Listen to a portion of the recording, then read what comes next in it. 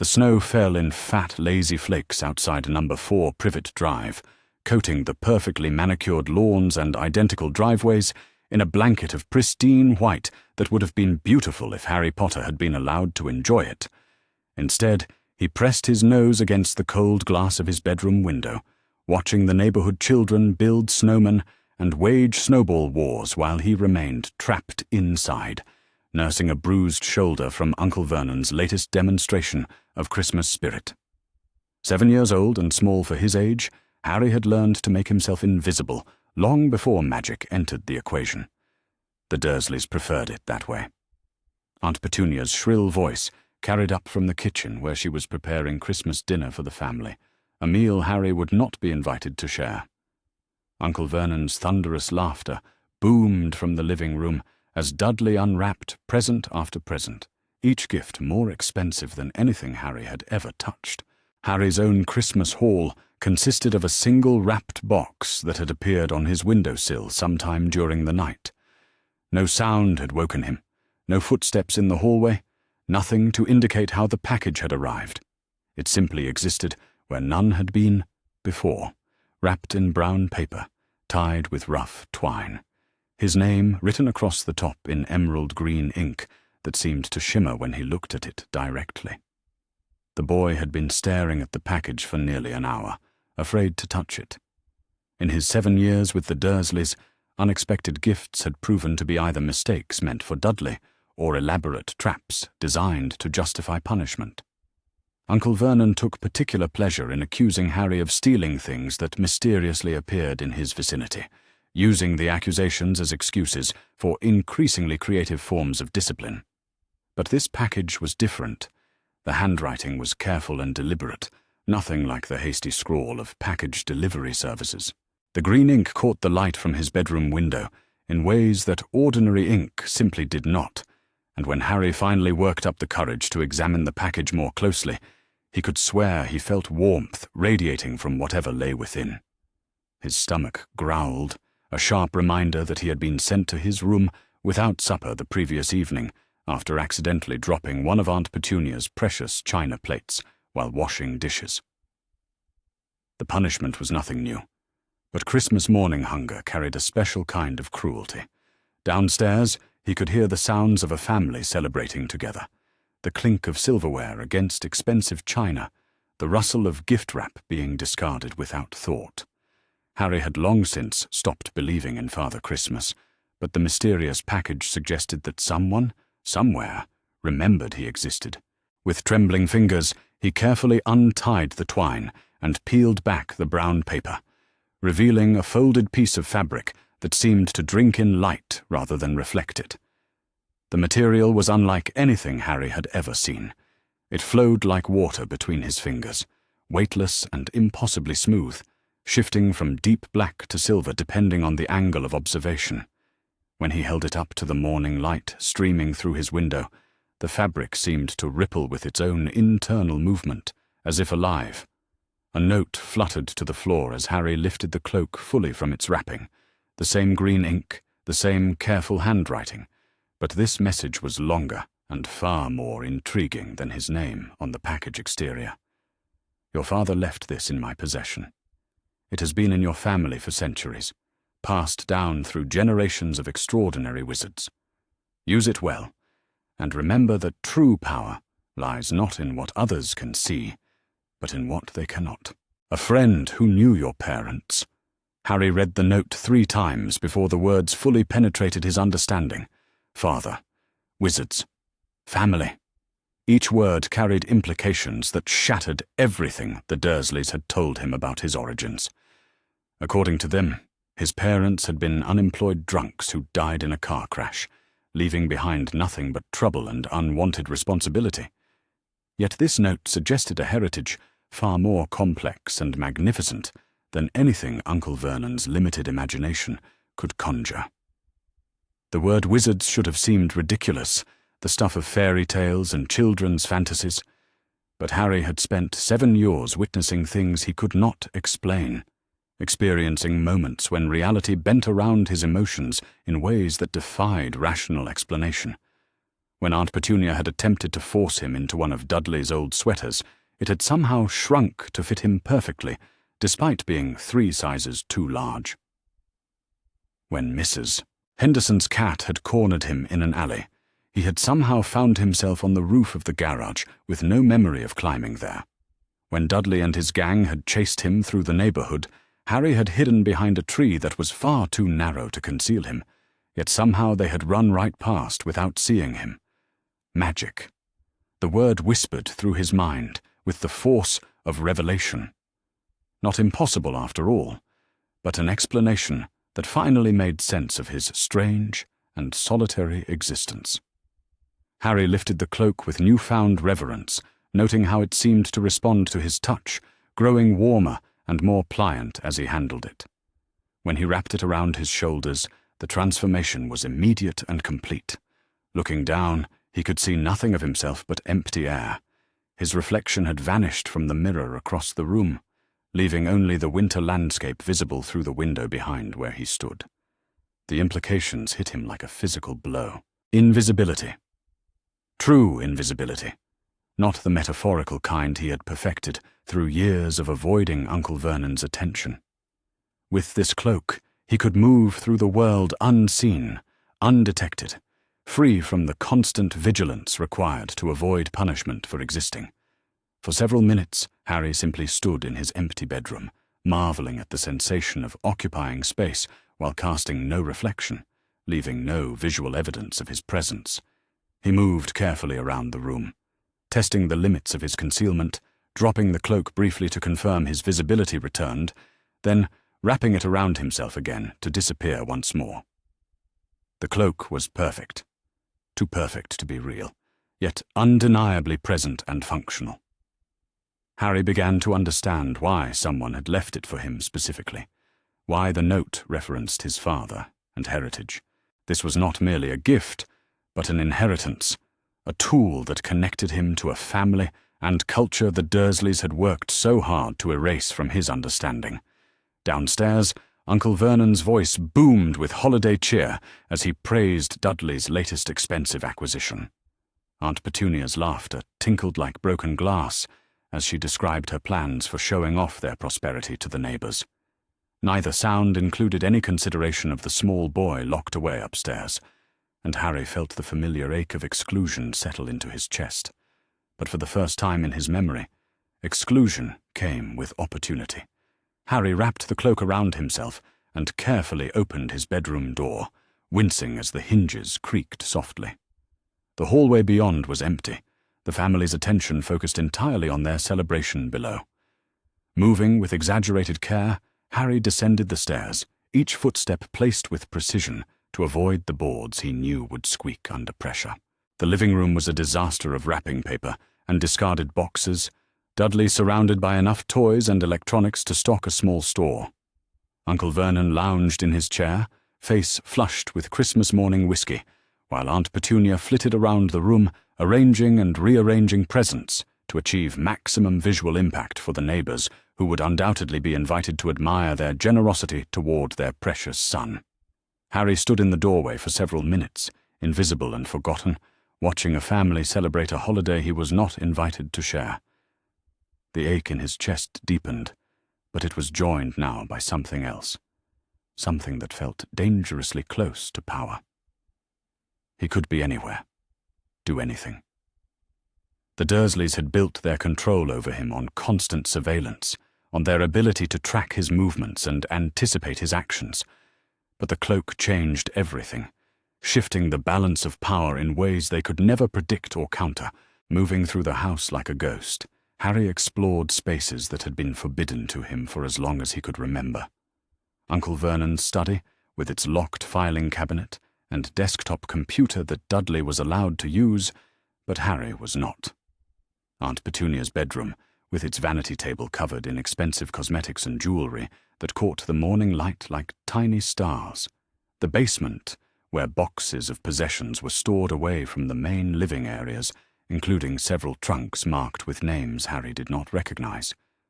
But it was the kitchen that provided the most interesting discovery.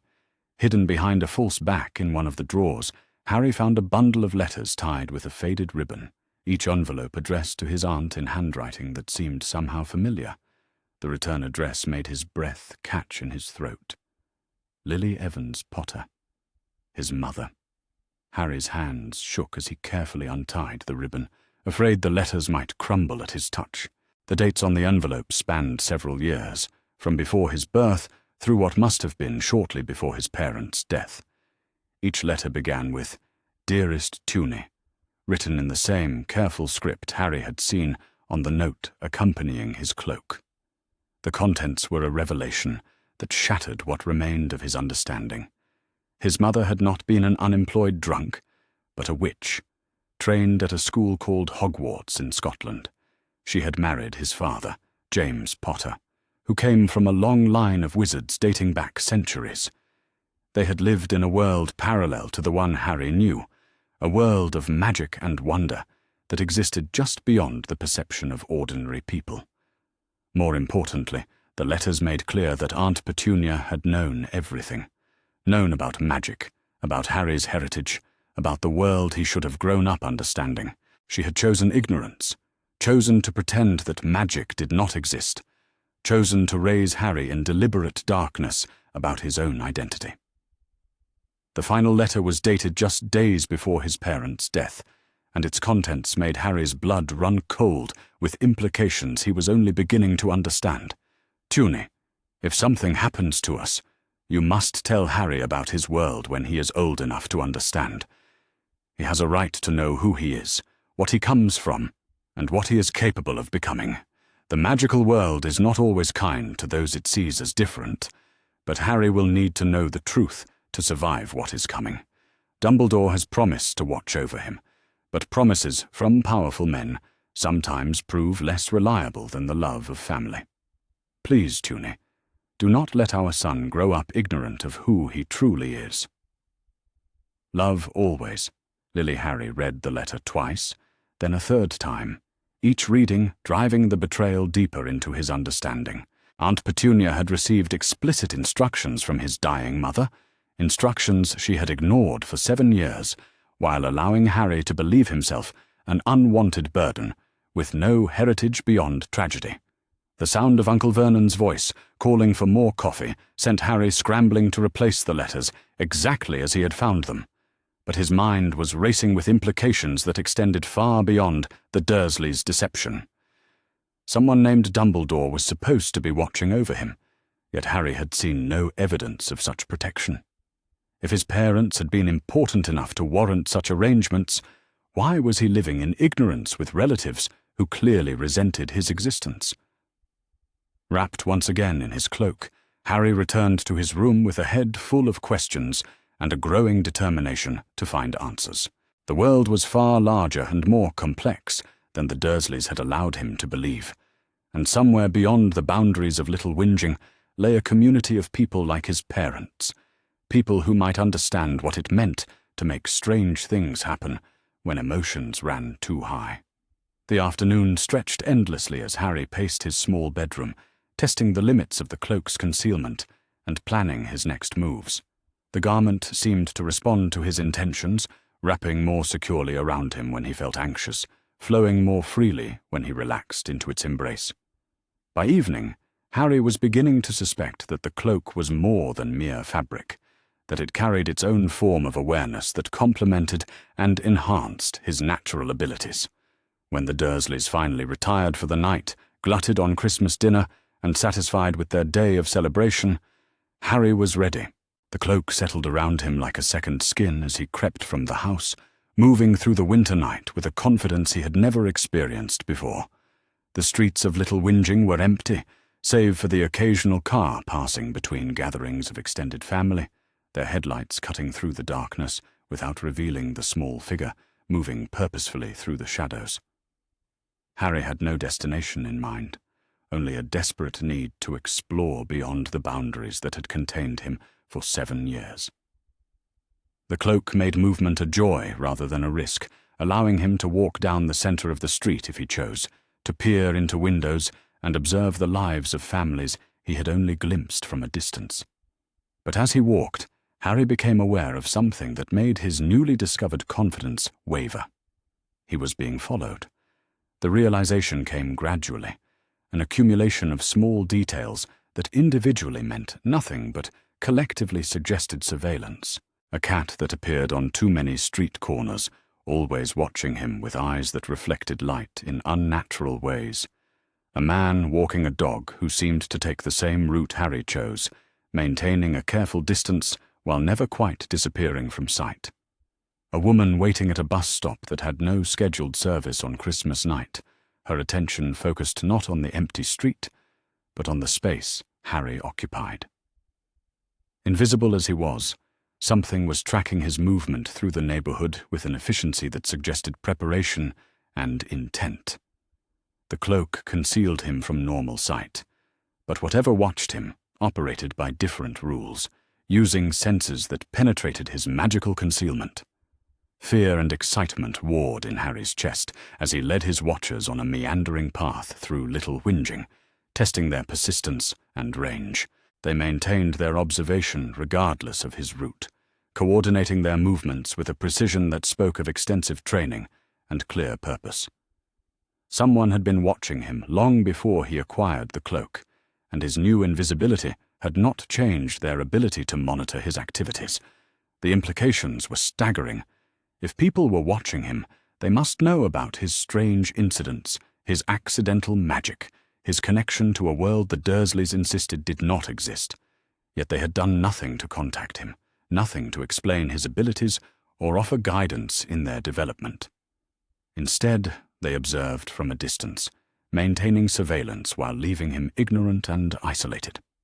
By the time Harry returned to Privet Drive, his understanding of his situation had fundamentally shifted.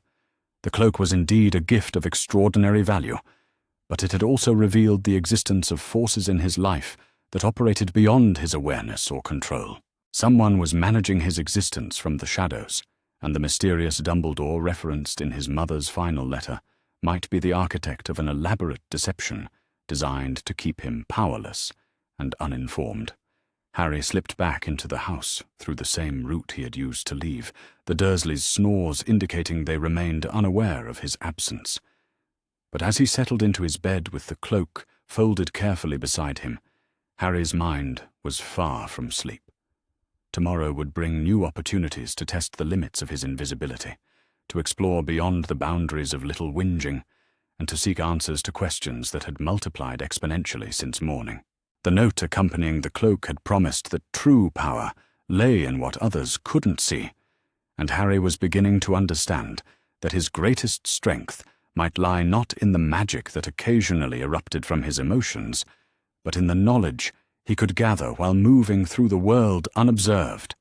The magical world had spent 7 years hiding from him, but now Harry Potter had the tools to turn the tables, to become the watcher rather than the watched, to seek truth in a reality that had been carefully constructed to keep him ignorant and compliant. As sleep finally claimed him, Harry's dreams were filled with castles and creatures that belonged to no world the Dursleys had ever described, and for the first time in his memory, his dreams felt less like fantasy and more like prophecy. The cloak lay beside him through the night, its fabric shifting almost imperceptibly in the darkness, as if responding to the dreams of its new owner and preparing for the adventures that would surely follow. Christmas had given Harry Potter more than a gift. It had given him a weapon, a tool, and most importantly, a doorway into a world that had been waiting for him to discover it. And in that world, Harry suspected, lay not only answers to his questions about heritage and identity, but also explanations for why powerful people had worked so hard to keep him isolated from the truth of his own extraordinary nature. The emergency session of the Wizengamot had been called under circumstances that suggested desperation rather than deliberate planning. Its agenda dominated by concerns about the precedents that Harry's successful legal challenge had established, and the potential for broader institutional instability if similar cases began challenging other aspects of magical Britain's governance and law enforcement practices. Dumbledore's influence within the emergency session was immediately apparent through the selection of speakers and the framing of issues that emphasized security threats and social stability rather than individual rights and legal accountability. The headmaster had clearly spent the weeks following Sirius's release mobilizing political support for measures that would prevent future challenges to authority, while portraying such restrictions as necessary protections against chaos and institutional collapse. But Harry's network of allies had also been preparing for this confrontation, understanding that their legal victory would inevitably provoke counterattacks from those whose power depended on maintaining systems that prioritized convenience and control over justice and transparency. The resistance coalition that had supported Sirius's case had evolved into a broader movement for institutional reform, with resources and capabilities that extended far beyond what Dumbledore's supporters had anticipated when they began planning their response. Lady Longbottom's intelligence network had provided advance warning of the emergency session and its intended agenda, allowing Harry and his allies to prepare coordinated responses that could counter every argument that Dumbledore's faction planned to present, while exposing the political motivations that drove their apparent concerns about security and stability.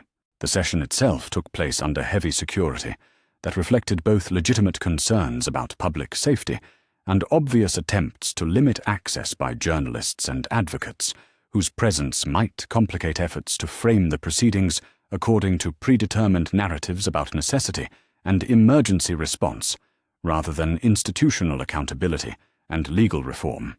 Harry's attendance at the emergency session required careful coordination between his international legal protections and the domestic political pressures that surrounded anyone who challenged established authority within Magical Britain's governance structures. His status as a student at the Academy of Advanced Magical Studies provided some insulation from direct retaliation, but it could not completely shield him from the consequences of continued activism that threatened powerful interests.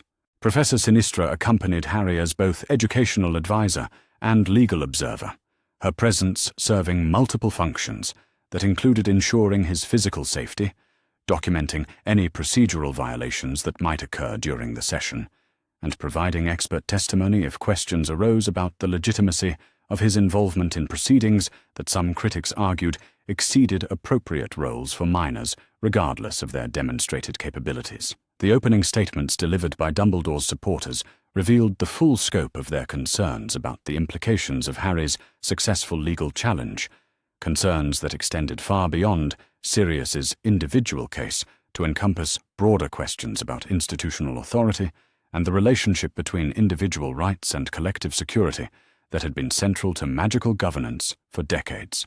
Minister Fudge spoke with obvious anxiety about the potential for legal challenges that could destabilize emergency response capabilities that the ministry relied upon during periods of crisis, arguing that the precedents established through Sirius's case could prevent rapid action against genuine threats if authorities were required to follow time-consuming procedures that might allow dangerous individuals to escape or cause harm while legal formalities were being observed. The Potter precedent creates dangerous expectations about individual rights that could paralyze our ability to respond effectively to security threats, Minister Fudge declared with obvious conviction about the validity of his concerns, while we all sympathize with young Mr. Potter's desire to reunite with his godfather. We cannot allow emotional considerations to override practical necessities that protect our entire society from those who would exploit legal technicalities to avoid accountability for genuine crimes. The argument was carefully crafted to position Harry's advocacy for legal procedure and individual rights as naive idealism that failed to account for real-world complexities that required experienced leaders to make difficult decisions based on incomplete information and urgent timelines that did not permit the luxury of extensive deliberation and formal process. Harry's response demonstrated both the sophistication of his understanding about the relationship between individual rights and collective security, and his ability to present complex arguments in ways that exposed the logical flaws in positions that relied more on emotional appeal than systematic analysis of evidence and legal precedent. Minister Fudge's argument assumes that protecting individual rights weakens collective security, but evidence from other magical societies suggests that the opposite relationship typically prevails. Harry replied with calm precision that contrasted sharply with the emotional tenor of the minister's presentation. Governments that consistently respect legal procedure and individual dignity tend to enjoy greater public trust and cooperation, making their security efforts more effective rather than less capable of addressing genuine threats. The counter-argument struck directly at the core assumptions underlying authoritarian approaches to governance, challenging the idea that security required sacrificing accountability and suggesting instead that sustainable security depended on maintaining public confidence through demonstrated commitment to justice and transparency, rather than appeals to emergency necessity that often concealed political convenience behind claims of urgent threat. But the most significant moment of the emergency session occurred when Dumbledore himself rose to address the Wizengamot about what he characterized as a fundamental threat to magical Britain's ability to prepare for the inevitable return of Voldemort and the resumption of conflicts that would require unity and trust in established leadership rather than divisive questioning of authority during periods when hesitation and doubt could prove catastrophic for everyone.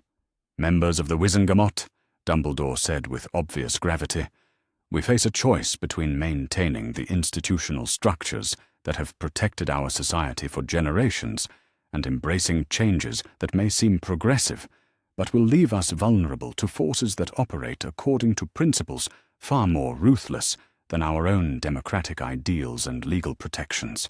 The speech that followed was a masterful demonstration of political rhetoric that combined appeals to tradition, fear, and patriotic duty in ways that portrayed opposition to his approach as not merely mistaken, but potentially treasonous, during a period when unity and deference to experienced leadership were supposedly essential for survival against existential threats. But Harry had spent months studying Dumbledore's rhetorical techniques and preparing responses that could expose the manipulation underlying apparently reasonable arguments about necessity and collective responsibility. His counter-presentation systematically dismantled every element of Dumbledore's position, while demonstrating that genuine security required exactly the kind of accountability and transparency that authoritarian approaches claimed to be incompatible with effective governance. Professor Dumbledore's argument relies on false choices that assume we must select between security and accountability, rather than recognizing that sustainable security depends on maintaining both simultaneously, Harry explained, with the kind of systematic analysis that had characterized his most effective legal arguments. History demonstrates that governments which sacrifice accountability for short-term convenience typically create conditions that generate exactly the kind of instability and opposition they claim to be preventing. The historical analysis that supported Harry's argument drew on examples from multiple magical societies and time periods, providing compelling evidence that authoritarian measures justified through appeals to emergency necessity typically failed to achieve their stated objectives while creating new problems that exceeded whatever threats they had been designed to address. But the emergency session's most dramatic moment occurred when Harry presented evidence that he had been gathering about Dumbledore's actual preparations for Voldemort's anticipated return, evidence that revealed the extent to which the headmaster's approach relied on manipulation and concealment rather than the kind of transparent cooperation and democratic participation that would be necessary for achieving genuine victory against totalitarian forces. The documents Harry had obtained through his invisible reconnaissance included detailed plans for managing public information during future conflicts, protocols for controlling communication between different magical communities, and procedures for implementing emergency measures that would essentially suspend normal governance in favor of centralized authority that would operate without meaningful oversight or accountability. Professor Dumbledore has been developing contingency plans that would transform magical Britain into precisely the kind of authoritarian system that we claim to oppose, Harry announced to the stunned Wizengamot chamber. His preparations for fighting Voldemort involve adopting methods that differ from Voldemort's, primarily in terms of stated intentions, rather than actual respect for individual rights and democratic principles. The accusation was devastating because it challenged not just specific policies, but the fundamental legitimacy of Dumbledore's entire approach to leadership and conflict management, suggesting that his methods were corrupted by the same authoritarian impulses that characterized the enemies he claimed to be preparing to fight. The evidence Harry presented was comprehensive and irrefutable, documenting plans that revealed Dumbledore's willingness to sacrifice democratic governance and individual rights in service of strategic objectives that he believed justified any means necessary to achieve victory against forces that threatened magical society's survival.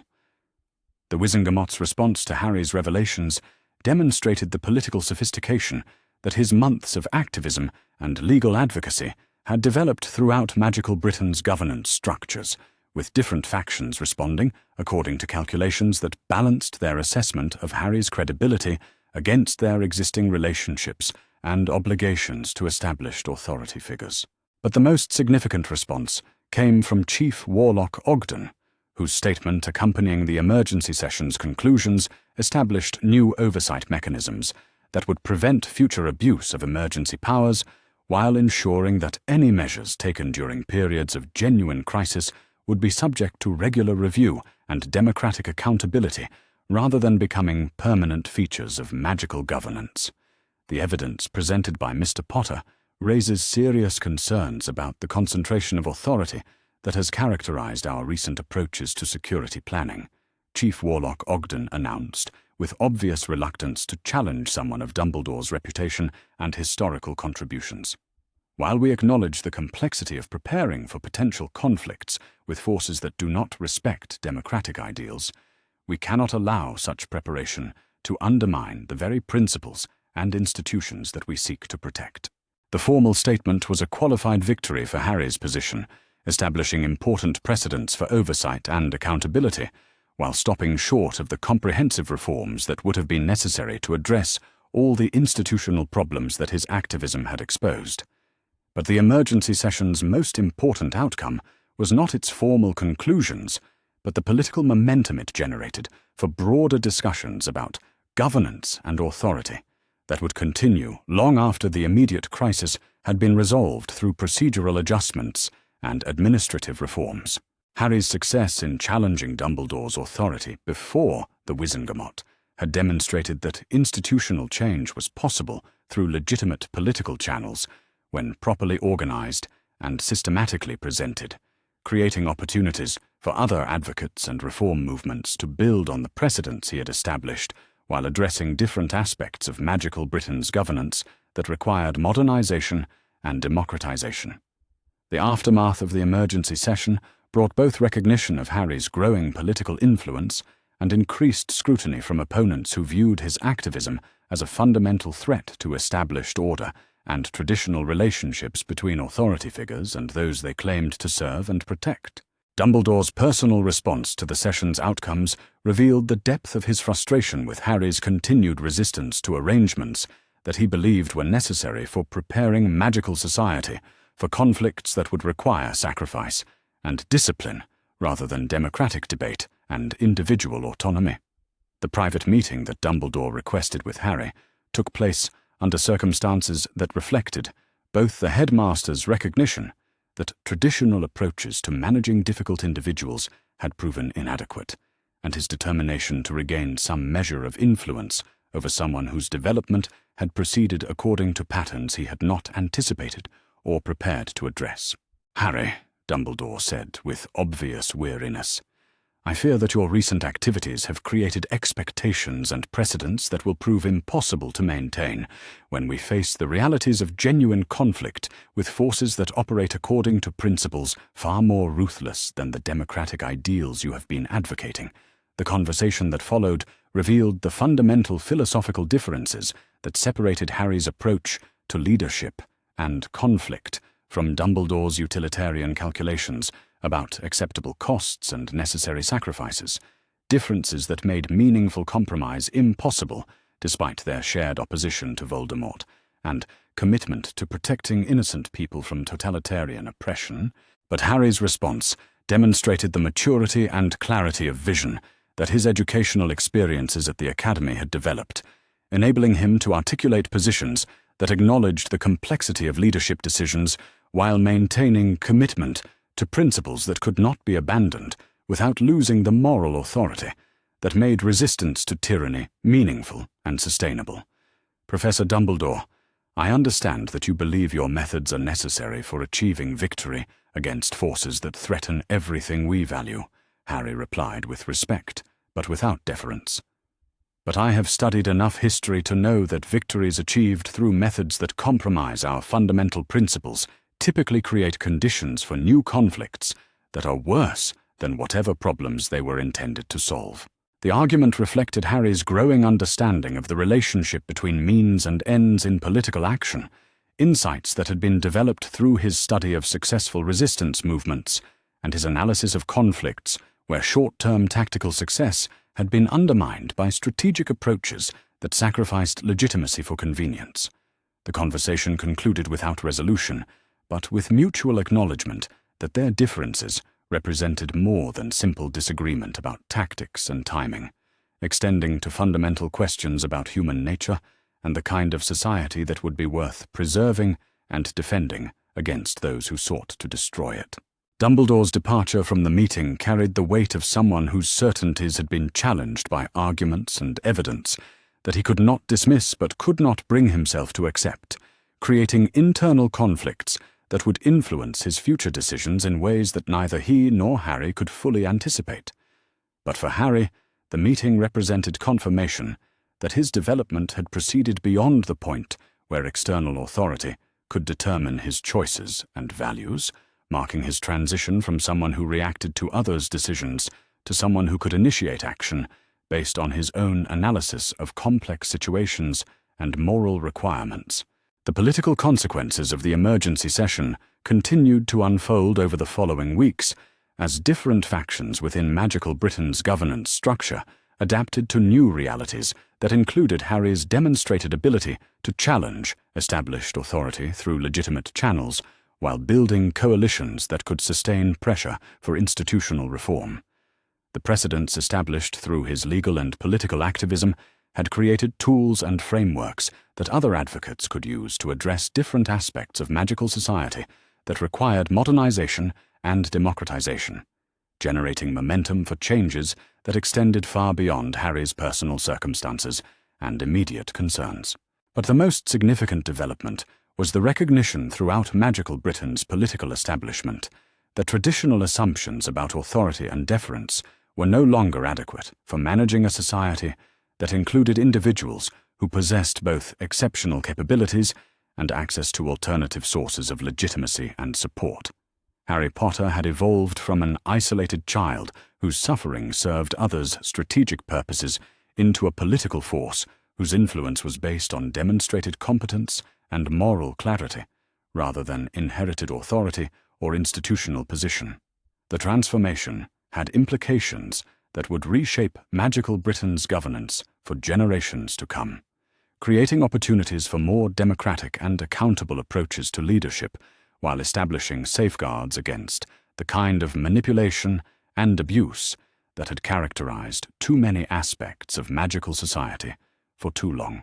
The Invisible Boy had become not just visible but influential, using his unique position and hard-won knowledge to create changes that would protect other children from experiencing the systematic exploitation that had shaped his own early development.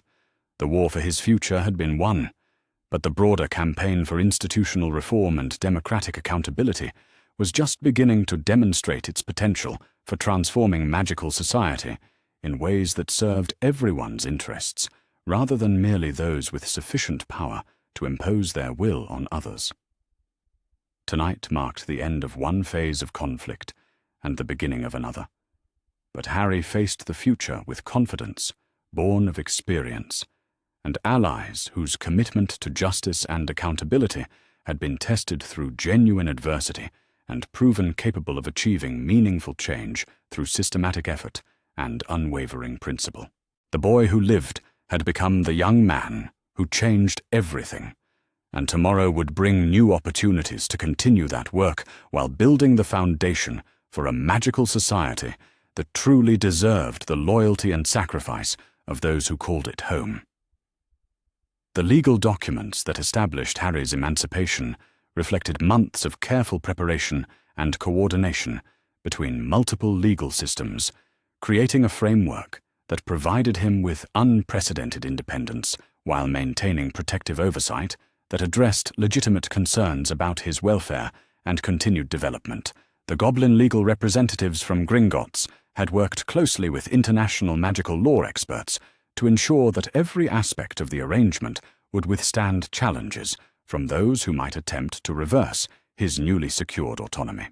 Griphook personally delivered the final documentation that confirmed Harry's legal status as an emancipated minor with full access to his inheritance and complete authority to make decisions about his education, residence, and personal relationships without interference from self-appointed guardians who claimed to act in his best interests while pursuing their own strategic objectives. "Mr. Potter," Griphook announced with obvious satisfaction, "you are now legally recognized as an independent individual with all the rights and responsibilities that accompany such status within both British magical law and international magical conventions. No authority figure can override your decisions about your own welfare without clear evidence of immediate danger to yourself or others." The significance of the legal framework extended far beyond Harry's personal circumstances, establishing precedents that would protect other magical children from experiencing similar manipulation and exploitation, while providing mechanisms for challenging institutional authority when it prioritized convenience over individual dignity and developmental needs. But the most immediate impact of Harry's emancipation was the freedom it provided to pursue educational and personal goals according to his own priorities, rather than arrangements imposed by adults who believed they understood his needs better than he did, despite their consistent failure to provide appropriate care or guidance during the years when such support would have been most valuable. Sirius Black's integration into Harry's life as a chosen family member, rather than an imposed guardian, reflected the kind of relationship that should have been possible throughout Harry's childhood, if justice and legal procedure had been properly maintained, rather than subordinated to political considerations and utilitarian calculations about acceptable sacrifices in service of supposedly greater goods. The conversations they shared during the weeks following Sirius's release revealed both the depth of the bond that had survived years of forced separation and the potential for mutual support and understanding that could develop when family relationships were based on genuine affection and respect, rather than legal obligation and institutional convenience. "Harry," Sirius said during one of their longer discussions about the future, "I cannot adequately express how proud I am of what you have accomplished while I was trapped in that place. You have not only secured justice for our family, but created tools and precedents that will protect other children from experiencing similar exploitation in the future."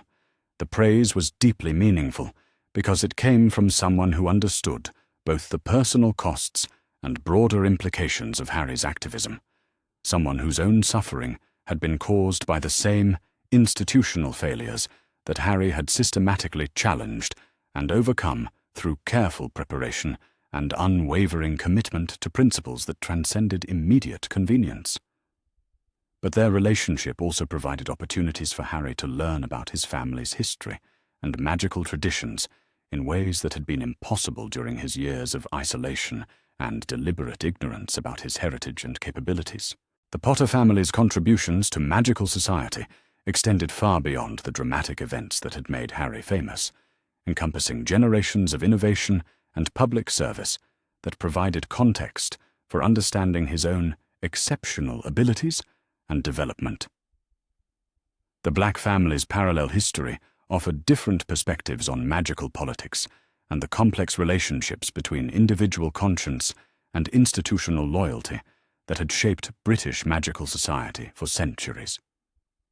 Sirius's experiences with both conformity and rebellion provided valuable insights into the costs and benefits of challenging authority, while maintaining personal integrity and commitment to principles that might conflict with social expectations or political convenience.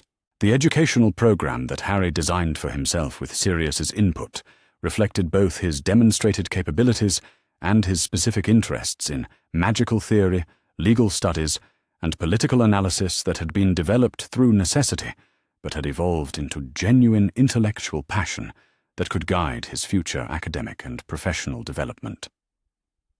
The Academy of Advanced Magical Studies provided an ideal foundation for such individualized education. But Harry's growing involvement in institutional reform and advocacy work required additional learning opportunities that could prepare him for the kind of leadership roles that his successful activism had made inevitable, despite his youth and unconventional background. Professor Sinistra's guidance proved invaluable for designing advanced coursework that could challenge Harry's intellectual capabilities while providing practical experience with the kind of complex problem-solving that characterized successful reform movements and social change initiatives throughout magical history. The collaborative research projects that emerged from Harry's continued work with Luna, Hermione, and Neville represented some of his most intellectually satisfying experiences since discovering his magical heritage, providing opportunities to apply knowledge and capabilities to problems that extended beyond personal circumstances, while contributing to developments that could benefit other children and families experiencing similar challenges. Their investigation into alternative magical education systems revealed successful models from around the world that prioritized student welfare and individual development over institutional convenience and traditional assumptions about appropriate relationships between authority figures and those they claimed to serve. The documentation they assembled provided compelling evidence that magical children could receive superior education through approaches that respected their autonomy and developmental needs while preparing them for productive adult lives that contributed to their communities, rather than merely serving the strategic objectives of political leaders who treated talented individuals as tools for achieving predetermined outcomes. But their research also identified systemic obstacles to implementing such alternative approaches within existing institutional frameworks, obstacles that reflected entrenched interests and traditional power relationships that would resist change unless confronted by sustained pressure from coalitions that possessed both moral authority and practical capability to achieve meaningful reform. The network of allies that Harry had developed during his legal and political campaigns proved crucial for addressing these broader challenges, providing resources and expertise that could support systematic efforts to transform magical education and child welfare throughout British magical society. Lady Longbottom's political connections enabled formal challenges to policies and procedures that had prevented alternative educational approaches from receiving official recognition and support, while her influence within traditional magical families created opportunities for building broader coalitions that could sustain pressure for institutional change. Auror Tonks brought intelligence about ministry operations and bureaucratic procedures that revealed opportunities for implementing reforms through administrative channels that could bypass political obstacles while establishing practical precedents that would influence future policy development. Professor McGonagall's position within the Hogwarts faculty provided crucial insights into the internal dynamics that had maintained inadequate educational approaches, despite growing evidence of their failure to serve student needs effectively, while her commitment to reform created opportunities for implementing alternative methods within existing institutional structures. But the most significant development during this period was the emergence of international interest in the precedents that Harry's activism had established, interest that reflected growing concerns throughout the global magical community about institutional accountability and individual rights that extended far beyond British magical society's particular problems and challenges. Representatives from magical governments throughout Europe, North America, and other regions began requesting consultations about the legal frameworks and advocacy strategies that had proven successful in challenging institutional authority while maintaining respect for legitimate security concerns and social stability requirements. The international attention validated Harry's arguments about the broader significance of his legal and political victories, while creating opportunities for expanding reform efforts beyond British magical society to address similar problems that affected magical children and families throughout the global magical community.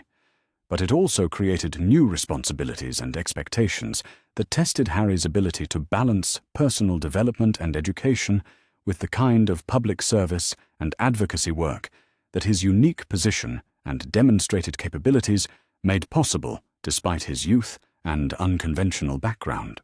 The decisions Harry made about his future reflected both his commitment to the principles that had guided his activism and his recognition that sustainable change required institutional foundations and educational programs that could prepare other young people to continue reform efforts when his own direct involvement was no longer necessary or appropriate.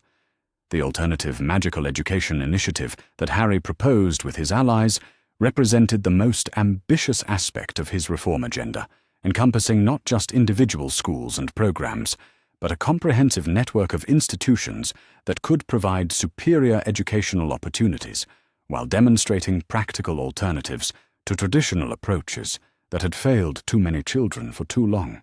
The funding for such initiatives would come from Harry's own inheritance, combined with contributions from families and organizations that supported educational innovation and institutional accountability, creating financial independence that would prevent the kind of political interference that had corrupted existing educational institutions.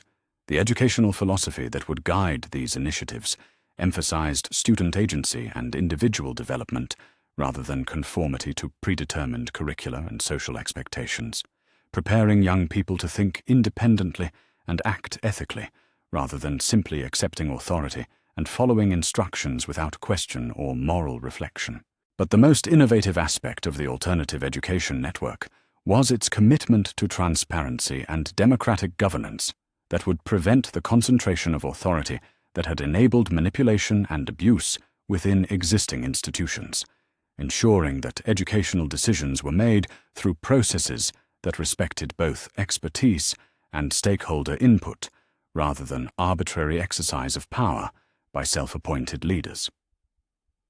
The planning sessions that developed these initiatives brought together educators, legal experts, political advocates, and young people whose experiences with institutional failure had created both motivation for change and practical insights into what kind of alternatives would be necessary to address identified problems effectively. Luna Lovegood's contributions proved particularly valuable for understanding the psychological and emotional needs of children who had experienced trauma and exploitation, while her unique perceptual abilities helped identify potential problems with proposed approaches before they could create new forms of harm or dysfunction. Hermione Granger's systematic research capabilities enabled comprehensive analysis of successful educational innovations throughout magical history, providing evidence-based foundations for program development that could withstand criticism from skeptics who questioned whether alternative approaches could achieve superior outcomes. Neville Longbottom's experience with institutional politics and family influence created opportunities for building support within traditional magical society, ensuring that alternative education initiatives would be recognized as legitimate choices rather than radical experiments that threatened social stability and established values. But it was Harry's own development and demonstrated capabilities that provided the most compelling argument for the kind of educational approaches they were proposing, showing that children who were treated with respect and provided with appropriate challenges could achieve remarkable results while maintaining emotional health and social responsibility. The first alternative magical education facility opened its doors 6 months after Harry's formal emancipation, serving as both educational institution and demonstration project that could influence broader discussions about child welfare and institutional accountability throughout magical Britain and beyond.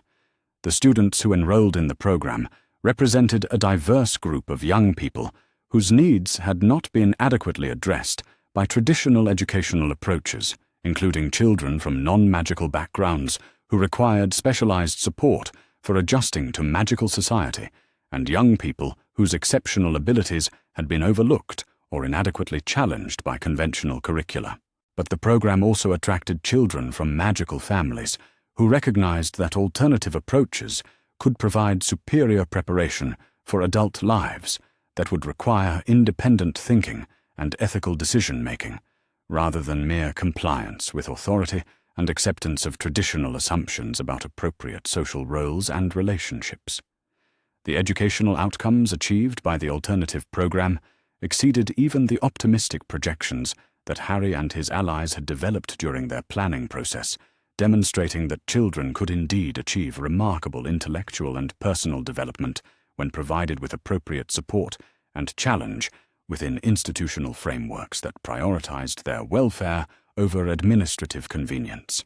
More importantly, the success of the Alternative Education Initiative created momentum for broader institutional reforms that addressed other aspects of magical society that had been inadequately serving individual needs, while maintaining arrangements that benefited established authority figures and traditional power relationships.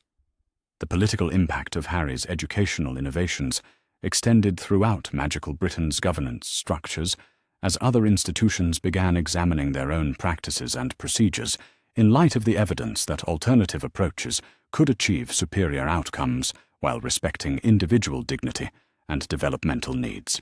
The Ministry of Magic implemented new oversight mechanisms for child welfare services that incorporated many of the accountability measures that Harry had advocated during his legal and political campaigns, ensuring that future cases of institutional abuse would be identified and addressed more quickly than had been possible under previous arrangements.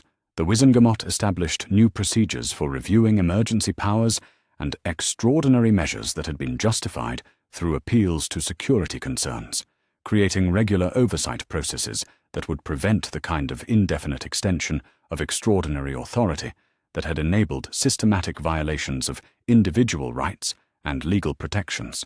Even Hogwarts began implementing educational reforms that reflected some of the principles that Harry's alternative education initiatives had demonstrated, though institutional inertia and traditional resistance to change limited the scope of modifications that could be achieved within existing administrative and cultural frameworks.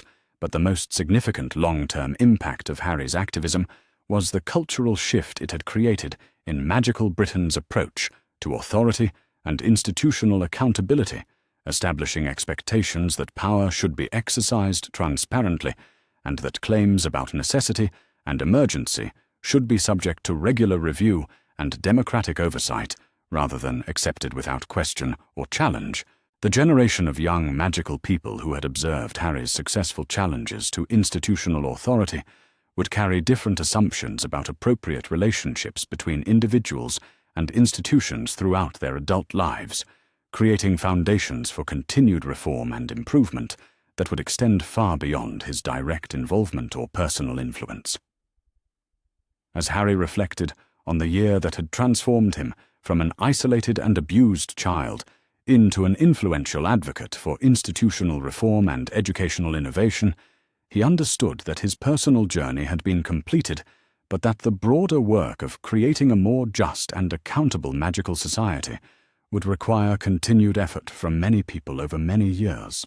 The invisible boy had become visible in ways that created lasting change, extending far beyond his personal circumstances, establishing precedents and institutions that would protect other children while providing tools for continued reform and improvement of magical society's approach to individual rights and collective responsibility. Tomorrow would bring new challenges and opportunities as Harry continued his education and development within the supportive framework he had helped create. But tonight belonged to recognition of how far he had traveled from the frightened child who had discovered a mysterious package on Christmas morning and decided to fight for his own dignity rather than accepting the role that others had designed for him.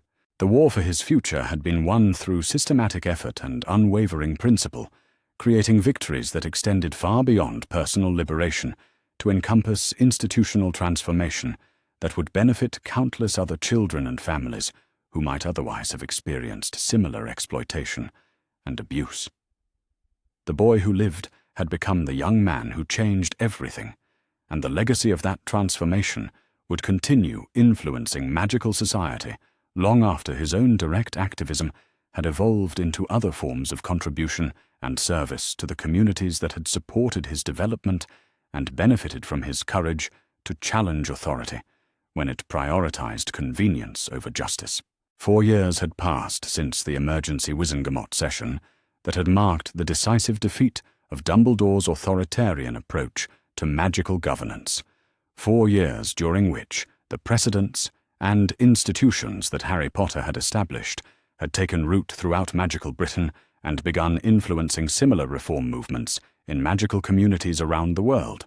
Harry himself, now 11 years old and preparing for his first year at Hogwarts School of Witchcraft and Wizardry, bore little resemblance to the frightened and isolated 7-year-old who had discovered a mysterious package wrapped in brown paper on a Christmas morning that seemed like a lifetime ago. The confident young man who walked through the halls of his alternative magical education facility carried himself with the quiet authority of someone whose ideas and efforts had transformed an entire society's approach to individual rights and institutional accountability. The Potter Institute for Advanced Magical Studies had grown from a single experimental program into a network of educational facilities that served hundreds of young magical people throughout Britain and had inspired similar initiatives in 12 other countries. The success of these alternative education programs had demonstrated conclusively that magical children could achieve remarkable intellectual and personal development when treated with respect and provided with educational opportunities that matched their individual needs rather than institutional convenience. But the Institute's most significant achievement was not its educational innovations, but the cultural transformation it had created throughout magical society, establishing expectations that authority should be exercised transparently and that institutions should serve individual welfare rather than merely perpetuating traditional power relationships that benefited those fortunate enough to inherit positions of influence and control. Hermione Granger had indeed chosen the Potter Institute over Hogwarts when her acceptance letter arrived, becoming one of the program's most distinguished graduates and a powerful advocate for evidence-based approaches to magical education and policy development. Her research into comparative magical education systems had influenced reform efforts throughout Europe while providing theoretical foundations for continued innovation in pedagogical approaches that prioritized student agency and intellectual curiosity. Luna Lovegood had developed her unique perceptual abilities through specialized training programs that the Institute had created for students whose exceptional capabilities required individualized support that traditional institutions were not equipped to provide. Her contributions to magical creature research and interdimensional magical theory had already begun attracting attention from university researchers who recognized the value of approaches that operated outside conventional academic frameworks. Neville Longbottom had flourished within educational environments that respected his particular strengths in magical botany and creature care, while providing remedial support for subjects where his development had been delayed by trauma and inadequate early instruction. His confidence and competence had been restored through patient work with educators who understood that children could recover from institutional failures when provided with appropriate support and genuine respect for their dignity and potential. The broader magical community had been transformed by the educational and political innovations that had emerged from Harry's initial resistance to systematic manipulation and abuse. The Ministry of Magic operated according to transparency requirements and accountability mechanisms that would have been unthinkable before the precedents established through his legal and political campaigns, while the Wizengamot functioned as a genuinely democratic institution rather than merely a forum for ratifying decisions made through private negotiations between powerful individuals. Even Hogwarts had implemented significant reforms under pressure from families who demanded educational approaches that reflected the successful innovations demonstrated by alternative institutions, though Professor McGonagall's efforts to modernize the school's practices had been constrained by institutional inertia and resistance from faculty members who preferred traditional methods, regardless of their documented inadequacy for serving student needs effectively. But the most profound change in magical Britain was the emergence of a generation of young people who had grown up expecting transparency from authority figures and demanding accountability from institutions that claimed to serve their interests. These young wizards and witches would never accept the kind of manipulation and exploitation that had been considered normal and necessary by previous generations of magical leaders, creating cultural foundations for continued reform and improvement that would extend far beyond any individual's direct influence. Harry's decision to attend Hogwarts for his formal magical education reflected both his confidence in his ability to navigate institutional challenges and his recognition that working within existing systems could complement rather than replace the alternative institutions he had helped create. The school would provide opportunities to test the resilience of the reforms that had been implemented while demonstrating that students who had been educated according to principles of agency and accountability could thrive within traditional environments that had been appropriately modified. The Hogwarts Express departure from Platform 9 3/4 took place under circumstances that would have been impossible 4 years earlier, with families openly discussing educational alternatives and institutional accountability rather than simply accepting whatever arrangements authority figures had deemed appropriate for their children. The conversations Harry overheard while boarding the train reflected a magical community that had learned to question claims about necessity and emergency while demanding evidence and transparency from those who sought to exercise power over others.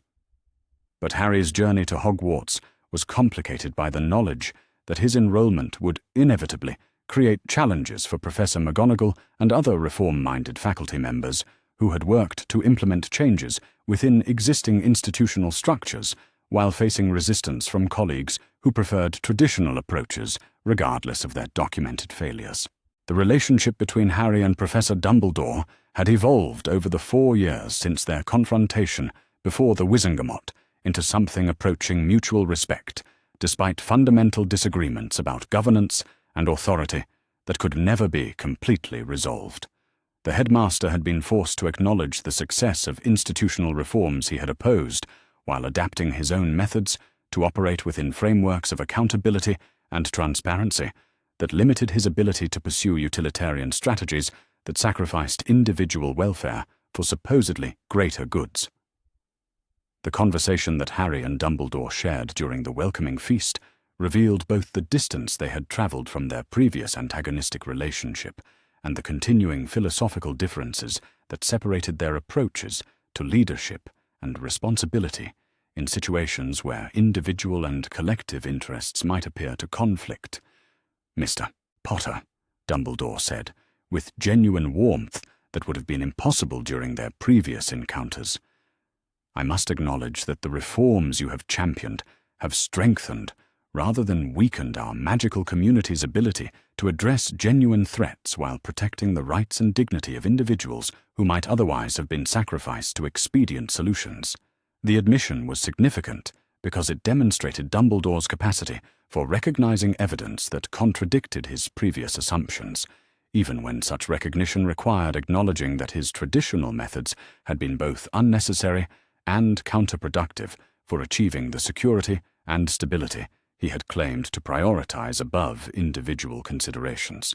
Harry's response reflected both appreciation for Dumbledore's intellectual honesty and continued commitment to principles that had guided his activism despite the personal costs and political risks such commitment had required during periods when challenging authority had seemed both impossible and potentially dangerous. "Professor Dumbledore," Harry replied with respect that acknowledged the headmaster's historical contributions while maintaining independence from his authority, "I believe the evidence demonstrates that sustainable security depends on maintaining public trust through transparent governance, rather than achieving temporary stability through methods that sacrifice accountability for administrative convenience."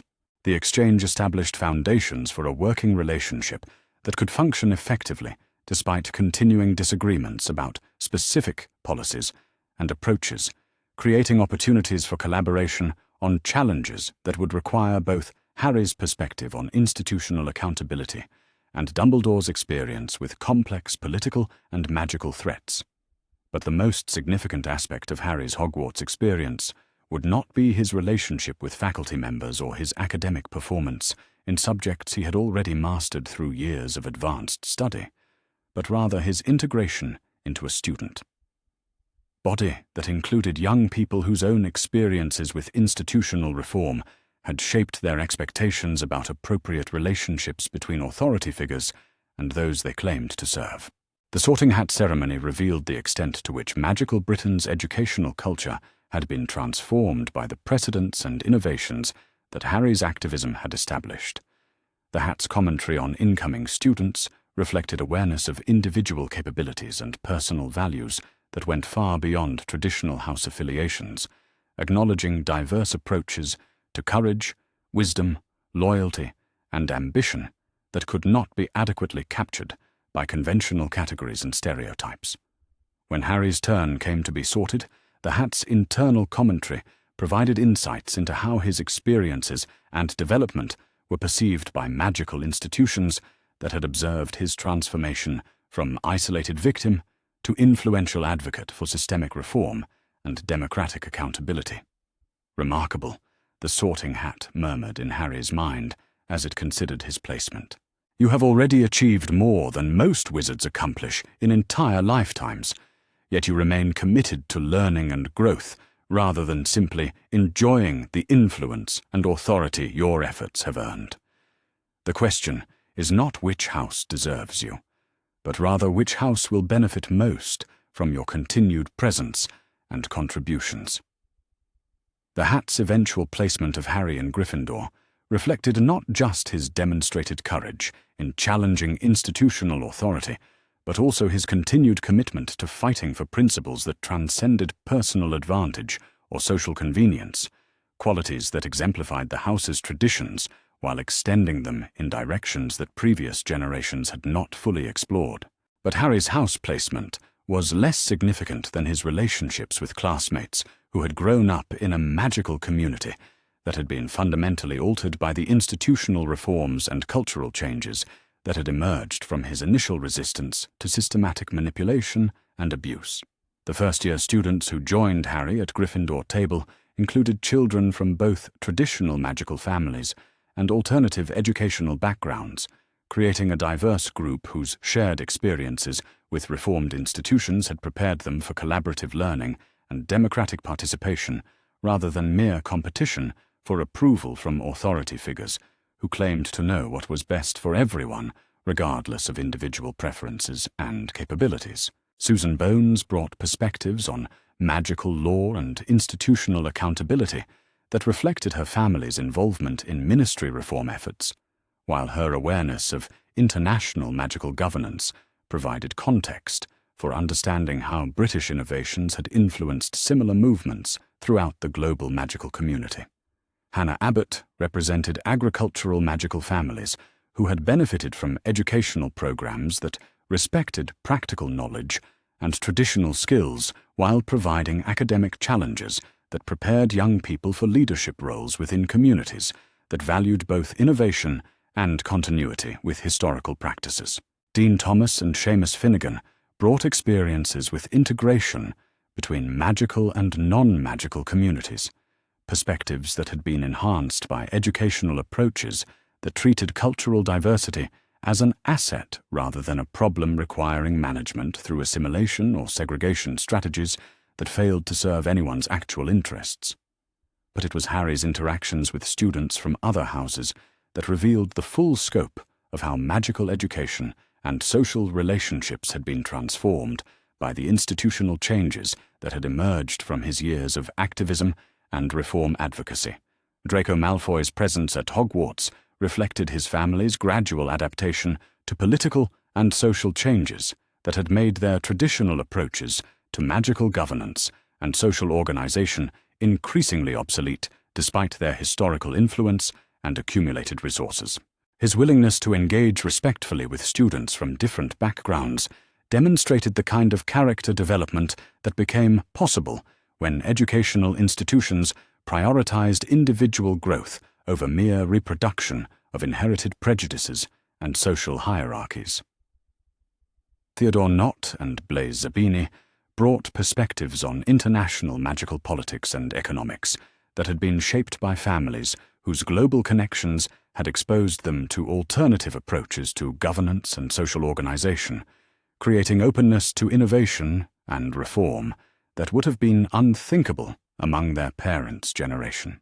Even students from traditionally progressive families like the Weasleys were different from previous generations, possessing confidence and analytical capabilities that reflected educational experiences designed to prepare them for active citizenship rather than passive acceptance of whatever arrangements authority figures deemed appropriate for maintaining stability and traditional relationships. The academic program that Harry encountered at Hogwarts reflected the successful integration of pedagogical innovations that had been pioneered by alternative educational institutions with traditional magical subjects and methods that retained value when properly adapted to serve student needs rather than administrative convenience. Professor Flitwick's Charms classes emphasized creative problem-solving and individual expression rather than mere memorization of standard techniques, encouraging students to develop personal approaches to magical manipulation that reflected their unique capabilities and interests while maintaining rigorous standards for safety and effectiveness. Professor Sprout's herbology instruction integrated practical knowledge with theoretical understanding in ways that prepared students for advanced research and professional applications while respecting diverse learning styles and cultural backgrounds that shaped different approaches to magical creature and plant relationships. Even Professor Snape's potions classes, while maintaining demanding standards and precise technical requirements, operated according to principles that recognized individual learning differences and provided appropriate challenge for students whose capabilities exceeded conventional expectations, while offering additional support for those whose development required patient instruction and encouragement. But the most significant change in Hogwarts' educational approach was the implementation of student government and participatory decision-making processes that treated young people as stakeholders in their own education rather than merely passive recipients of instruction delivered according to predetermined curricula and institutional priorities.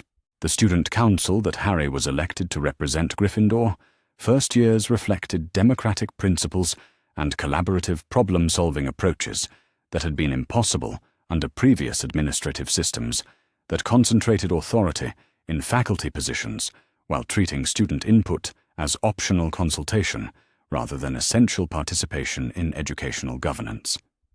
The Council's work on issues ranging from house point systems to library access policies provided practical experience with democratic participation and institutional accountability that prepared students for adult citizenship in a magical society that had learned to expect transparency and responsiveness from those who exercised authority over others.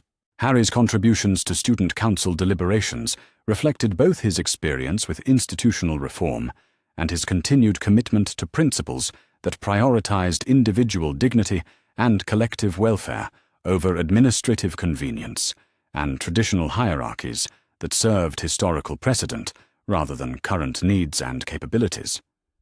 But his most important role within the Hogwarts community was not his formal leadership positions or academic achievements, but rather his example of how young people could maintain personal integrity and principled conviction while working collaboratively with others who possessed different perspectives and priorities.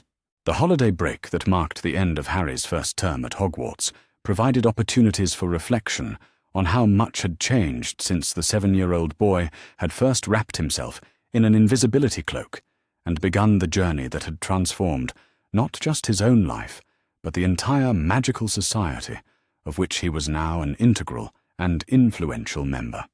The Potter Institute's winter celebration brought together students, faculty, families, and supporters who had contributed to the educational and social innovations that had emerged from Harry's initial resistance to systematic manipulation and exploitation. The gathering provided evidence of how alternative approaches to magical education had succeeded in creating learning communities that served individual needs while preparing young people for adult lives characterized by ethical decision-making and democratic participation.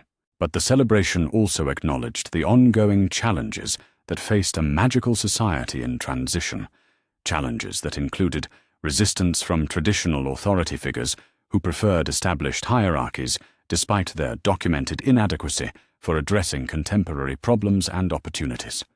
The speech that Harry delivered during the celebration reflected both pride in the achievements that had been accomplished through collaborative effort and recognition that sustainable reform required continued vigilance and activism from people who prioritized principles over convenience, regardless of personal costs or political pressures.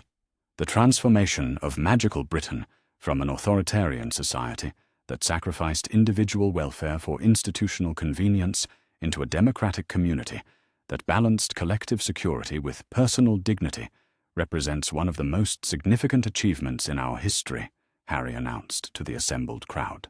But this transformation was not accomplished by any single individual, but rather through the collaborative efforts of countless people who chose courage over comfort and principle over expedience when faced with opportunities to challenge injustice or perpetuate systems that served authority, rather than the individuals such authority claimed to protect.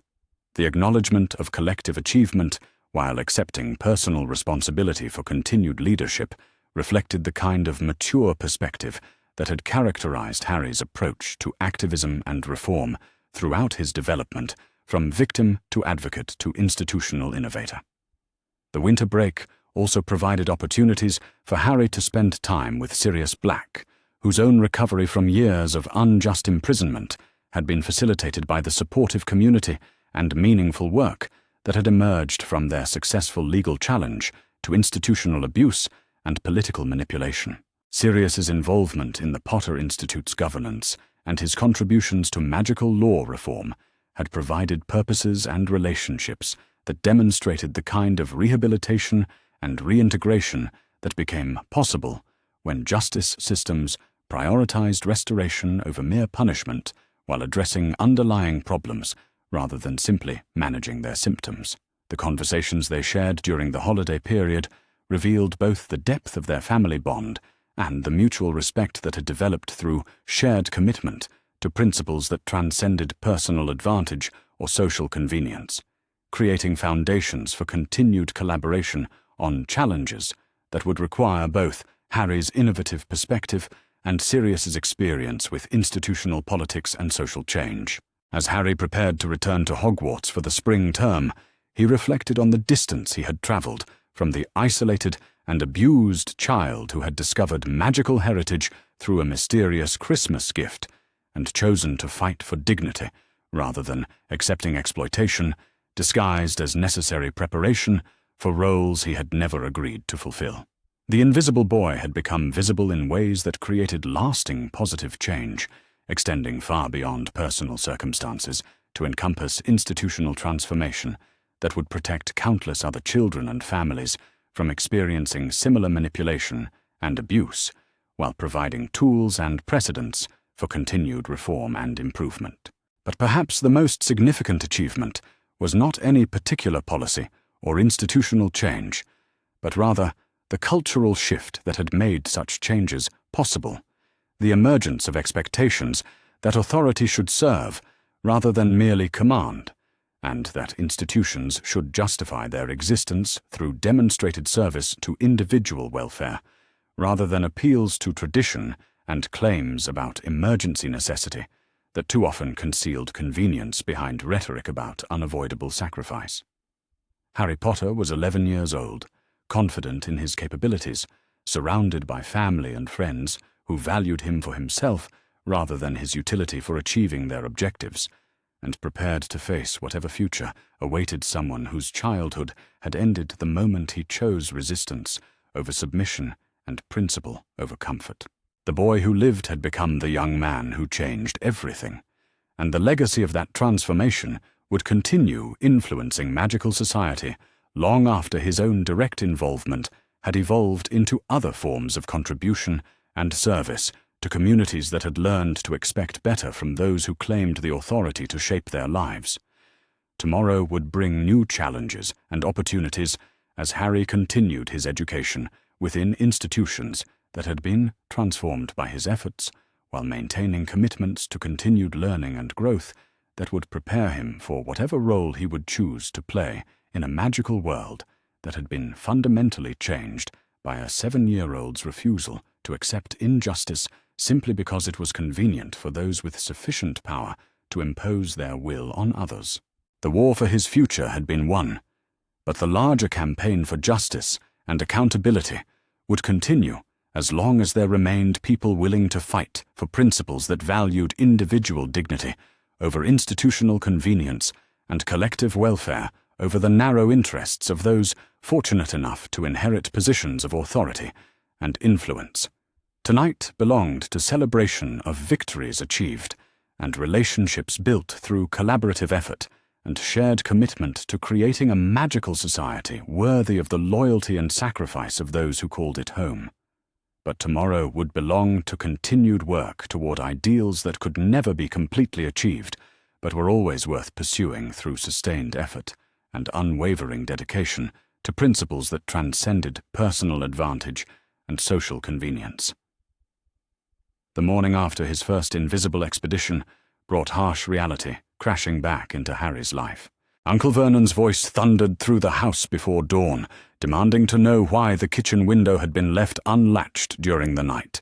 Harry, who had been particularly careful about his exit and entry, realized with growing unease that his movements were being monitored more closely than he had suspected. Aunt Petunia's sharp eyes examined every surface as she performed her morning cleaning ritual, searching for evidence of disturbance that would justify punishment. Her inspection was thorough and deliberate, the behavior of someone who expected to find proof of transgression rather than someone maintaining an ordinary household. Harry watched from his position at the breakfast table, noting how her gaze lingered on areas near windows and doors as if checking for signs of unauthorized passage. 3 days of careful observation had taught Harry that the watchers outside maintained their surveillance, regardless of weather or time. The woman with the bus stop vigil appeared every evening at precisely 7 o'clock, always carrying different books, but never actually reading them. The man with the dog varied his route, but always managed to pass number 4 Privet Drive during the hours Harry typically spent in his room. Most unsettling was Mrs. Figg from Wisteria Walk, who had suddenly become far more interested in Harry's well-being, asking pointed questions about his sleep patterns and whether he ever felt restless during the night. The cloak had revealed more than just his ability to move unseen. It had exposed the elaborate network of observation that surrounded his daily existence. Every adult in his limited world seemed to be playing a role in some larger performance, and Harry was beginning to suspect he was both the audience and the unwitting star of their carefully orchestrated production. But if they wanted to watch him, Harry decided, then he would give them something worth observing. The plan formed slowly over several days of careful preparation. Harry had overheard enough conversations between Aunt Petunia and her neighbors to piece together geographical references that made little sense in the context of ordinary suburban life. References to places with names like Diagon Alley and Hogsmeade, spoken in hushed tones when they thought he was not listening. Most intriguingly, several mentions of a school in Scotland that seemed to generate both awe and apprehension in equal measure. Scotland. The same Scotland mentioned in his mother's letters, the location of the school called Hogwarts, where his parents had apparently received their magical education. If such a place existed, if the magical world was real and accessible, then Harry intended to find it and see for himself what inheritance had been hidden from him. The journey required more planning than his previous neighborhood explorations. Scotland was hundreds of miles from Little Whinging, far beyond the range of an evening walk, but Harry had discovered something remarkable about the cloak during his recent experiments. When he wore it with clear intent and strong emotion, strange things happened to the world around him. Distances seemed shorter, time moved differently, and sometimes he found himself in places he had only imagined reaching. Magic, he was learning, responded to will and necessity rather than the physical limitations that governed ordinary people. The cloak did not merely make him invisible, it connected him to currents of power that flowed through the world in ways he was only beginning to understand. On a grey January morning, when the Dursleys were distracted by Uncle Vernon's important business meeting, Harry wrapped himself in the cloak and stepped out of number 4 Privet Drive with a destination fixed firmly in his mind. Scotland, the castle school where his parents had learned to be wizards, the place where answers waited for someone brave enough to seek them. The journey was unlike anything Harry had ever experienced. One moment he was walking down the familiar streets of Little Whinging, and the next he was standing on a hillside overlooking a valley that contained the most magnificent structure he had ever seen. Hogwarts Castle rose from the landscape like something from a fairy tale, its towers and turrets reaching toward storm clouds that seemed to gather perpetually around its highest peaks. The castle was vast, far larger than any building Harry had encountered in his limited experience. Multiple courtyards and outbuildings clustered around the main structure, connected by covered walkways and bridges that spanned impossible distances. Gardens and greenhouses dotted the grounds, while a dark forest pressed against the school's boundaries like a living wall of secrets. Most remarkably, people moved through the courtyards and along the walkways, people wearing robes and pointed hats, people who carried long wooden sticks that Harry suspected were the wands referenced in his mother's letters. Real wizards. Real magic. A real magical school, exactly as his mother had described. Harry spent several minutes simply staring, overwhelmed by the confirmation that everything the Dursleys had denied was not only true, but magnificent beyond his wildest imagination. This was his heritage, his birthright, the world he should have grown up understanding and preparing to enter. Instead, he was 7 years old, invisible, and trespassing on grounds he should have known as well as Privet Drive. Moving carefully down the hillside, Harry approached the castle with a mixture of excitement and apprehension. The magical nature of the place was immediately apparent. Staircases moved on their own, portraits in frames turned to watch his passage, and suits of armor nodded politely as he passed. Even invisible, Harry felt exposed and vulnerable, as if the castle itself was aware of his presence and judging his right to be there. The students were older than Harry, mostly teenagers who carried themselves with the confidence of those comfortable in their environment. They chatted easily about subjects Harry could barely comprehend, referencing classes with names like transfiguration and potions, discussing professors and assignments with the casual familiarity of people living exactly the life Harry should have been preparing for. But it was the adults who captured Harry's attention and held it with growing unease. The professors moved through the castle with purpose and authority, their conversations revealing a world far more complex and dangerous than the fairy tale atmosphere suggested. Harry followed a stern-looking woman with grey hair pulled into a tight bun as she made her rounds, eavesdropping on discussions about student safety protocols, defensive enchantments, and something called the Trace that monitored underage magic use. More disturbing were the conversations that mentioned his name.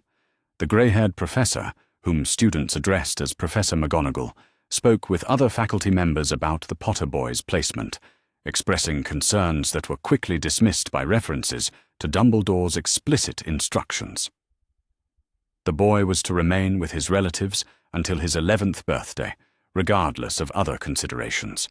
The headmaster's word was final, and questions about the arrangement were not encouraged. Harry pressed closer to these conversations, desperate to understand the full scope of what was being discussed. The adults spoke carefully, aware that even within Hogwarts walls, certain topics required discretion, but their caution could not completely obscure their meaning, and what Harry gleaned filled him with cold fury. They knew. Every adult in this magical castle knew about his existence, his circumstances, his treatment at the hands of the Dursleys. More than that, they knew because someone had told them, someone who had made deliberate decisions about where Harry would live and how he would be raised. The headmaster, this Dumbledore figure, had not only arranged Harry's placement, but had explicitly forbidden any intervention that might improve his situation. Following Professor McGonagall led Harry to his first glimpse of the man whose decisions had shaped his entire existence. Albus Dumbledore's office occupied one of the castle's highest towers, accessible through a spiral staircase hidden behind a stone gargoyle that stepped aside when the correct password was spoken.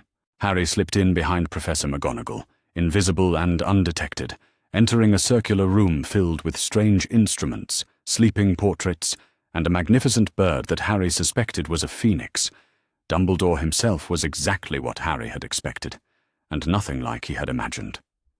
Tall and thin with long silver hair and beard, wearing robes of deep purple, and an expression of benevolent wisdom that somehow failed to reach his bright blue eyes. He looked like everyone's idealized grandfather, the sort of man who should dispense wisdom and warmth to children in need of guidance. Instead, he was calmly discussing Harry's continued isolation, as if it were a necessary inconvenience rather than a deliberate cruelty. "The boy is developing as expected, Professor McGonagall," Dumbledore said, in response to her carefully worded concerns about Harry's well-being. "The blood protection remains strong, and Arabella continues to provide adequate oversight of his physical safety. We must trust that his current circumstances are building the character he will need for the challenges ahead." "Character?" Professor McGonagall repeated, her voice carrying a note of skepticism that suggested this was an ongoing disagreement. "Albus, the boy is 7 years old. Reports suggest he is undersized, socially isolated, and showing signs of significant emotional distress. Surely there are alternative arrangements that would provide equivalent protection while allowing him normal childhood development." Dumbledore moved to one of his strange instruments, a device that resembled a spinning top made of silver and crystal, watching its movements with apparent fascination. "Normal childhood development is a luxury Harry Potter cannot afford, Minerva. The prophecy is quite specific about the nature of his eventual confrontation with Voldemort. He must be prepared for sacrifice, for loss, for making impossible choices under unthinkable pressure. A comfortable childhood would leave him unprepared for such realities." Harry listened with growing horror as the conversation continued, revealing layer after layer of manipulation and calculated cruelty. Dumbledore spoke about Harry's future as if it were already written, a script that required careful preparation and precise emotional conditioning. The headmaster had not merely arranged Harry's placement with the Dursleys, he had engineered it specifically to create the psychological profile he believed necessary for Harry's eventual role as some kind of weapon against this Voldemort figure. More disturbing still was the casual way Dumbledore discussed monitoring Harry's development through what he called his network of observers. Mrs. Figg was indeed reporting on Harry's behavior and emotional state. The strange incidents Harry had attributed to accidental magic were being carefully documented and analyzed. Even Harry's recent exploration of the neighborhood had been noticed and catalogued, though Dumbledore seemed unaware of the cloak's role in enabling such unprecedented freedom of movement. "The boy is showing increased signs of magical development," Dumbledore continued, consulting a piece of parchment covered in neat handwriting. "Several instances of apparent teleportation, one case of significant accidental transfiguration, and what Arabella describes as an unusual episode of extended invisibility, all within normal parameters for a child of his heritage and circumstances." Professor McGonagall's disapproval was evident in her posture and tone. "Albus, he is a child, not an experiment. These manifestations could indicate distress rather than development. Perhaps it is time to reconsider his placement, regardless of other factors." "The placement remains optimal for our purposes," Dumbledore said firmly, his grandfatherly demeanor shifting to reveal something harder and more calculating beneath. "Harry Potter must learn to rely on himself, to find strength in adversity, to value connection precisely because it has been denied to him. When the time comes for him to make the ultimate sacrifice, he must do so willingly and without hesitation. Comfort and security would undermine such conditioning. Harry had heard enough. More than enough. The conversation continued, but his mind reeled with implications that transformed his understanding of everything he had experienced. His isolation was not accidental, but engineered. His suffering was not overlooked, but encouraged. The man responsible for his welfare had deliberately chosen to leave him with people who resented and mistreated him because he believed such treatment would create the psychological profile necessary for Harry to become an effective weapon against some enemy Harry had never heard of. Moving carefully around the office, Harry searched for additional information that might help him understand the full scope of Dumbledore's plans. The portraits on the walls seemed to track his movement despite his invisibility, suggesting that magical concealment operated differently within Hogwarts than in the ordinary world. Several times Harry froze as painted eyes followed his passage, but the portraits remained silent, either unaware of his presence or unwilling to alert the room's occupants. Near Dumbledore's desk, Harry discovered a cabinet filled with labelled vials that seemed to contain silvery liquid that moved with its own internal current.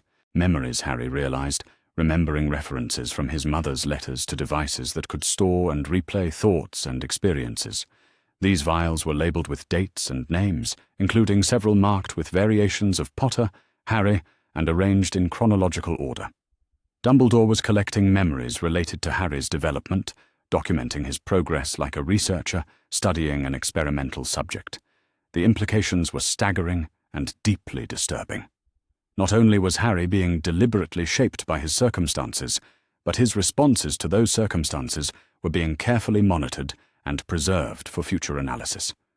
One vial, marked with the current date, drew Harry's attention because it seemed to glow slightly brighter than the others. Recent memories, perhaps even memories of Harry's recent activities. If Dumbledore was storing observations of Harry's behavior, this vial might contain information about how much the headmaster actually knew about Harry's nighttime explorations and his possession of the invisibility cloak.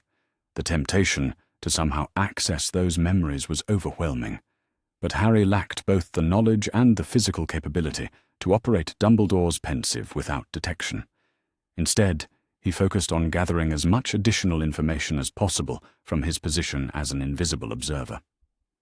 The conversation between Dumbledore and Professor McGonagall eventually turned to administrative matters related to the school, but Harry had learned everything he needed to understand his situation.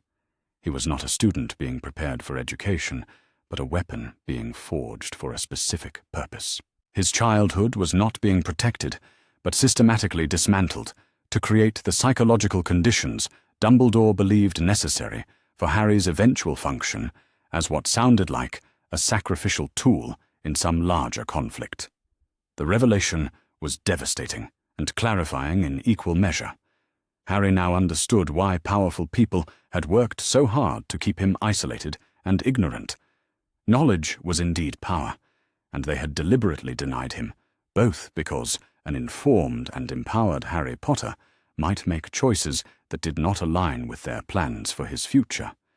But their plans depended on Harry remaining the frightened, desperate child they had created through systematic neglect and emotional abuse.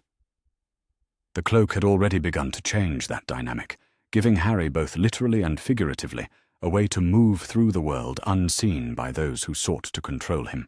As Professor McGonagall prepared to leave the office, Harry positioned himself near the exit, ready to follow her and continue his exploration of the castle. But Dumbledore's next words froze him in place, with implications that reached far beyond his personal circumstances. One more matter, Minerva. Our monitoring of young Harry suggests he may have come into possession of an object that significantly enhances his natural abilities. The signatures are consistent with one of the Deathly Hallows, specifically the cloak of invisibility that belonged to his father. Professor McGonagall turned back toward the headmaster with obvious surprise. The cloak was thought to be lost when James and Lily died. How could Harry have acquired it? The original delivery instructions called for the cloak to be presented to Harry on his first Christmas after his parents' death, Dumbledore explained calmly. It appears those instructions were carried out, despite my subsequent decision to delay the gift until his 11th birthday. The magic governing such artifacts sometimes operates independently of human intention. Then Harry has been using the cloak for his recent explorations, Professor McGonagall said, her voice carrying both concern and what sounded suspiciously like admiration. That explains the reports of impossible movement and extended invisibility. Indeed. And while the cloak's early arrival is inconvenient for our plans, it is not necessarily problematic. Harry will need to learn to use such artifacts eventually, and his current experimentation is providing valuable data about his adaptability and resourcefulness. Harry listened with growing understanding as Dumbledore and Professor McGonagall discussed his possession of the cloak as if it were another variable in their ongoing experiment, rather than a tool that had fundamentally shifted the balance of power in his relationship with his Watchers. They knew about the cloak, had expected it to eventually come into Harry's possession, but had underestimated both its impact on his capabilities and his willingness to use it for serious exploration rather than mere mischief. More importantly, they were discussing the cloak as one of something called the Deathly Hallows, artifacts of significant power that apparently had histories and capabilities beyond simple invisibility. Harry filed this information away for future investigation, another piece of the puzzle that was his magical heritage. The conversation concluded with arrangements for increased but subtle monitoring of Harry's activities, adjustments to the observation network that would account for his new mobility while maintaining the illusion that he remained unaware of such surveillance. Neither Dumbledore nor Professor McGonagall seemed to consider the possibility that Harry might be listening to their planning session, invisible and increasingly furious as he learned the full scope of their manipulation. Following Professor McGonagall as she left Dumbledore's office, Harry continued his exploration of Hogwarts with a new understanding of what he was investigating. This was not just a magical school, but the headquarters of the organization that had shaped his entire existence.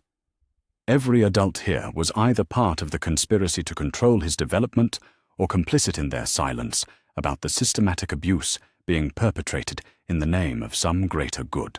But knowledge was power, and Harry now possessed information that his Watchers didn't know he had. They expected him to remain the confused and powerless child their treatment had been designed to create. Instead, he was becoming something else, entirely, something informed and angry and increasingly capable of independent action. The library provided the next phase of Harry's education. Invisible among the towering shelves, Harry searched for books that might help him understand his situation and his options. The magical world had its own laws, its own institutions, its own methods of resolving conflicts that did not depend on Dumbledore's approval or oversight. Books about magical law revealed that children had rights and protections that were being systematically violated in Harry's case. Texts on magical theory suggested that his accidental magic was far more advanced than normal for his age, indicating either exceptional natural ability or responses to extreme stress that warranted immediate intervention. Most importantly, historical accounts of wizarding families showed that inheritance and guardianship operated according to complex protocols that might provide legal avenues for challenging his current placement. Harry's exploration of the library was interrupted by the arrival of a man whose presence immediately set every instinct screaming danger. Tall and pale, with long black hair and a perpetual sneer, he moved through the library with the fluid grace of someone comfortable with violence. Students stepped aside as he passed, their body language indicating fear rather than respect. Professor Snape, Harry realized, remembering references from various conversations he had overheard. The man moved directly to the section Harry was investigating, his dark eyes scanning the shelves with the efficiency of someone who knew exactly what he was looking for. When he selected several books on magical law and child protection statutes, Harry understood that he was not the only person investigating the legal foundations of his current situation. Following Professor Snape led Harry deeper into the castle's mysteries and closer to truths that would reshape his understanding of the adult magical world. The professor's destination was a hidden room behind a tapestry depicting dancing trolls, a space that seemed to serve as a meeting place for adults who preferred to conduct their business away from student observation. Several people were already present when Professor Snape arrived, including Professor McGonagall and a woman Harry did not recognize, but whose presence commanded immediate attention from everyone else in the room. Tall and aristocratic, with greying hair pulled into an elegant chignon, she wore expensive robes and an expression of barely contained fury that suggested she was not accustomed to having her will opposed. The discussion already in progress centered on Harry's situation, but from a perspective he had not encountered in any of his previous eavesdropping sessions. These adults were not plotting his continued isolation, but debating methods of intervention that would remove him from Dumbledore's control without triggering the defensive measures they clearly believed the headmaster would employ to maintain his authority.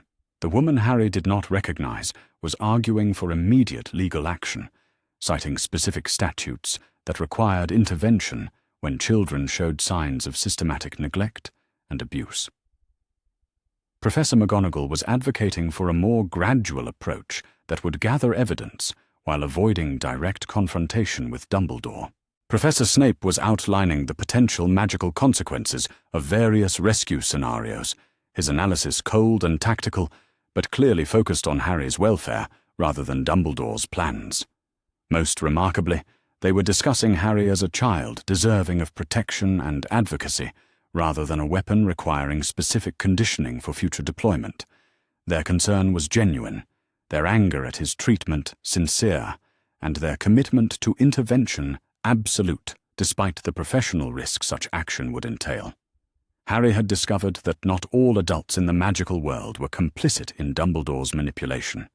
Some were actively working to protect him, even if their efforts had to be conducted in secret to avoid the headmaster's interference.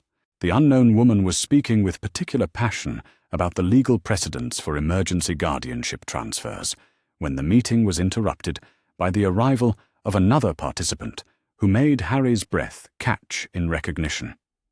A younger woman, with violently pink hair and a cheerful demeanor that did not entirely mask the anger in her eyes. She moved with the casual confidence of someone accustomed to dangerous work. "Sorry I'm late," she announced without preamble. "Had to shake off Kingsley's surveillance before coming here. Dumbledore's got the whole Order watching each other now, making sure nobody gets creative about the Potter situation." "Any news about the boy's current status? Or a Tonks?" the aristocratic woman asked with obvious concern. "Nothing good," Tonks replied grimly. "Mrs. Figg's reports are getting worse. The kid's showing signs of significant magical instability, probably stress-related, but Dumbledore's interpreting it as normal development rather than distress signals. He's also apparently acquired something that's giving him unprecedented mobility, though nobody's sure what or how."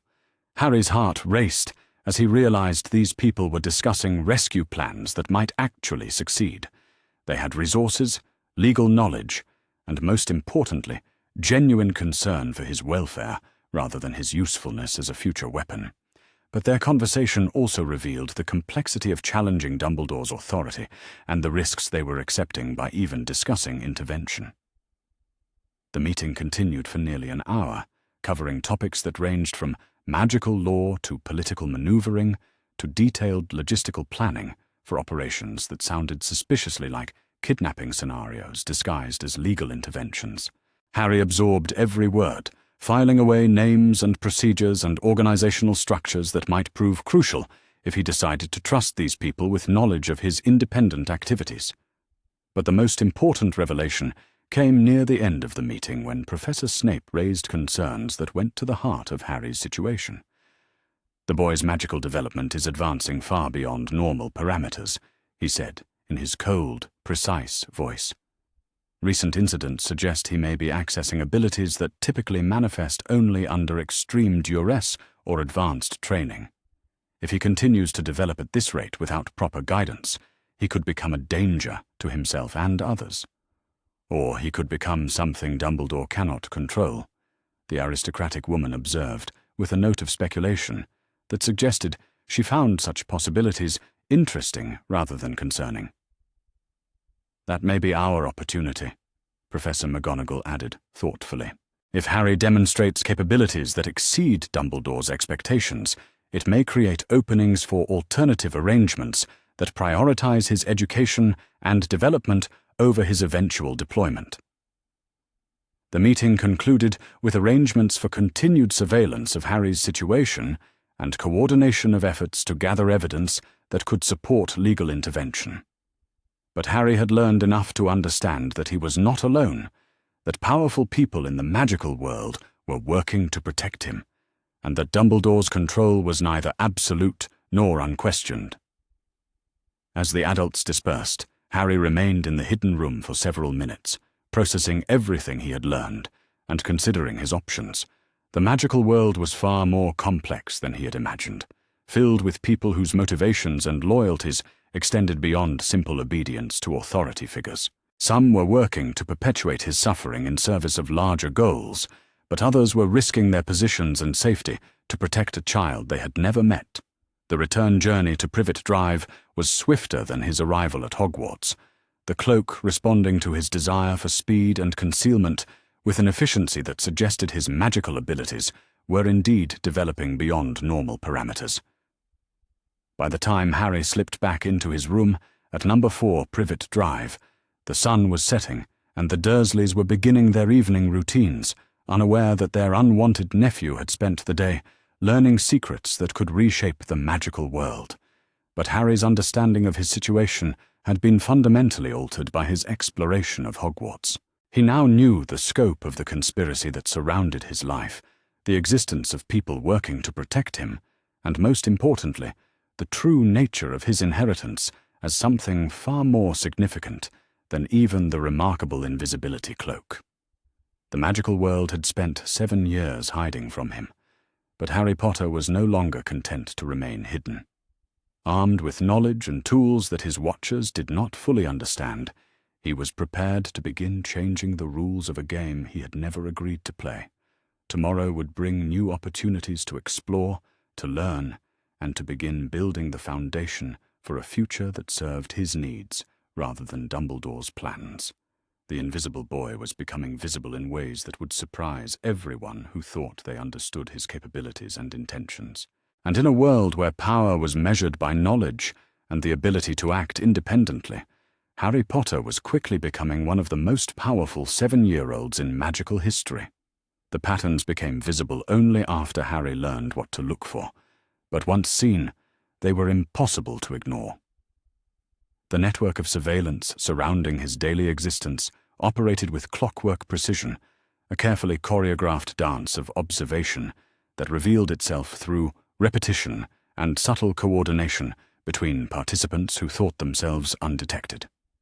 Mrs. Figg from Wisteria Walk had increased her casual encounters with Harry from once weekly to nearly daily, always armed with seemingly innocent questions about his sleep, his appetite, his general mood and energy levels. Her inquiries followed a systematic progression that suggested she was working from a prepared list rather than making conversation. More tellingly, she always seemed to appear when Harry's accidental magic had been particularly active, as if she possessed some method of detecting magical disturbances from a distance. The postman who delivered mail to Privet Drive had developed an unusual interest in the Dursley household, often lingering near their front garden while sorting letters in ways that provided clear sightlines to Harry's bedroom window. His timing coincided suspiciously with Harry's periods of greatest emotional distress, appearing without fail whenever Uncle Vernon's voice had carried beyond the house's walls, or when Aunt Petunia's cleaning frenzies suggested punishment had been administered. Most unsettling was the discovery that several of Harry's teachers at the local primary school were asking questions that had nothing to do with academic performance and everything to do with his home life, social development, and what they delicately termed his unusual episodes of enhanced capability during particularly challenging situations. Their inquiries followed patterns that suggested coordination with outside parties, adults who had never met Harry but possessed detailed knowledge of his daily routines and behavioral patterns. 3 weeks of systematic observation had taught Harry that Dumbledore's network extended far beyond Hogwarts, reaching into every corner of his ordinary world with tendrils of surveillance that monitored his development with scientific precision. They were documenting not just his magical incidents, but his emotional responses, his social interactions, his academic performance, and his physical growth, creating a comprehensive profile that reduced his entire existence to data points in some larger analysis. But Harry had advantages his watchers did not know he possessed, and chief among them was the growing realization that the invisibility cloak responded to his intentions in ways that defied ordinary logic.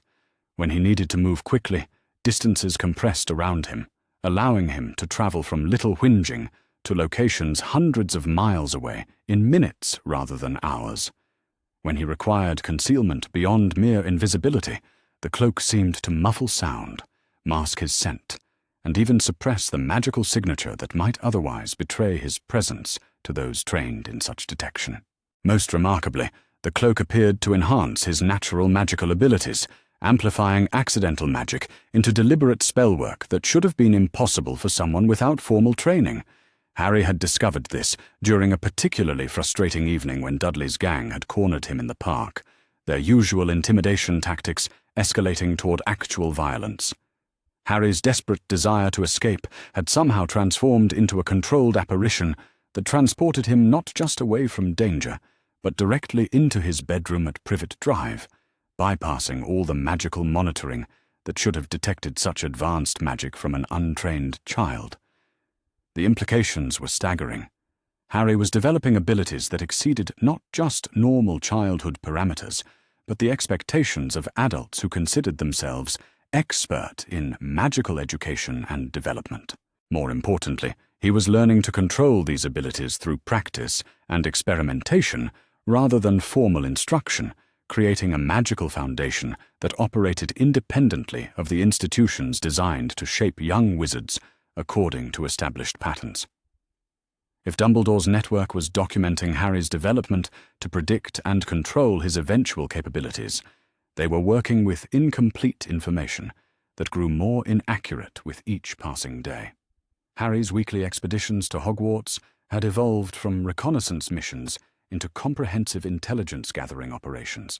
The castle's layout was becoming as familiar as Privet Drive, its schedules and routines mapped with the precision of someone whose survival might depend on such knowledge.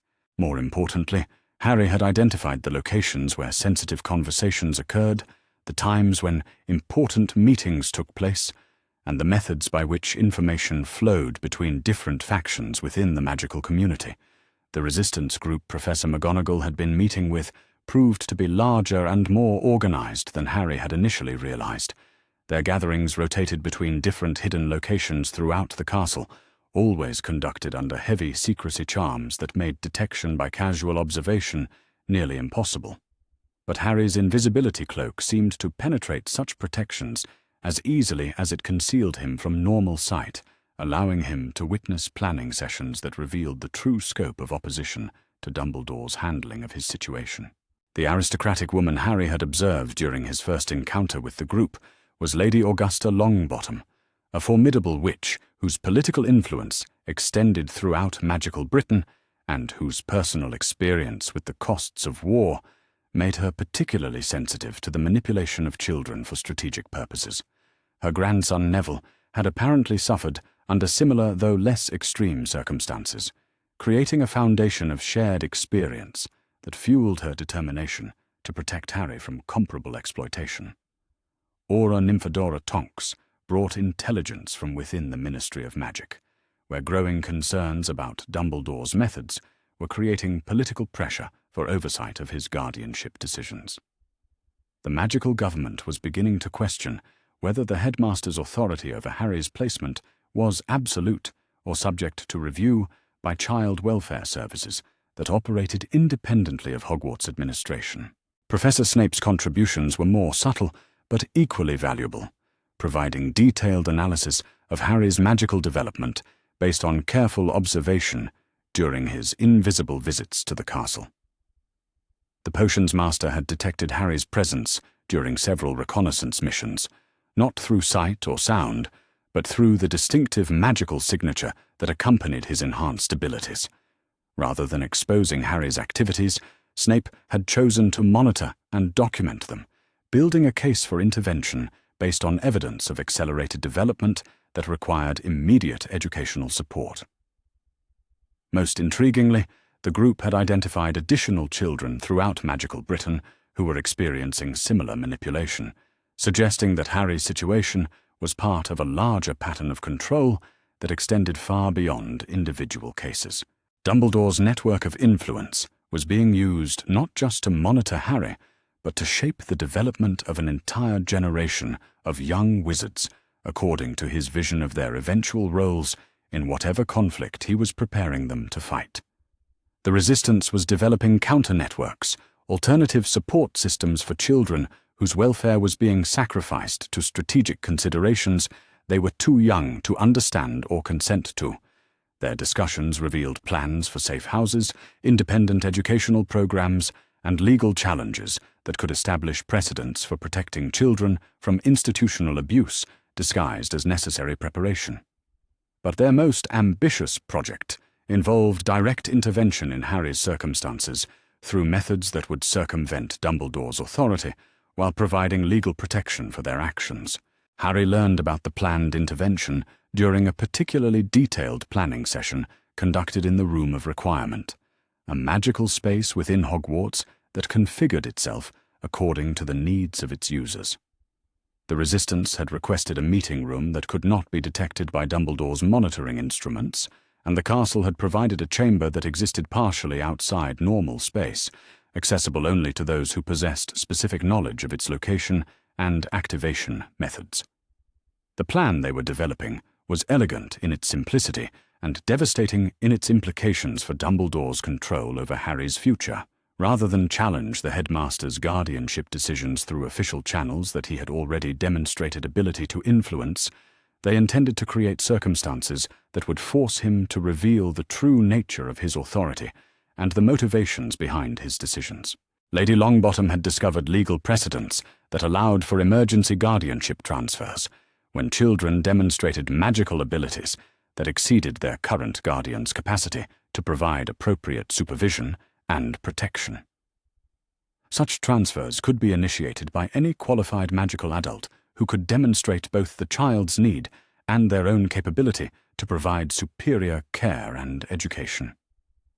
The Resistance possessed multiple qualified candidates for emergency guardianship, adults whose credentials and resources would be difficult for Dumbledore to challenge through official channels. More importantly, they had been documenting Harry's accelerated magical development through Professor Snape's careful observations, creating evidence that his current placement was not just emotionally damaging, but actively dangerous to both Harry and the magical community at large. Aura Tonks had identified ministry officials who would support such an intervention, particularly if it could be presented as a public safety issue rather than a challenge to Dumbledore's personal authority. The magical government was increasingly concerned about untrained children accessing advanced magical abilities without proper supervision, and Harry's case could be used to establish protocols that protected both individual children and the broader community from the risks associated with uncontrolled magical development. But the Resistance's most compelling advantage was Harry himself, and the evidence of capabilities that defied conventional understanding of childhood magical development. Professor Snape had been monitoring Harry's invisible visits to Hogwarts with growing amazement at abilities that should have been impossible for any child, regardless of heritage or circumstances. Harry was not simply performing advanced magic accidentally. He was demonstrating conscious control over complex spells that typically required years of formal education to master. His use of the invisibility cloak showed understanding of magical artifacts that exceeded the knowledge of most adult wizards, and his ability to travel between distant locations suggested access to forms of transportation magic that were restricted to highly trained specialists. Most remarkably, Harry was learning to modify his magical signature, making himself virtually undetectable, even to instruments designed specifically for monitoring underage magic use. Such sophisticated concealment required theoretical understanding that was typically taught only at the university level, yet Harry was developing these skills through pure instinct and experimentation. The Resistance was building their intervention case around the argument that Harry's accelerated development created an emergency situation that required immediate action regardless of existing guardianship arrangements. A child demonstrating such advanced capabilities without proper training posed risks not just to himself, but to everyone around him, and those risks increased exponentially with each day his education was delayed in service of Dumbledore's larger strategic considerations. But Harry's observation of the Resistance's planning sessions also revealed the personal costs they were accepting to protect him. Lady Longbottom was risking her political influence and family reputation by challenging Dumbledore's authority so directly. Professor McGonagall was jeopardizing her career at Hogwarts and her relationship with colleagues who supported the headmaster's approach. Aura Tonks was violating her oath as a ministry employee by working against official policies that supported Dumbledore's guardianship decisions. They were sacrificing their own security and stability to protect a child they barely knew, driven by principles that valued individual welfare over institutional authority. Harry found their dedication both humbling and empowering, evidence that the magical world contained people whose moral clarity exceeded their political caution. Following Professor Snape's movements outside the Resistance meetings led Harry to discoveries that expanded his understanding of the surveillance network's true scope and sophistication. The potions master moved through both magical and non-magical London with the efficiency of someone maintaining multiple identities, conducting business that ranged from legitimate academic research to activities that seemed designed to gather intelligence about Harry's watchers rather than Harry himself. Snape was investigating the investigators, building profiles of the adults who monitored Harry's development and analyzing their methods for weaknesses that could be exploited by those seeking to disrupt Dumbledore's control. His research had revealed that the surveillance network included not just magical observers like Mrs. Figg, but ordinary people who had been placed in strategic positions throughout Harry's environment without their knowledge of the larger purpose their observations served. Harry's primary school teachers were reporting to educational consultants who claimed to be conducting research on gifted children in challenging home environments. The consultants were forwarding their analyses to child development specialists who were unknowingly providing assessments that helped Dumbledore fine-tune his approach to Harry's conditioning. The entire system operated through layers of misdirection that allowed each participant to believe they were contributing to legitimate research rather than systematic manipulation. Most disturbing was Snape's discovery that the network extended to medical professionals who had access to Harry's health records and were monitoring his physical development for signs of magical enhancement or stress-related dysfunction. Harry's periodic visits to the local clinic for school-required health assessments were generating reports that detailed his nutritional status, growth patterns, and psychological indicators, all forwarded to specialists who were tracking his development against predetermined benchmarks for children being prepared for specific roles in magical conflicts. The surveillance was total, encompassing every aspect of Harry's existence and reducing him to a collection of data points that served Dumbledore's strategic planning rather than his individual welfare. But Snape's investigation had also identified vulnerabilities in the system, points where intervention could disrupt the flow of information without alerting Dumbledore to the scope of the Resistance's activities. Harry's growing understanding of the surveillance network's methods allowed him to begin actively manipulating the information his watchers collected. When Mrs. Figg inquired about his sleep patterns, Harry provided carefully crafted responses that suggested emotional stability while concealing the extent of his nighttime activities. When teachers asked about his home life, Harry offered details that portrayed the Dursleys as distant but adequate guardians, rather than the neglectful and occasionally abusive relatives they actually were. More importantly, Harry learned to control his magical incidents during periods when he knew surveillance was most active, presenting an image of normal childhood development while secretly practicing advanced techniques during times when observation was minimal. The performance required constant vigilance and careful planning, but it allowed Harry to develop his abilities without triggering the kind of intervention that might lead to closer monitoring or restrictions on his freedom of movement. The deception was exhausting but necessary, creating space for Harry to pursue his own education, while his watchers documented a version of his development that served his needs rather than their expectations.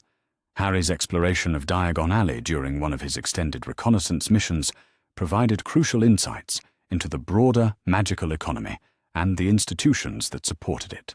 The hidden shopping district operated under regulations and customs that differed significantly from the non-magical world, with laws specifically designed to protect magical children and protocols for identifying young people who might be experiencing neglect or abuse. Most magical businesses were required to report concerns about children who appeared malnourished, improperly clothed, or showing signs of physical or emotional distress. The system was designed to catch cases like Harry's, yet somehow his situation had never triggered official intervention, despite multiple opportunities for concerned adults to identify problems with his care. Harry's investigation revealed that reports about his welfare had indeed been filed by magical adults who encountered him during his occasional visits to the magical district with the Dursleys. But those reports had been intercepted and suppressed by officials who claimed to be acting under special authority that superseded normal child protection protocols. The interventions that should have protected Harry had been systematically prevented by the same institutional power that was responsible for his placement with abusive guardians. The discovery filled Harry with rage that burned hotter than any emotion he had previously experienced. Not only was he being deliberately maintained in harmful circumstances, but the magical community's systems for protecting children had been corrupted specifically to ensure his continued suffering. Dumbledore had not simply failed to protect Harry. He had actively prevented others from providing the help and support that Harry desperately needed. But anger was a luxury Harry could not afford while invisible and surrounded by potentially hostile magical adults. Instead, he channeled his fury into determination to gather evidence that could be used against those responsible for his systematic abuse. If the magical world's institutions had been corrupted to serve Dumbledore's purposes, then Harry would have to build alternatives that operated outside those institutions' influence. His exploration of Gringotts Wizarding Bank proved to be the most revelatory aspect of his investigation into the magical economy. The Goblin-run institution operated according to principles that prioritized contractual obligations over political considerations, making it one of the few magical businesses that could not be easily influenced by Dumbledore's network of authority and personal relationships. Harry's invisibility allowed him access to areas of the bank that were normally restricted to employees and high-security account holders.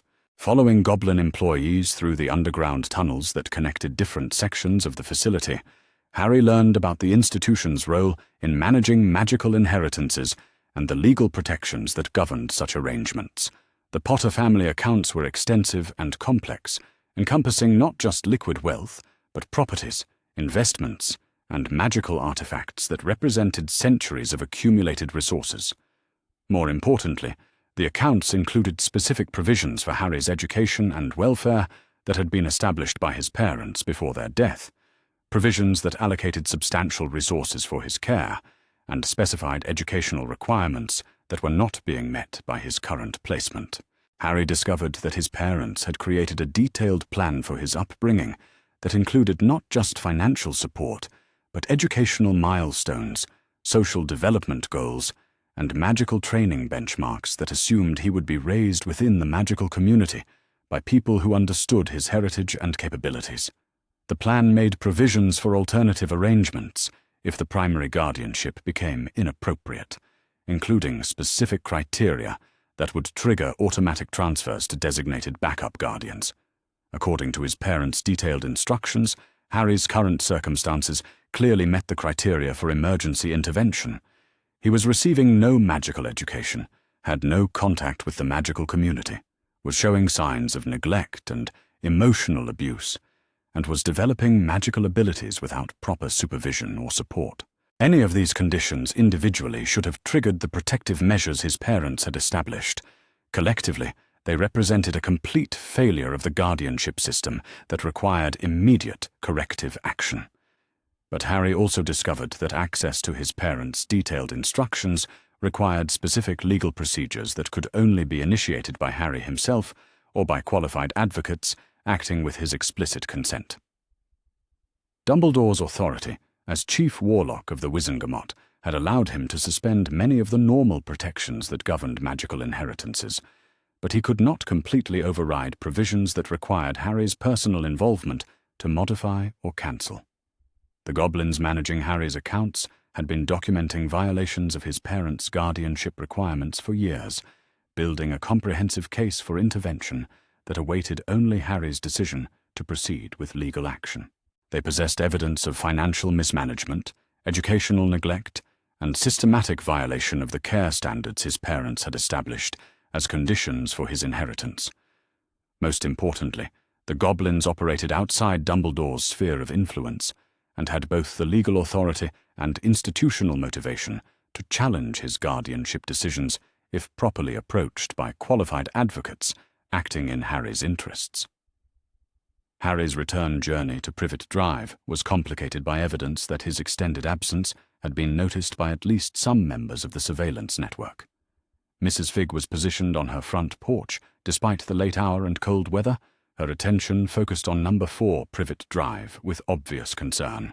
The postman was conducting an unusual evening delivery that seemed designed more to provide surveillance coverage than to deliver actual mail. Most tellingly, Uncle Vernon was pacing in the front garden, his agitation suggesting he had been alerted to Harry's absence by outside parties rather than discovering it through his own observation. The coordination between these different watchers indicated that Harry's extended reconnaissance missions had triggered alarm systems designed to detect when he moved beyond the normal boundaries of his supervised existence. Harry's approach to the house required more careful planning than usual, utilizing the cloak's enhanced concealment capabilities to mask not just his visual presence, but his magical signature and the disturbances his movement created in the monitoring spells that surrounded Privet Drive. The process was exhausting and technically complex, requiring conscious control over magical abilities he was still learning to understand, but it allowed him to return to his room without triggering additional alerts that might lead to closer supervision. But the experience taught Harry that his activities were approaching the limits of what could be concealed through mere invisibility and careful timing. As his magical abilities developed and his reconnaissance missions became more ambitious, he was creating patterns that sophisticated surveillance networks would eventually detect, regardless of his concealment methods. The next phase of his development would require not just better concealment, but active countermeasures against those who sought to monitor and control his activities. Harry was evolving from a passive subject of observation into an active participant in intelligence warfare, and success would depend on his ability to stay ahead of opponents whose resources and experience far exceeded his own. But Harry possessed advantages his opponents were only beginning to appreciate. His accelerated magical development was creating capabilities they had not anticipated and could not easily counter. His access to information through invisible reconnaissance was providing intelligence about their methods and intentions that allowed him to plan countermeasures before they fully developed their own strategies. Most importantly, Harry was discovering that the magical world contained allies whose commitment to his welfare exceeded their loyalty to institutional authority. The resistance network was growing stronger and more organized with each passing week, developing resources and capabilities that could challenge Dumbledore's control if properly coordinated and applied. The game was becoming more complex and dangerous, but Harry was no longer playing defense against opponents who held all the advantages.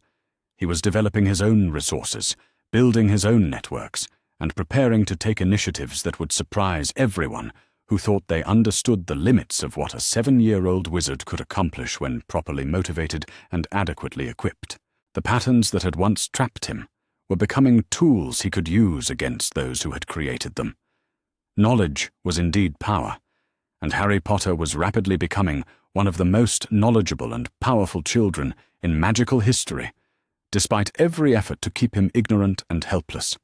The war for his future was just beginning, but Harry was no longer content to let others fight it on his behalf. He was preparing to become an active participant in determining his own destiny, regardless of what more powerful adults believed was best for him or the magical world they were trying to protect. Tonight, everything changed. Tomorrow, Harry would begin to change everything else. The underground vaults of Gringotts Wizarding Bank stretched deeper beneath London than Harry had imagined possible, their stone corridors carved from bedrock that predated the city above by millennia. Following the goblin clerk named Griphook through passages that grew progressively more ancient and mysterious, Harry marveled at the complexity of the institution that safeguarded magical Britain's wealth and secrets. The Potter family vaults occupied an entire section of the deepest levels, accessible only through a combination of blood verification, magical keys, and spoken passwords that changed according to complex schedules known only to the account holders and their designated representatives.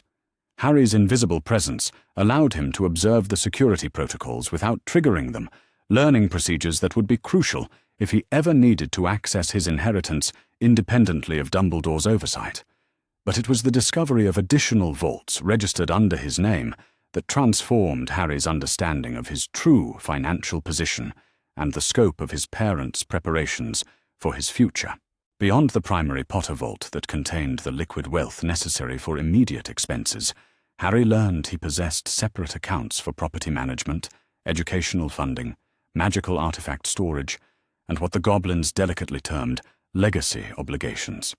Each vault operated according to specific conditions established by his parents, with access protocols that reflected their detailed planning for every aspect of his development from infancy through magical majority. The educational funding vault was particularly revealing, containing not just money, but detailed curricula for private magical instruction, approved materials for advanced study, and contracts with tutors who specialized in accelerated development programs for exceptionally gifted children.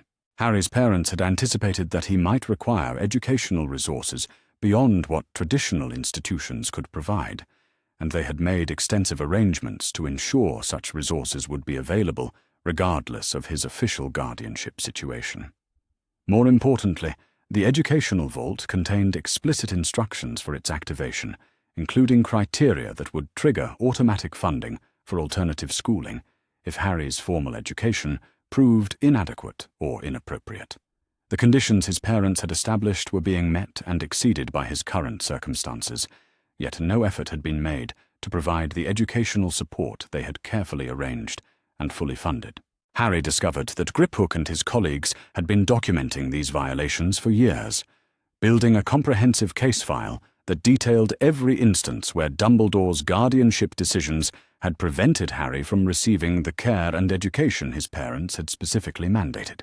The goblins possessed legal authority to intervene in cases where inheritance conditions were being systematically violated, but such intervention required either a formal complaint from the beneficiary or evidence of immediate physical danger that warranted emergency action. The magical artifact storage vault proved to be the most immediately useful of Harry's holdings, containing items that his parents had collected specifically for his protection and development. In addition to books on advanced magical theory and defensive techniques, the vault housed enchanted objects that could enhance his natural abilities, provide protection against various threats, and facilitate communication with allies who might prove trustworthy. Most remarkably, Harry found a complete set of Potter family grimoires, spellbooks that contained techniques developed and refined over generations of magical practitioners. The books were keyed to Potter bloodline magic, making them accessible only to family members and useless to anyone who might steal them for their own purposes. But for Harry, they represented a library of knowledge that could accelerate his magical education far beyond what any formal institution could provide.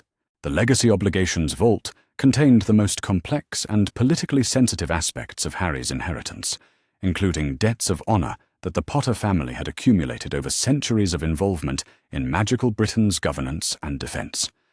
These obligations included not just financial commitments, but political alliances, mutual defense pacts, and what amounted to feudal relationships with other magical families who had historically supported or been supported by the Potters during times of crisis. Understanding these obligations required knowledge of magical politics that Harry was only beginning to acquire, but their existence suggested that he possessed influence and resources that extended far beyond simple wealth. The Potter family had been integral to magical Britain's power structure for generations, and Harry's inheritance included not just their accumulated resources, but their accumulated relationships and responsibilities. Griphook proved surprisingly willing to discuss the details of Harry's accounts once it became clear that the young Potter was conducting serious research rather than mere curiosity-driven exploration. The goblin's respect for contractual obligations exceeded his caution about unauthorized access, particularly when such access was being conducted by the actual account holder rather than someone claiming to act on his behalf.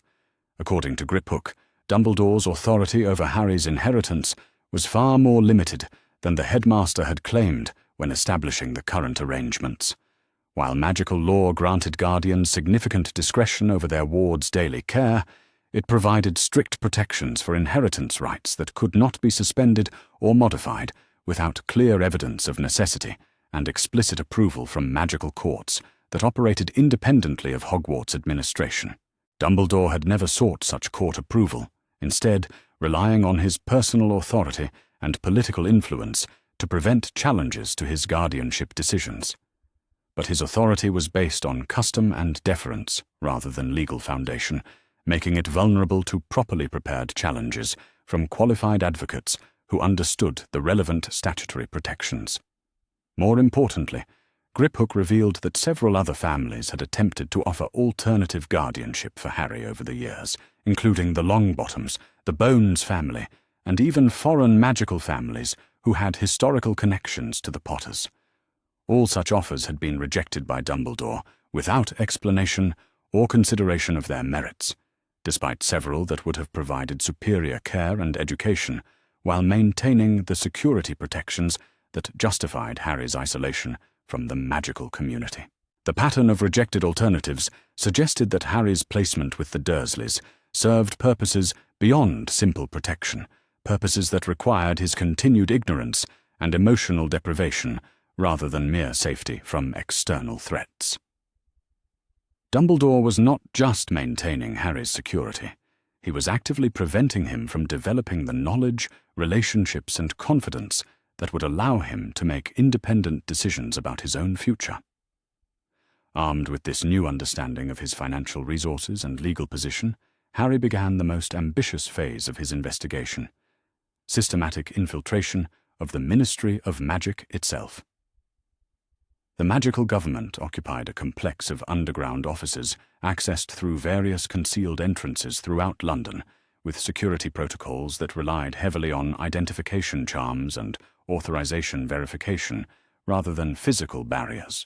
Harry's enhanced invisibility cloak proved remarkably effective against such magical detection methods, particularly when combined with techniques he was learning from the Potter family grimoires for suppressing his magical signature and creating false authorization responses.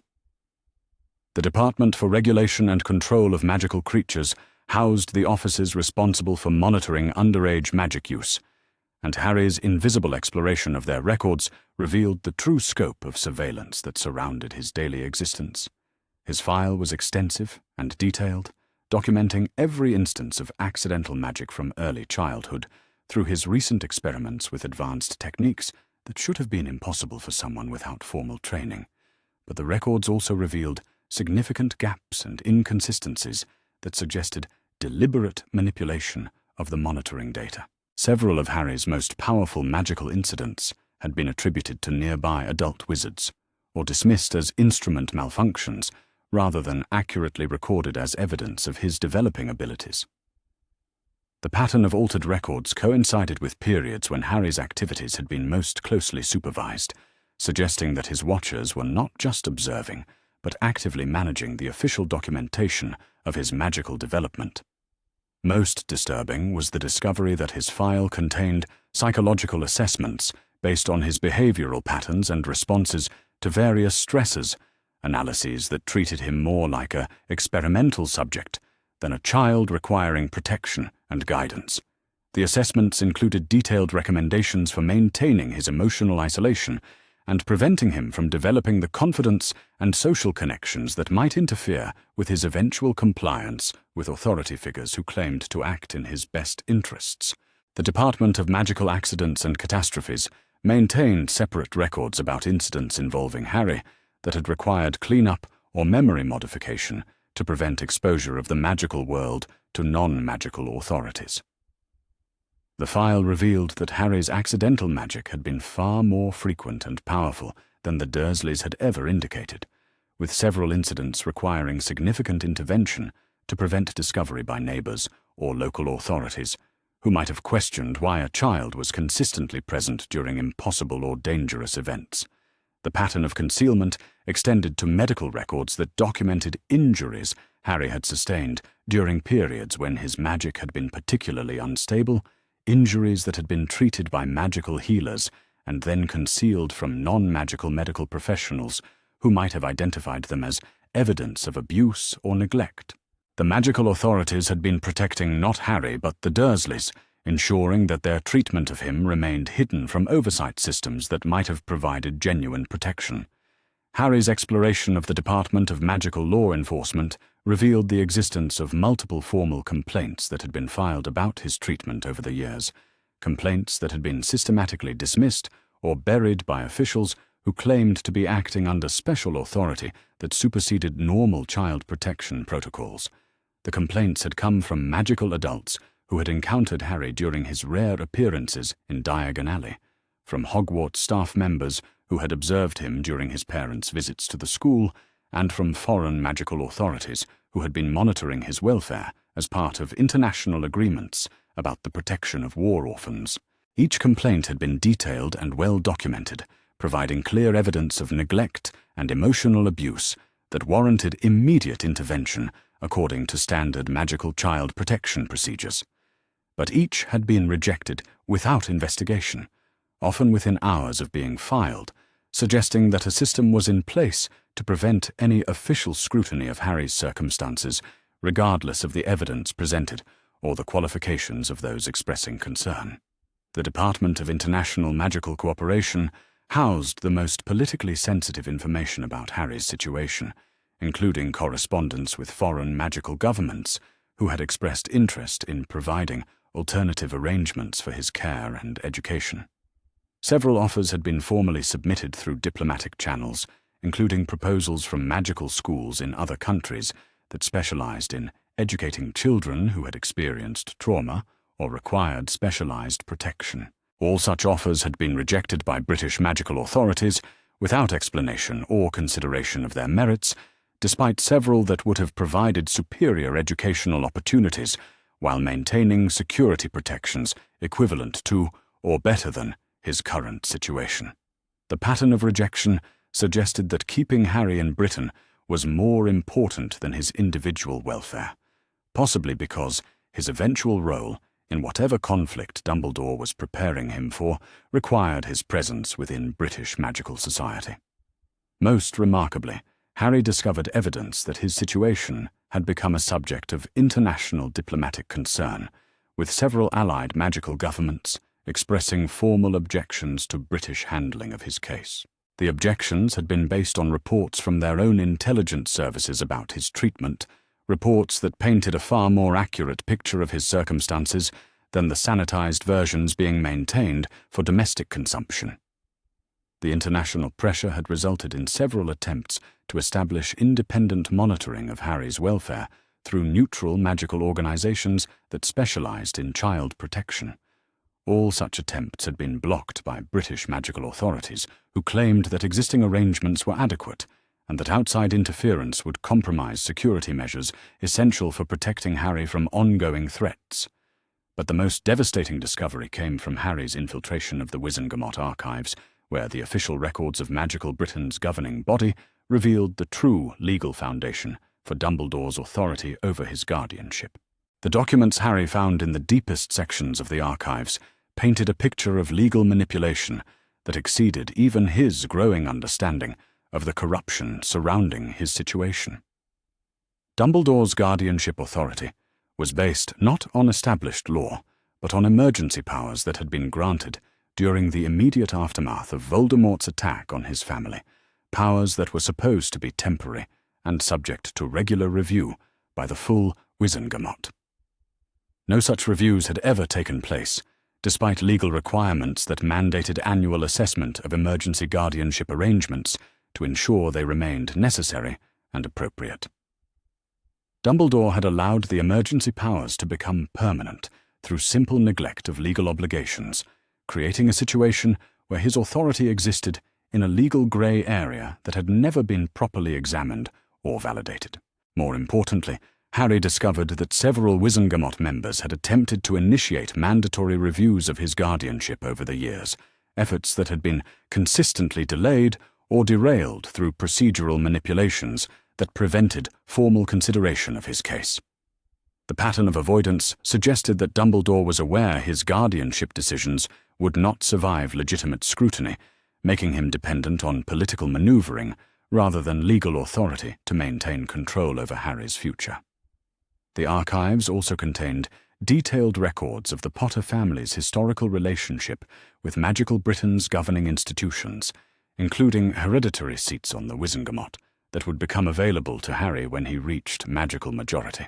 The Potter family had been consistently aligned with progressive factions that supported transparency in magical government and protection of individual rights against institutional overreach, positions that would likely conflict with Dumbledore's methods if Harry was allowed to develop his own political views and alliances. Harry's exploration of his family's political history revealed that his parents had been active opponents of the authoritarian measures that Dumbledore sometimes supported in the name of security, including policies that allowed extended detention without trial, surveillance of private citizens without judicial oversight, and suspension of normal legal protections during periods of declared emergency. Their opposition had been based on principled objections to the concentration of power in individual authority figures, regardless of their supposed good intentions or claimed expertise. The irony was devastating. Dumbledore was using the very authoritarian methods that Harry's parents had opposed to maintain control over their son, justifying his actions through appeals to necessity and special circumstances that his victims' parents had specifically argued were insufficient to justify such extreme measures. Harry's invisible return journey from the Ministry archives to Privet Drive was complicated by evidence that his extended absence had triggered additional security measures throughout the surveillance network that monitored his movements.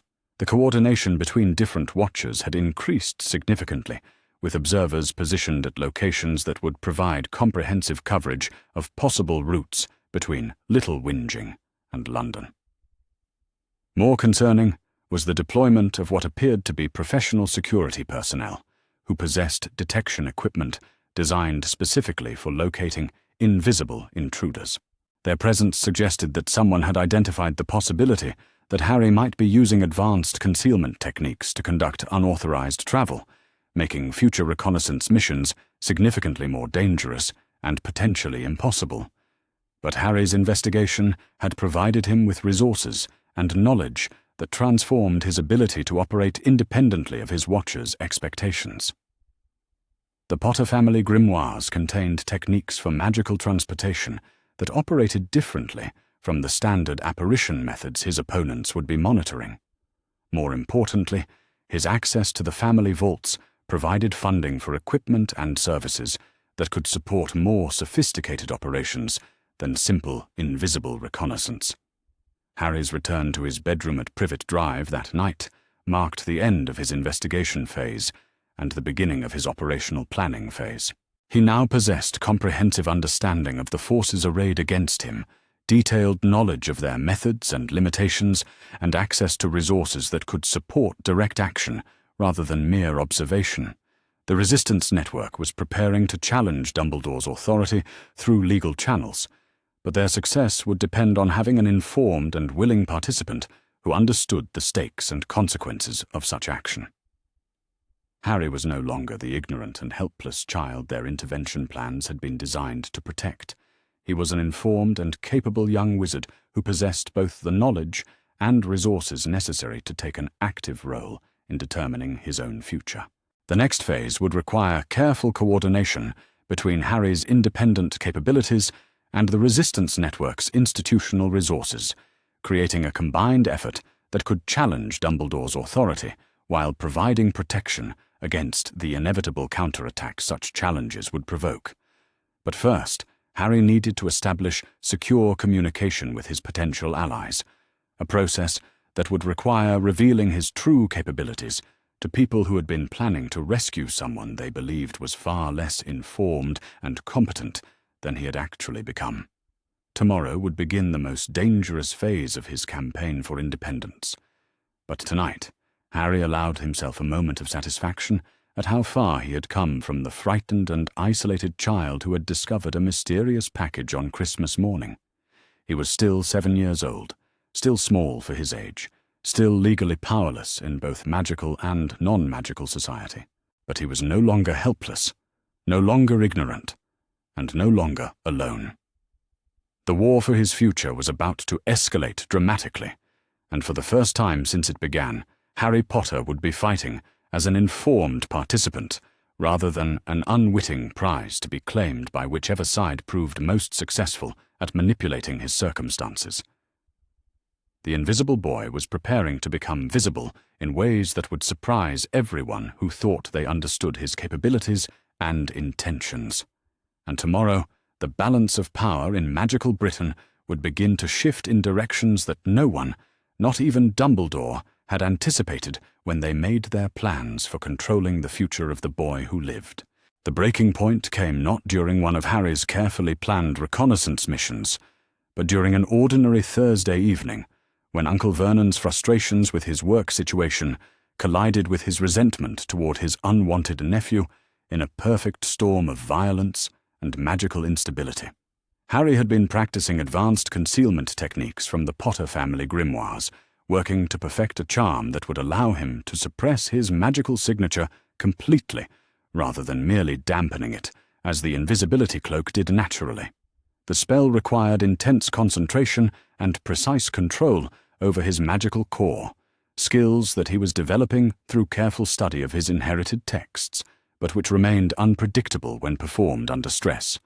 Uncle Vernon's arrival home that evening brought with it the thunderous footsteps and slamming doors that typically announced another disappointing day at Grunning's Drill Company.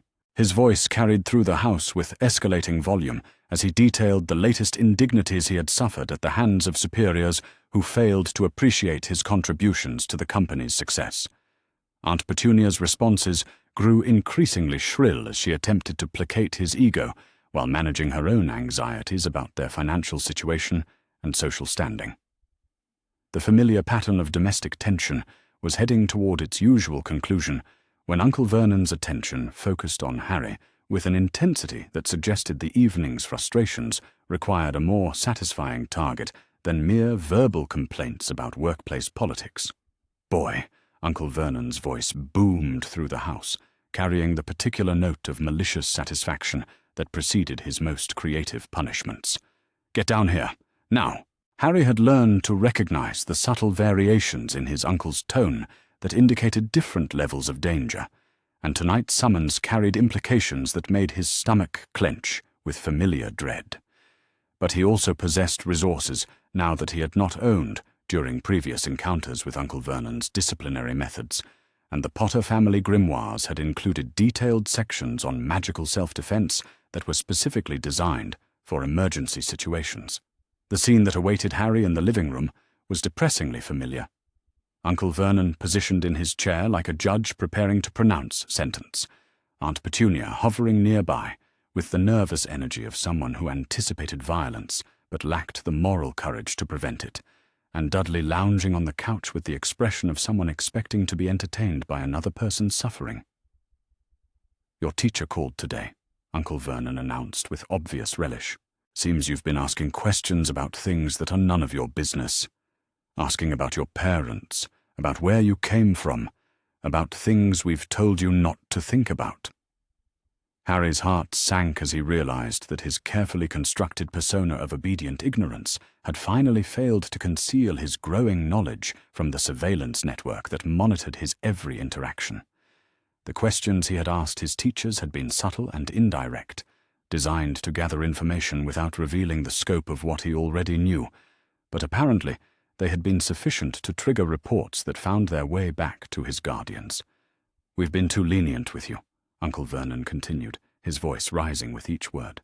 "Too soft, too permissive, too willing to overlook your freakish tendencies and let you think you're something special. Time for you to learn that you're nothing but a burden, a mistake, a constant reminder of the freaks who got themselves killed and left us stuck with cleaning up their mess." The familiar litany of abuse should have triggered the usual combination of fear, shame, and helpless rage that Uncle Vernon's punishments were designed to produce. Instead, Harry felt something entirely different building within his chest, a cold fury that burned with the intensity of magic-seeking expression through whatever channels it could find. Uncle Vernon rose from his chair with the deliberate movements of someone who intended to make his point through physical demonstration, his massive hands already flexing in anticipation of the violence he was planning to inflict. But as he stepped toward Harry, something fundamental shifted in the balance of power that had governed their relationship for 7 years. The magical energy that Harry had been carefully controlling during his practice session erupted outward in response to genuine threat. But instead of the wild and unfocused bursts that typically characterized accidental magic, his power moved with precision and intent that reflected weeks of study and practice. The concealment charm he had been perfecting transformed into something far more aggressive, reaching out to envelop Uncle Vernon in magical effects that went beyond mere invisibility.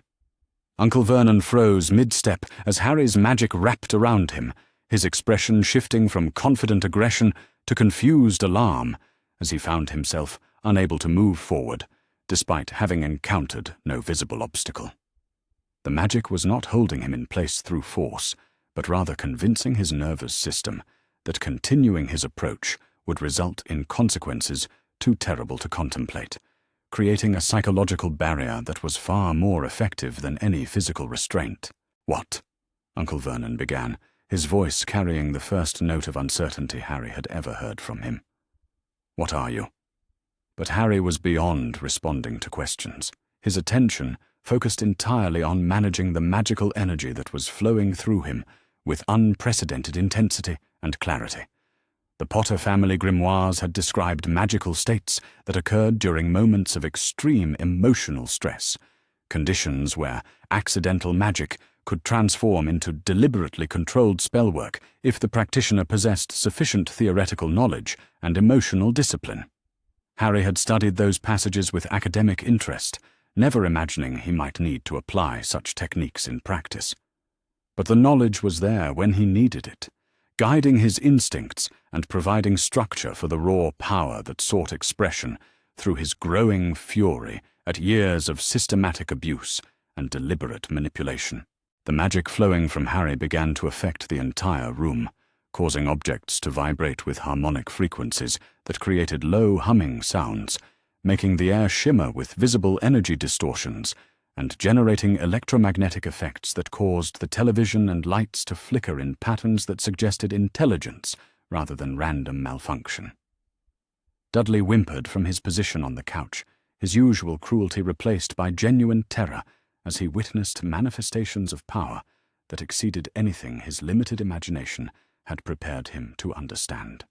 Aunt Petunia backed toward the door, her face pale with recognition of forces she had spent years pretending didn't exist, forces that were now undeniably present in her carefully controlled domestic environment.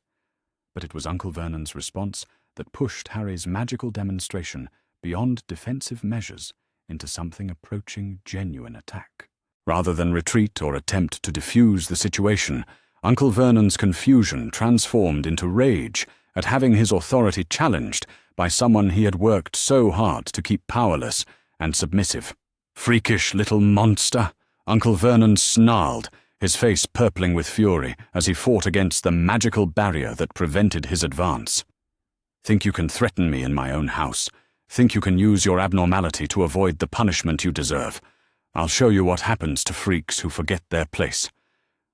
The verbal attack struck Harry with more force than any physical blow could have delivered, not because the words themselves carried unusual power, but because they crystallized years of accumulated resentment and systematic dehumanization into a moment of absolute clarity about the true nature of his relationship with the people who claimed to be caring for him. Harry's magical response was immediate and devastating, far exceeding anything he had previously accomplished through accidental magic or deliberate spellwork. The concealment charm that had been affecting Uncle Vernon transformed into something that attacked his sensory perception directly, creating the terrifying experience of sudden and complete disconnection from physical reality. Uncle Vernon found himself unable to see, hear, feel, or orient himself within the familiar environment of his own living room, trapped within a sensory void that his mind interpreted as falling through infinite darkness toward some unimaginable destination. The effect lasted only seconds, but those seconds contained subjective experiences that felt like hours of helpless terror as his consciousness struggled to comprehend what was happening to him. When the magical attack ended and Uncle Vernon's senses returned to normal function, he collapsed to the floor in a state of shock that left him temporarily unable to speak or move coherently. His face was grey with terror, his hands shaking uncontrollably, and his eyes carried the haunted expression of someone who had encountered forces beyond his ability to understand or resist. The silence that followed was broken only by Dudley's quiet sobbing and Aunt Petunia's sharp breathing as she stared at her nephew with a mixture of fear and something that might have been recognition. For the first time in Harry's memory, the Dursleys were looking at him not as an unwanted burden, but as something genuinely dangerous that required careful handling rather than casual abuse. Harry himself was shaken by the intensity of what had just occurred, not just the magical effects he had produced, but the emotional satisfaction he had derived from watching Uncle Vernon experience helplessness and terror.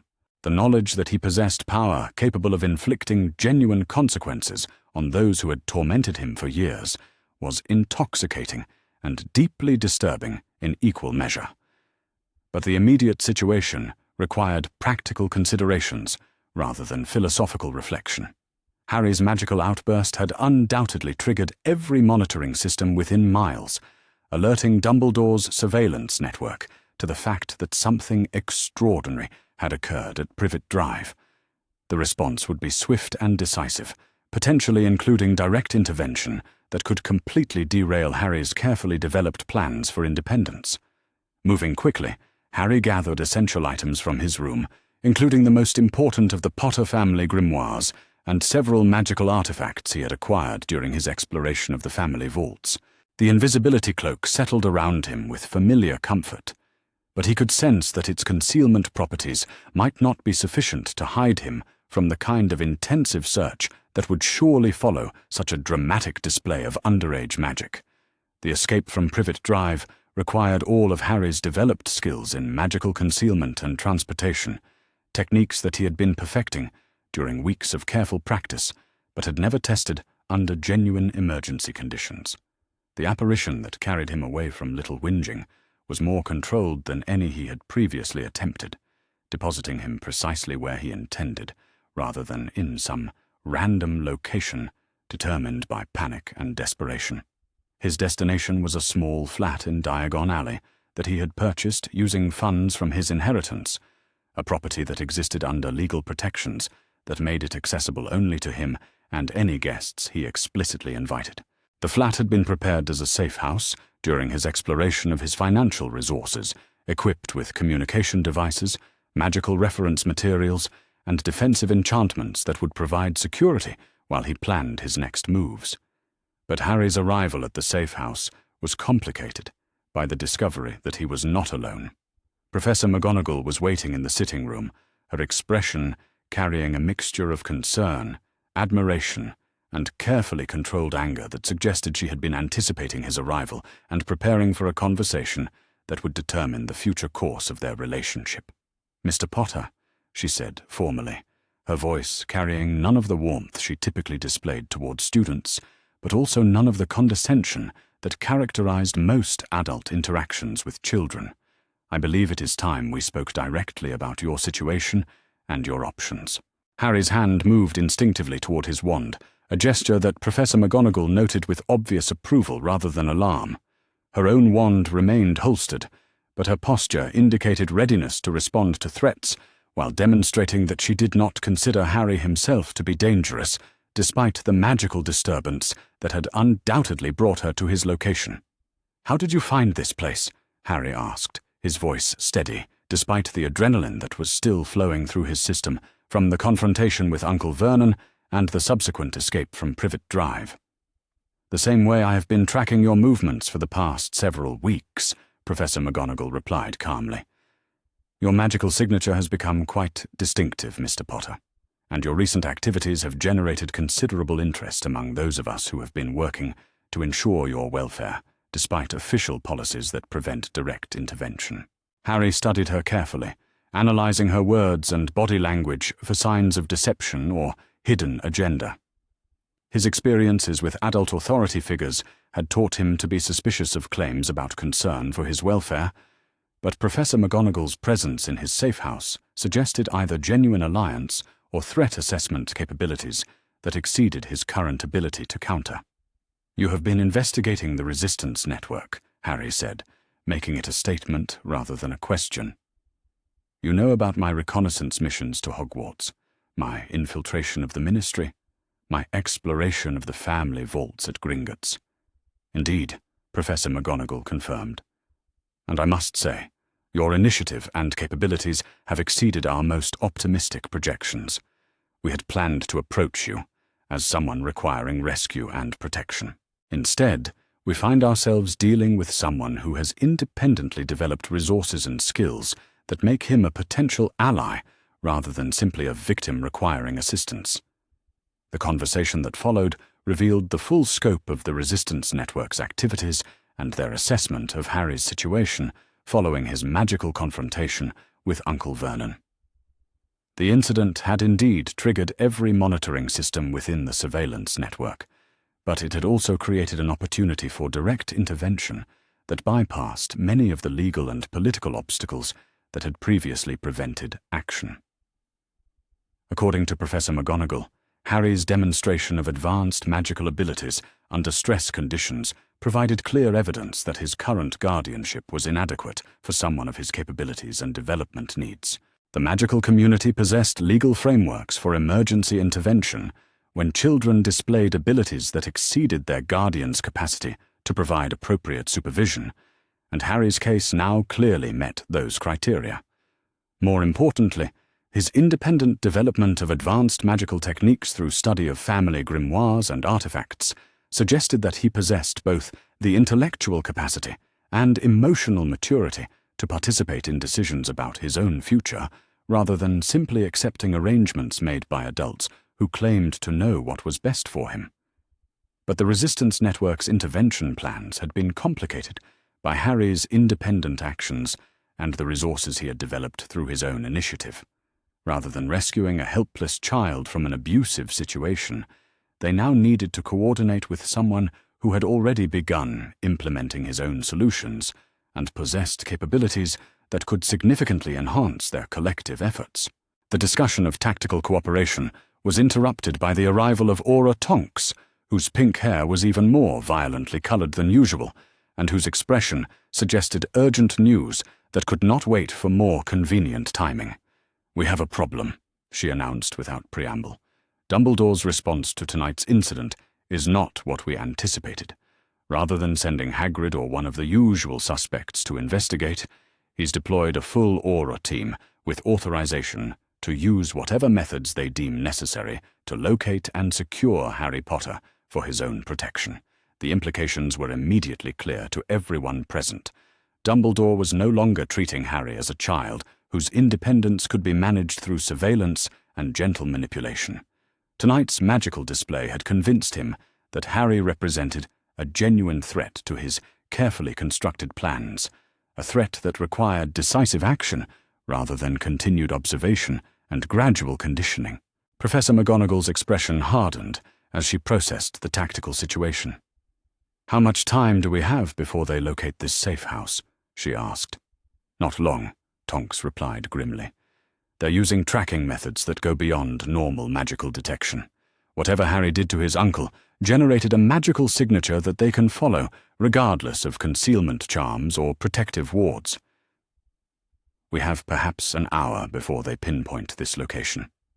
Harry felt the familiar cold fury building in his chest as he realized that his escape from immediate danger had only triggered escalation from opponents who possessed resources and authority that far exceeded his current capabilities. But he also possessed knowledge and allies that Dumbledore was not aware of, advantages that could be leveraged if he acted quickly and decisively. "Then we implement the emergency protocols," Harry said, his voice carrying authority that surprised even him.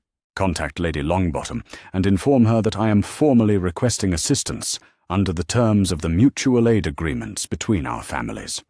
Activate the legal challenges we have been preparing and file them immediately under emergency provisions that require immediate judicial review." Professor McGonagall and Aura Tonks exchanged glances that suggested Harry's response had exceeded their expectations in ways that required rapid adjustment of their own tactical planning. "You have been studying more than magical theory during your reconnaissance missions," Professor McGonagall observed with obvious approval. "Your knowledge of magical law and political procedures is quite impressive for someone who was supposedly being kept ignorant of such matters. The Potter family grimoires include extensive sections on legal and political strategy," Harry explained. "My parents anticipated that I might need such knowledge to protect myself from exactly the kind of institutional manipulation I am currently experiencing. They prepared me for this confrontation, even if they could not prevent it from being necessary." The next hour unfolded with the coordinated precision of a military operation as the Resistance Network implemented emergency protocols that had been months in development. Legal documents were filed with multiple magical courts simultaneously, creating overlapping jurisdictions that would prevent Dumbledore from using his political influence to suppress judicial review. International observers were notified of the situation, ensuring that foreign magical governments would be aware of any violations of established protocols for protecting war orphans. Media contacts were activated, preparing to expose the full scope of Harry's treatment if official channels failed to provide adequate protection. Most importantly, Harry was transported to a secure location that existed outside British magical jurisdiction, a safe house operated by the International Confederation of Wizards that specialized in protecting children who were experiencing political persecution or institutional abuse. The facility provided both physical security and legal sanctuary, while formal challenges to his guardianship were processed through proper channels. But even as Harry found himself in genuine safety for the first time in his memory, surrounded by adults who were committed to protecting his welfare rather than exploiting his capabilities, he understood that the real battle was just beginning. Dumbledore would not accept the loss of control over his carefully constructed weapon, particularly not when that weapon had demonstrated capabilities that exceeded all previous projections. The headmaster possessed resources and influence that extended throughout magical Britain and beyond, and he would use every available method to regain custody of the child he considered essential for his plans to defeat Voldemort. The Resistance Network was strong and well organized, but they were challenging an opponent who had spent decades building authority and accumulating power within every institution that governed magical society. Success would require not just legal maneuvering and political pressure, but careful strategic planning that anticipated and countered every move Dumbledore might make to reclaim his lost asset. Harry understood that his childhood had effectively ended the moment his magic had struck back against Uncle Vernon's abuse. He was no longer a victim requiring rescue, but a participant in a conflict that would determine not just his own future, but the future of magical Britain itself. The invisible boy had become visible in exactly the way that would create the most disruption for those who had worked so hard to control him. And tomorrow, the real war would begin as both sides prepared for a confrontation that would test everything they believed about power, authority, and the rights of children to determine their own destinies. Tonight, for the first time in 7 years, Harry Potter fell asleep in a place where he was safe, protected, and valued for himself rather than his potential utility as a weapon. But he slept lightly, knowing that such safety was temporary and that maintaining it would require everything he had learned about magic, politics, and the complex realities of adult motivations in a world where children were too often treated as pawns in games they were not allowed to understand. The International Confederation of Wizards facility operated according to protocols that prioritized child welfare over political convenience, a philosophy that became immediately apparent when Harry was assigned a caseworker whose first concern was his physical and emotional well-being rather than his potential value as a strategic asset in ongoing magical conflicts. Healer Miranda Clearwater was a middle-aged witch whose credentials included advanced training in magical childhood trauma and extensive experience with children who had been subjected to systematic institutional abuse. Her evaluation of Harry's condition revealed malnutrition, chronic sleep deprivation, and psychological stress indicators that painted a damning picture of his treatment under Dumbledore's carefully managed guardianship arrangements. But her assessment also documented magical development that exceeded every established baseline for children of his age and circumstances, capabilities that suggested either exceptional natural talent or responses to extreme stress that had accelerated his growth in ways that carried both opportunities and significant risks. "Mr. Potter," Healer Clearwater said during their initial consultation, "your magical signature indicates that you have been performing advanced techniques that typically require years of formal education to master safely. While your self-directed learning is impressive, some of the spells you have been attempting could cause permanent damage to your magical core if not properly supervised and gradually developed." Harry appreciated her directness and obvious expertise, but he also understood that her recommendations for his care would need to account for political realities that extended far beyond medical considerations. Dumbledore would not simply accept the loss of his carefully prepared weapon, and the headmaster possessed resources that could challenge even international protective custody if he chose to deploy them. "What kind of training would be necessary to stabilize my development?" Harry asked, focusing on practical concerns rather than abstract medical theory. "Ideally, you would benefit from individualized instruction with masters who specialize in accelerated magical education," Healer Clearwater replied. "Your learning rate suggests that traditional age-based curricula would be inadequate for your needs, but intensive programs exist that can provide appropriate challenges while ensuring your safety and continued development." The conversation was interrupted by the arrival of Director Volkov, the senior administrator responsible for the facility's operations and the political negotiations that would determine Harry's long-term status. His expression carried the careful neutrality of someone managing a situation with significant diplomatic implications, but his body language suggested genuine concern for Harry's welfare rather than mere institutional obligation. "Mr. Potter," Director Volkov said formally, "we have received official communications from the British Ministry of Magic regarding your current status. I am afraid the situation is more complex than our initial assessments anticipated." The documents Director Volkov presented painted a picture of escalating political pressure that threatened to overwhelm the legal protections that had enabled Harry's removal from Dumbledore's direct control. The British magical government was claiming that Harry's protection from continuing threats required his return to specifically approved guardianship arrangements that coincidentally aligned perfectly with Dumbledore's preferences rather than Harry's demonstrated needs or expressed wishes. More concerning was evidence that Dumbledore was leveraging his international relationships and accumulated political capital to pressure the Confederation into treating Harry's case as a matter of British internal affairs, rather than a legitimate child protection issue that warranted independent intervention.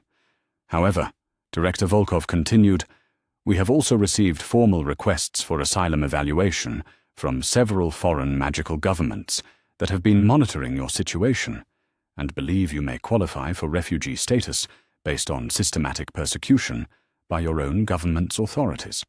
The possibility of asylum had not occurred to Harry during his planning, but it represented a potential solution that could provide long-term security while allowing him to develop his capabilities without interference from Dumbledore's network of control and surveillance. Foreign magical education systems operated according to different principles than British institutions, potentially offering opportunities that would never be available within Dumbledore's sphere of influence. What would asylum status require? Harry asked, his mind already analysing the tactical advantages and potential complications of such an arrangement. Formal documentation of the persecution you have experienced, evidence that your own government cannot or will not provide adequate protection, and demonstration that alternative arrangements would better serve your welfare and development needs, Director Volkov explained. Given the evidence we have already collected, such documentation should not be difficult to compile. But the asylum evaluation process was complicated by the arrival of unexpected visitors, whose presence transformed Harry's situation from a straightforward child protection case into something approaching an international diplomatic incident. Lady Augusta Longbottom arrived at the facility, accompanied by a delegation that included Lord Greengrass, Lady Bones, and several other members of magical Britain's most politically influential families, all of whom had been coordinating their response to Harry's situation through channels that operated independently of official government oversight. Their proposal was elegant in its simplicity and devastating in its implications for Dumbledore's continued authority over Harry's future. Rather than challenging the headmaster's guardianship through official channels that he had already demonstrated ability to influence, they were offering alternative arrangements that bypassed his authority entirely through legal mechanisms he could not easily counter. Mr. Potter, Lady Longbottom announced, with the formal precision of someone conducting official business, we are here to present you with offers of family adoption that would provide you with the security, education, and social standing appropriate to your heritage, while protecting you from continued manipulation by those who have demonstrated they value your utility over your welfare. The adoption offers had been carefully coordinated to provide multiple options that served different strategic purposes, while ensuring that Harry would have choices rather than simply exchanging one form of control for another. Each family brought different advantages, from political influence to educational resources to international connections that could provide additional layers of protection against future interference. Lady Longbottom's offer emphasized political activism and advocacy for children's rights, providing Harry with access to networks that specialized in challenging institutional abuse and fighting for legal reforms that would protect future victims. Lord Greengrass represented old money and international connections, offering educational opportunities that extended throughout the global magical community and business relationships that could provide economic independence. Lady Bones brought law enforcement expertise and ministry connections that could provide protection through official channels while maintaining independence from Dumbledore's political network. But the most intriguing offer came from an unexpected source whose presence at the facility suggested that Harry's situation had attracted attention from quarters he had not anticipated. Professor Sinistra stepped forward with the quiet confidence of someone whose expertise commanded respect regardless of political considerations. Her proposal was unique among the options being presented, offering not adoption, but mentorship arrangements that would allow Harry to maintain legal independence while receiving the guidance and protection that traditional family structures provided. Mr. Potter, she said formally, I represent a consortium of educators and researchers who specialize in developing exceptional magical talents outside traditional institutional frameworks. We would like to offer you admission to an accelerated program that operates under international auspices and provides education specifically designed for students whose capabilities exceed standard curricula. The program Professor Sinistra described was exactly what Harry had been hoping to find. Intensive magical education that operated according to his demonstrated abilities rather than arbitrary age restrictions, taught by masters who understood advanced techniques and could provide proper supervision for his continued development, and conducted under legal protections that would prevent interference from authorities who prioritized political considerations over educational quality. But accepting such opportunities would require formal rejection of British magical authority, a decision that would have consequences extending far beyond Harry's personal circumstances. His choice would establish precedents for how magical governments could treat their citizens, particularly children who possessed abilities or knowledge that made them valuable as strategic assets. The decision-making process was complicated by the arrival of Aura Tonks, whose pink hair was subdued to a more professional brown and whose expression suggested urgent news that could not wait for more convenient timing. "We have a problem," she announced without preamble. "Dumbledore is not accepting the current situation passively. He has deployed resources that go beyond normal legal and political channels, including methods that could compromise the security of this facility and everyone in it." The briefing Tonks provided painted a picture of escalating confrontation that threatened to transform Harry's personal liberation into a broader conflict between different factions within the magical community. Dumbledore was treating Harry's removal from his control as an existential threat to his plans for managing the eventual return of Voldemort, and he was prepared to use extraordinary measures to regain custody of his carefully prepared weapon. More disturbing was evidence that the headmaster was leveraging his authority within the Order of the Phoenix to frame Harry's rescue as a security breach that required immediate correction regardless of legal niceties or concerns about child welfare. Several Order members who had previously supported intervention on Harry's behalf were now being pressured to assist in his forcible return to approved guardianship arrangements. He's claiming that Harry has been compromised by foreign agents and that his continued freedom represents a clear and present danger to magical Britain's security, Tonks explained grimly.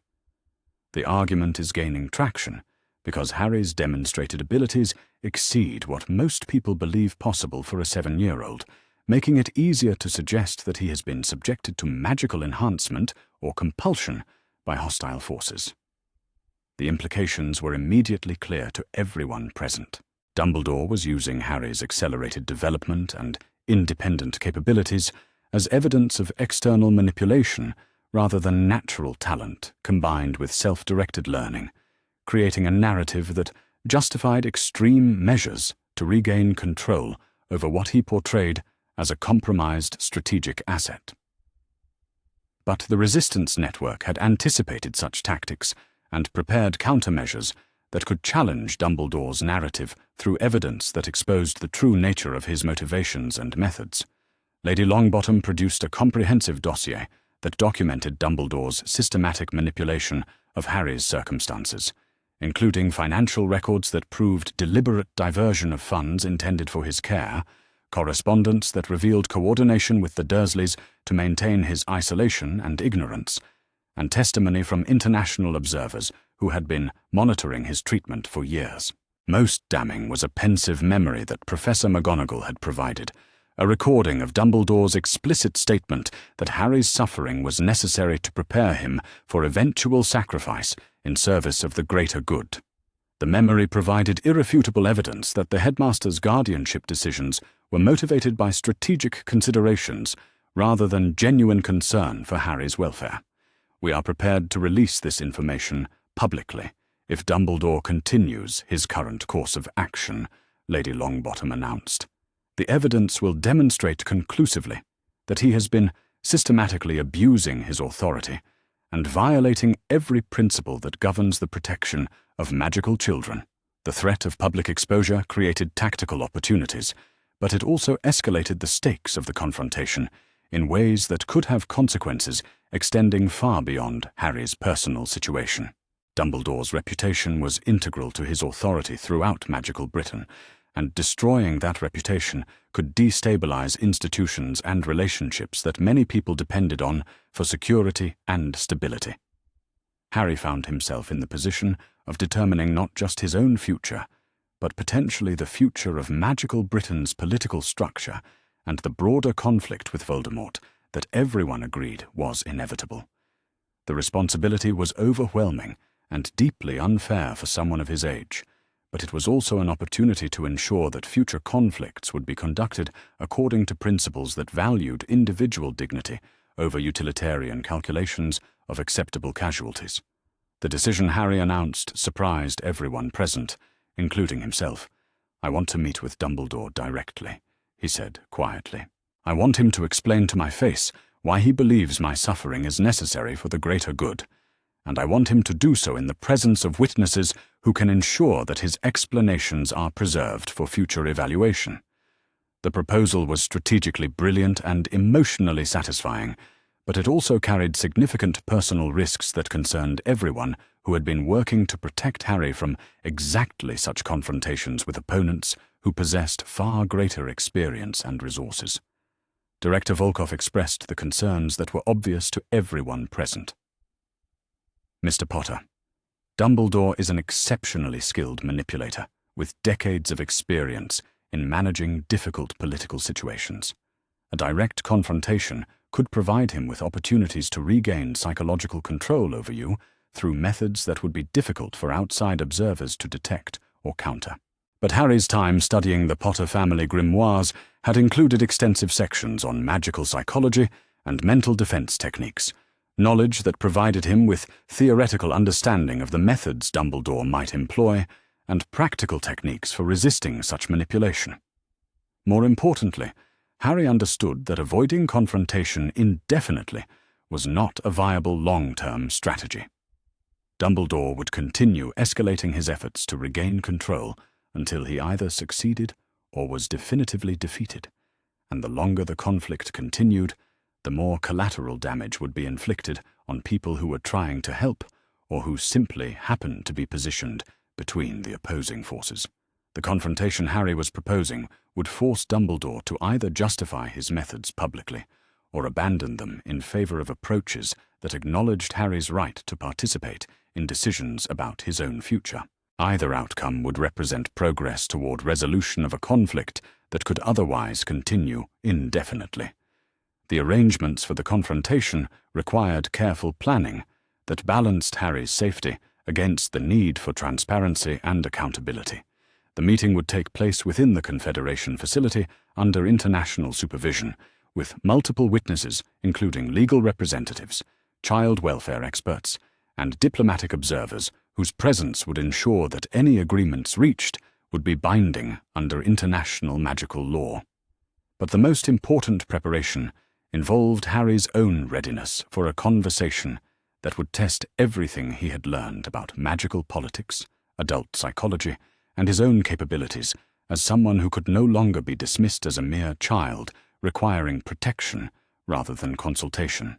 The Potter family grimoires included detailed guidance on conducting negotiations with opponents who possessed superior resources but inferior moral positions, strategies that emphasized preparation, clarity of purpose, and willingness to accept costs in service of principles that transcended immediate tactical considerations.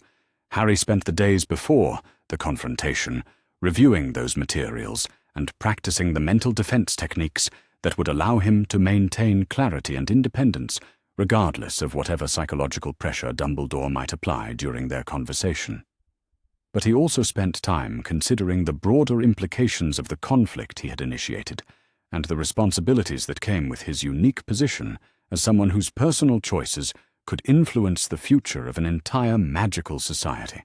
The Invisible Boy was preparing to become visible in the most dramatic way possible, stepping into the light to challenge authority that had operated in shadows for too long, and demanding accountability from those who claimed to act in service of greater goods that somehow always required other people's suffering to achieve. Tomorrow, everything would change. The confrontation that had been building since Christmas morning would finally occur, and its outcome would determine not just Harry's future, but the future of everyone who believed that children deserved protection rather than exploitation, honesty rather than manipulation, and respect rather than utilitarian treatment, as tools for achieving adult goals. Harry Potter was 7 years old, far from home, and facing the most powerful wizard in Britain in a battle that would be fought with words and ideas rather than magic and violence. But he was no longer alone, no longer ignorant, and no longer powerless. The boy who lived was about to discover whether he could also be the boy who changed everything. The conference room within the International Confederation facility had been configured with security measures that went beyond simple magical protections, incorporating techniques from multiple magical traditions to create a space where truth could be spoken without fear of external manipulation or coercion. Harry felt the weight of those protections settling around him like a protective blanket as he prepared for the most important conversation of his young life. Albus Dumbledore arrived precisely on schedule, his presence filling the room with the kind of authority that had made him one of the most respected figures in magical Britain for over half a century. But Harry's weeks of preparation had taught him to look beyond surface impressions, and what he saw now was not the benevolent grandfather figure that Dumbledore projected, but a skilled political operator who used charm and reputation to mask calculations that prioritized outcomes over individual welfare. The witnesses present included Director Volkov, representing the International Confederation, Lady Longbottom, speaking for the Resistance Network that had been working to protect Harry, Healer Clearwater providing medical and psychological expertise, and a court recorder whose presence ensured that every word spoken would be preserved under magical oath for future legal proceedings. But the most important witness was Harry himself, no longer an invisible observer, but an active participant whose questions and responses would determine whether this confrontation resolved the conflict between them or simply escalated it to more dangerous levels. "Good morning, Harry," Dumbledore said, with the warm familiarity of someone greeting a beloved grandchild. "I must say, you look remarkably well considering the distressing circumstances that have brought us together today." The opening gambit was perfectly calculated to establish emotional connection while positioning Harry's rescue as a problem to be solved rather than a legitimate response to systematic abuse. But Harry had studied enough examples of Dumbledore's rhetorical techniques to recognize manipulation when he encountered it. "Good morning, Professor Dumbledore," Harry replied formally, his tone carrying none of the deference that adults typically expected from children. "I appreciate your concern for my well-being, though I confess some confusion about why such concern was absent during the years when it might have prevented the necessity for international intervention." The response clearly surprised Dumbledore, whose eyebrows rose slightly as he processed the implications of Harry's sophisticated vocabulary and confident demeanor. The headmaster had expected to encounter a frightened child who could be reassured and redirected through gentle manipulation, not someone who spoke with the precision of a trained negotiator. "I understand that recent events have been troubling for you, Harry," Dumbledore continued, adjusting his approach to account for Harry's unexpected verbal sophistication. "But I hope you will allow me to explain the considerations that have guided my decisions regarding your care and protection." "I would welcome such explanations," Harry said calmly, "particularly your reasoning for maintaining my placement with guardians who consistently violated the care standards established by my parents, despite the availability of alternative arrangements that would have provided superior protection while respecting my heritage and educational needs." The directness of Harry's challenge created visible tension in the room as the adult witnesses realized they were observing something far more complex than a simple custody dispute. Harry was conducting a formal interrogation of someone whose authority had rarely been questioned, using knowledge and techniques that suggested preparation that went far beyond what anyone had anticipated from a 7-year-old child. Dumbledore's response revealed his growing awareness that traditional approaches to managing difficult children would be inadequate for this particular conversation. The blood protection that has kept you safe for 7 years required specific conditions that could not be replicated through alternative arrangements, Harry, Dumbledore explained with the patient tone of someone educating a student about complex magical theory. "Your mother's sacrifice created wards that depend on your residence with blood relatives, protections that have prevented Voldemort's followers from locating and harming you during your most vulnerable years. Harry had anticipated this argument and prepared responses that demonstrated both his understanding of magical theory and his awareness of the alternatives that Dumbledore had chosen not to pursue.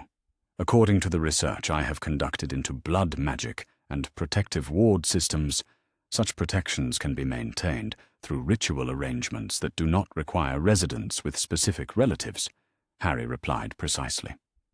The Potter family grimoires include detailed instructions for transferring blood protections to alternative guardians who accept formal responsibility for the protected individual's welfare. The mention of the Potter family grimoires created another moment of visible surprise, as Dumbledore realized that Harry had gained access to materials that were supposed to remain sealed until his magical majority. The implications were staggering, suggesting that Harry possessed knowledge of advanced magical techniques and family traditions that could significantly complicate efforts to maintain control over his development. "You have been studying your family's magical traditions," Dumbledore observed, his tone carrying a mixture of admiration and concern. Such knowledge is valuable, but it can also be dangerous when applied without proper understanding of the broader magical and political context that governs its use. The response was another attempt to position Harry as someone who required guidance rather than someone capable of independent decision-making, but it also revealed Dumbledore's growing awareness that his traditional methods of managing difficult situations were proving inadequate for this particular challenge. Harry's next question struck directly at the heart of Dumbledore's justifications for his guardianship decisions.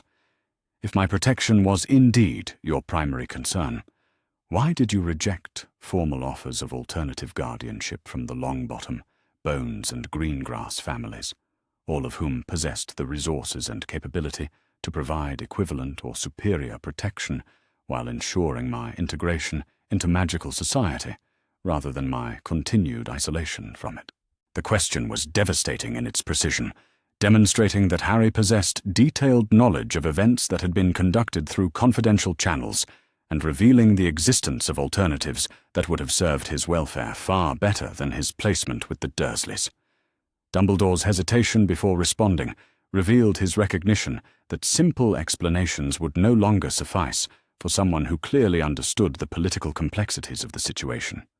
"The magical world can be a dangerous place for children who are seen as symbols or strategic assets, Harry," Dumbledore said carefully.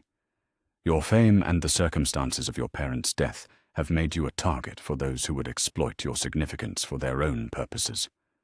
Isolation from magical society, while difficult, provided protection from such exploitation." The argument was more sophisticated than Dumbledore's previous responses, but it contained logical flaws that Harry was prepared to expose through systematic questioning.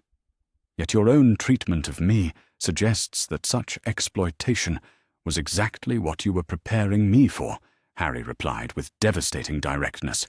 "The systematic denial of education, emotional support, and social connection appears designed to create psychological conditions that would make me more compliant with authority figures who claimed to act in my best interests, regardless of whether such compliance served my actual welfare." The accusation hung in the air like a physical presence, as everyone in the room processed the implications of what Harry had just stated. He was not merely questioning Dumbledore's methods, but explicitly accusing him of the very exploitation he claimed to be preventing. Dumbledore's response revealed the depth of his commitment to the utilitarian philosophy that had guided his decisions about Harry's future. "Sometimes, Harry, those who are destined for great things must endure great hardships to prepare them for the responsibilities they will eventually bear," Dumbledore said, with the quiet conviction of someone stating fundamental truth. "Your suffering has not been purposeless. It has been building the strength of character and emotional resilience that you will need to fulfill the prophecy that governs your fate."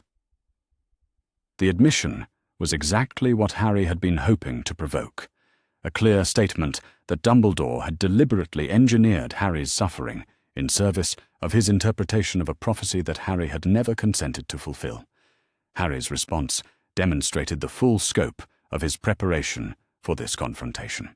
The prophecy you reference was made without my knowledge or consent, and interpreted according to your understanding of what it requires, rather than any objective analysis of its actual meaning, Harry said with clinical precision.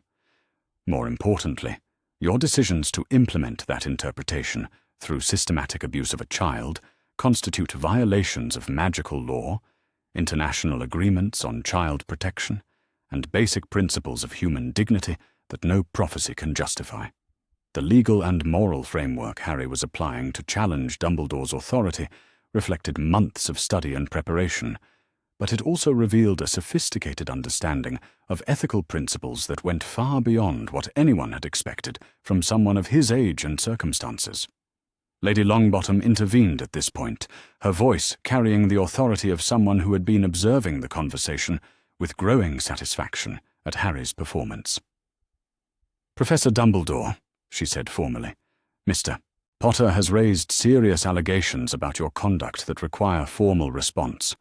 Do you acknowledge that your guardianship decisions were motivated by strategic considerations related to an ancient prophecy rather than by primary concern for his individual welfare?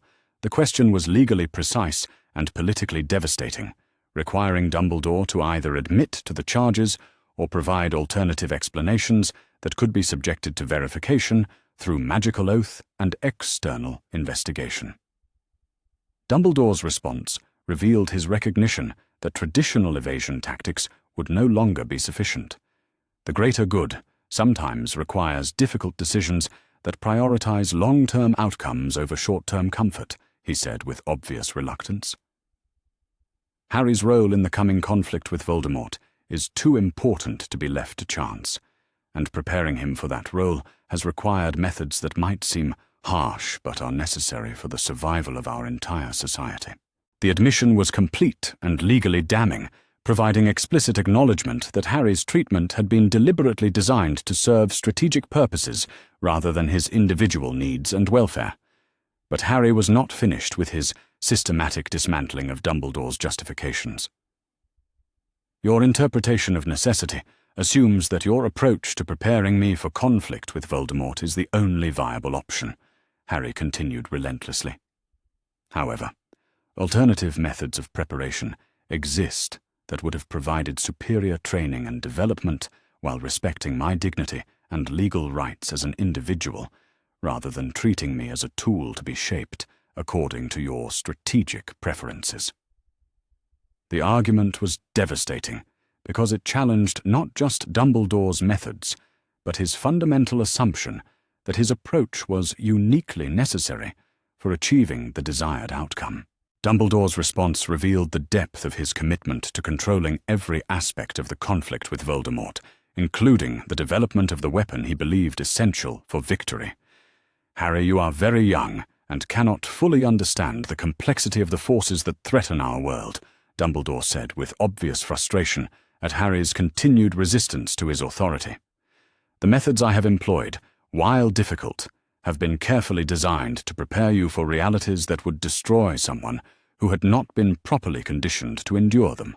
The paternalistic dismissal was exactly the kind of response Harry had been expecting, and he was prepared with counter-arguments that exposed the fundamental flaws in Dumbledore's reasoning.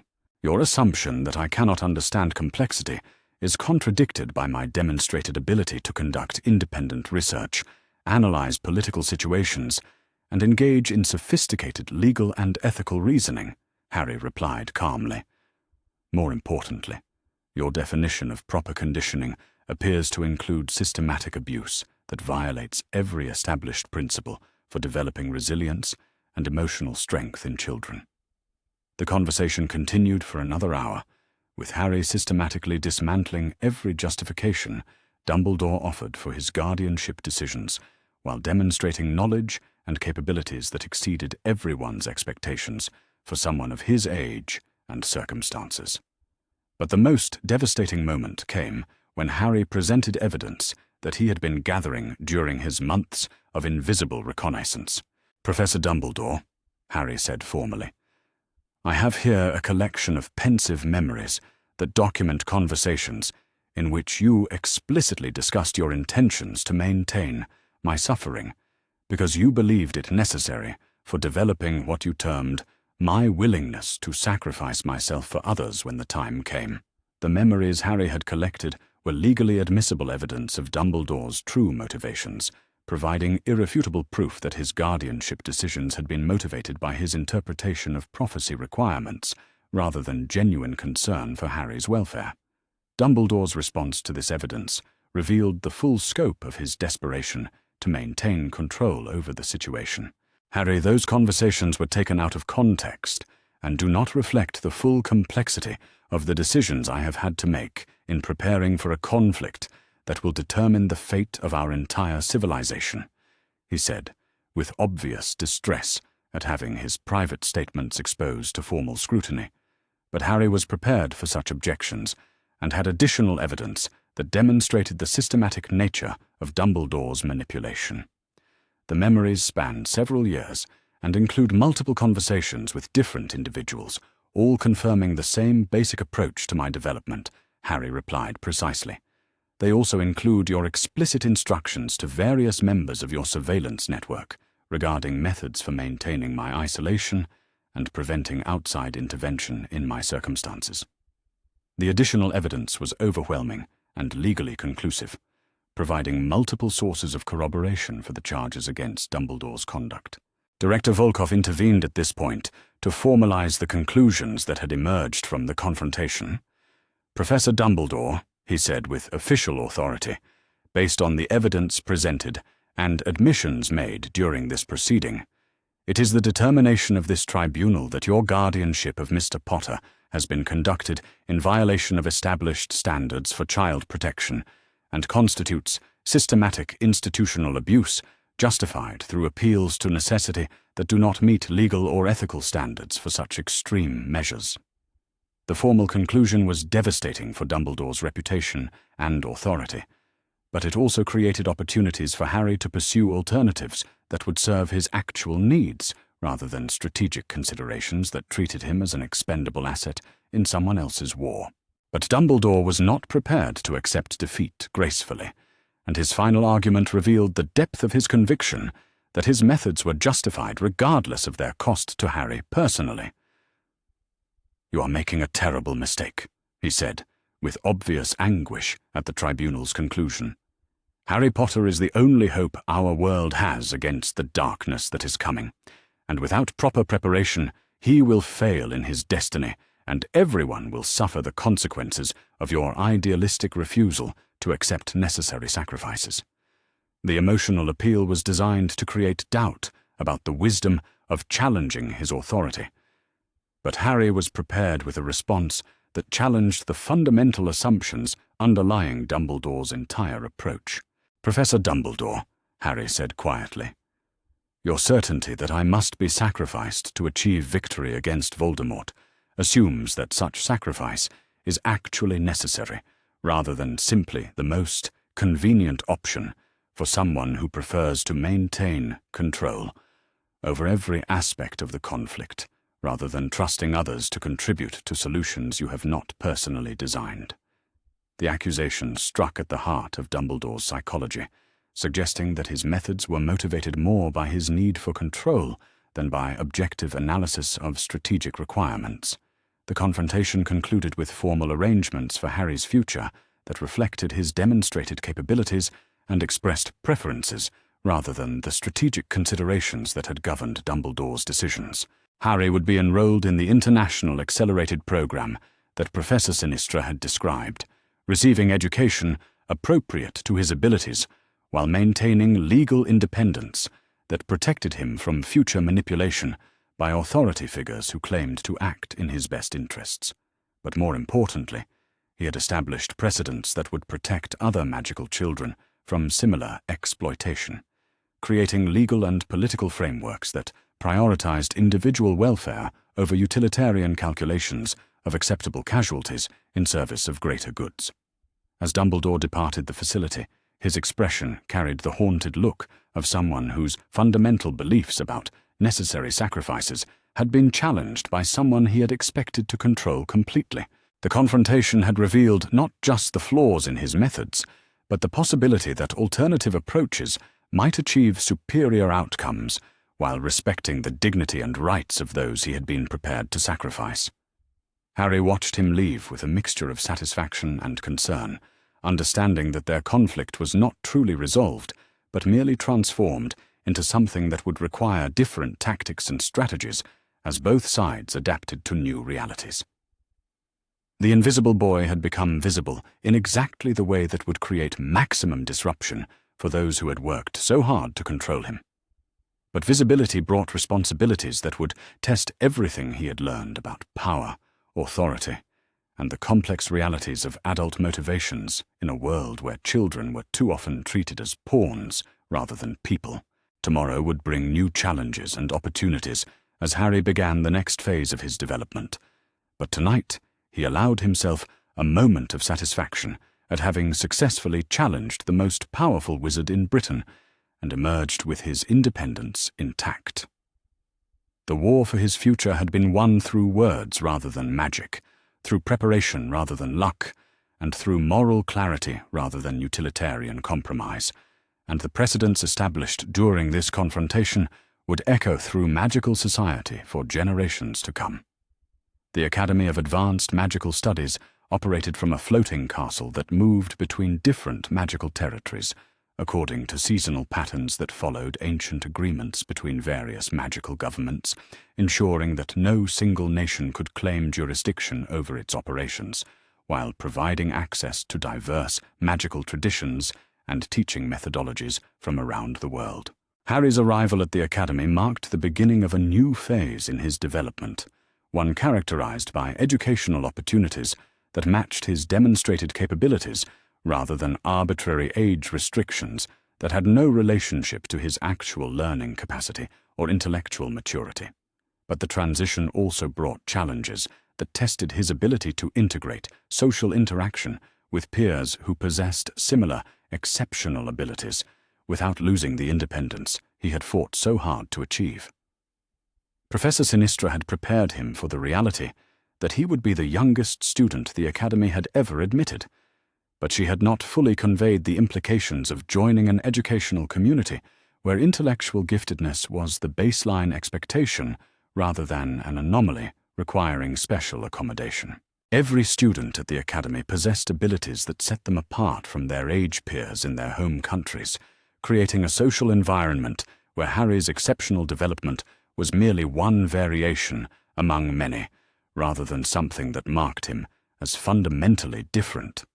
His first encounter with the student body occurred during the orientation assembly, where new admissions were introduced to the Academy's unique educational philosophy, and the expectations that governed student conduct within an institution designed for individuals whose capabilities exceeded conventional educational frameworks. The assembly hall was magnificent in ways that made even Hogwarts seem provincial by comparison, its architecture incorporating magical techniques from a dozen different traditions to create a space that existed partially outside normal dimensions, allowing it to accommodate gatherings that would be impossible within conventional physical limitations.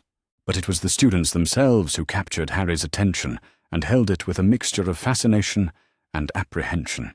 Luna Lovegood sat near the front of the assembly with the serene expression of someone who found the extraordinary perfectly normal, her silvery hair catching light that seemed to come from sources that existed in dimensions adjacent to the physical space they occupied. Harry had read about her in the Potter family records, the daughter of a researcher whose work with magical creatures had provided crucial intelligence during the previous war against Voldemort, but seeing her in person revealed capabilities that written descriptions had failed to convey. Neville Longbottom occupied a position that suggested both social integration and careful independence, his posture indicating confidence that had been built through educational experiences that valued his particular strengths rather than penalizing him for areas where his development had been delayed by trauma and inadequate instruction. The transformation from the frightened boy Harry remembered from brief encounters at social gatherings was remarkable and encouraging, suggesting that the Academy's approach to nurturing exceptional students was both effective and psychologically beneficial. But it was Hermione Granger whose presence created the most complex emotional response in Harry, not because of any particular personal connection, but because her attendance at the academy represented validation of his own decision to pursue educational alternatives rather than accepting the limitations that conventional institutions would have imposed on his development. Miss Granger had apparently arrived at the academy through circumstances that paralleled Harry's own experience with inadequate educational provision, though her situation had been characterized by institutional inflexibility rather than deliberate manipulation. Her parents had struggled to find educational opportunities that matched her demonstrated capabilities, particularly in magical subjects that exceeded what traditional schools were equipped to provide for students from non-magical backgrounds. The orientation presentation provided Harry with crucial information about how the academy operated and what would be expected of him as a student whose educational needs differed significantly from conventional patterns. Rather than organizing instruction around age-based grade levels, the academy grouped students according to demonstrated competency in specific subject areas, allowing individuals to progress at their own pace while ensuring that they received appropriate challenge and support regardless of their chronological age. More importantly, the academy's educational philosophy emphasized student agency and self-direction, treating students as partners in their own development rather than passive recipients of instruction delivered according to predetermined curricula. Each student worked with faculty advisors to design individualized programs that reflected their particular interests, capabilities, and career objectives, creating educational experiences that were customized to serve individual needs rather than institutional convenience. Harry's initial academic assessments revealed the scope of what he had accomplished through self-directed study of the Potter family grimoires and the practical experience he had gained during his months of invisible reconnaissance and political maneuvering. His magical theory knowledge was advanced enough to place him in upper-level courses typically reserved for students several years older, while his practical application skills reflected the kind of experience that usually required extensive field work under professional supervision. But the assessments also identified areas where his unconventional education had created gaps that needed to be addressed through focused remedial work designed to provide foundation knowledge that he had missed while developing more advanced capabilities. His understanding of magical history was incomplete, his knowledge of international magical law was fragmentary, and his familiarity with magical creature biology was limited to the specific information that had been relevant to his immediate survival needs.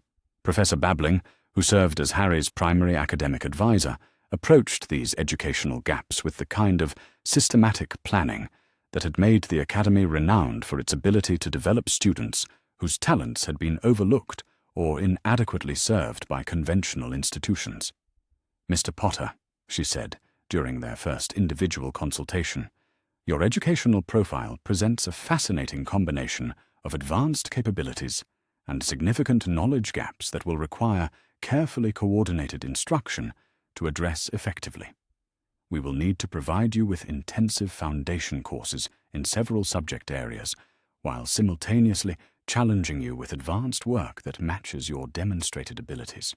The individualized curriculum that Professor Babbling designed for Harry reflected the Academy's commitment to treating each student as a unique educational challenge, requiring customized solutions rather than standardized approaches that assumed all students of similar age should receive identical instruction regardless of their particular strengths and developmental needs.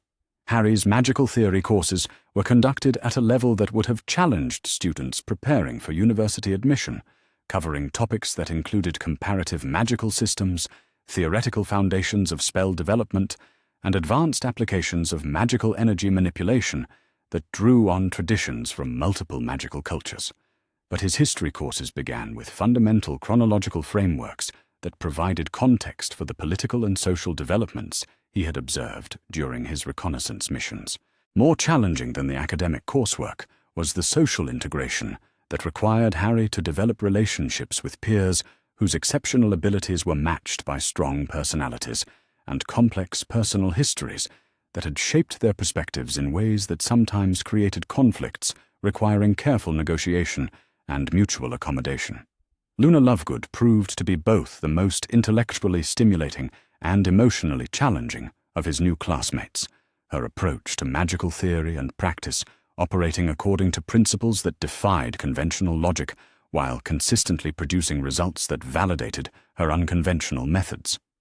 Her ability to perceive magical phenomena that remained invisible to others extended to social dynamics and political undercurrents, making her both a valuable ally and someone whose insights could be deeply unsettling when they revealed truths that others preferred to keep hidden.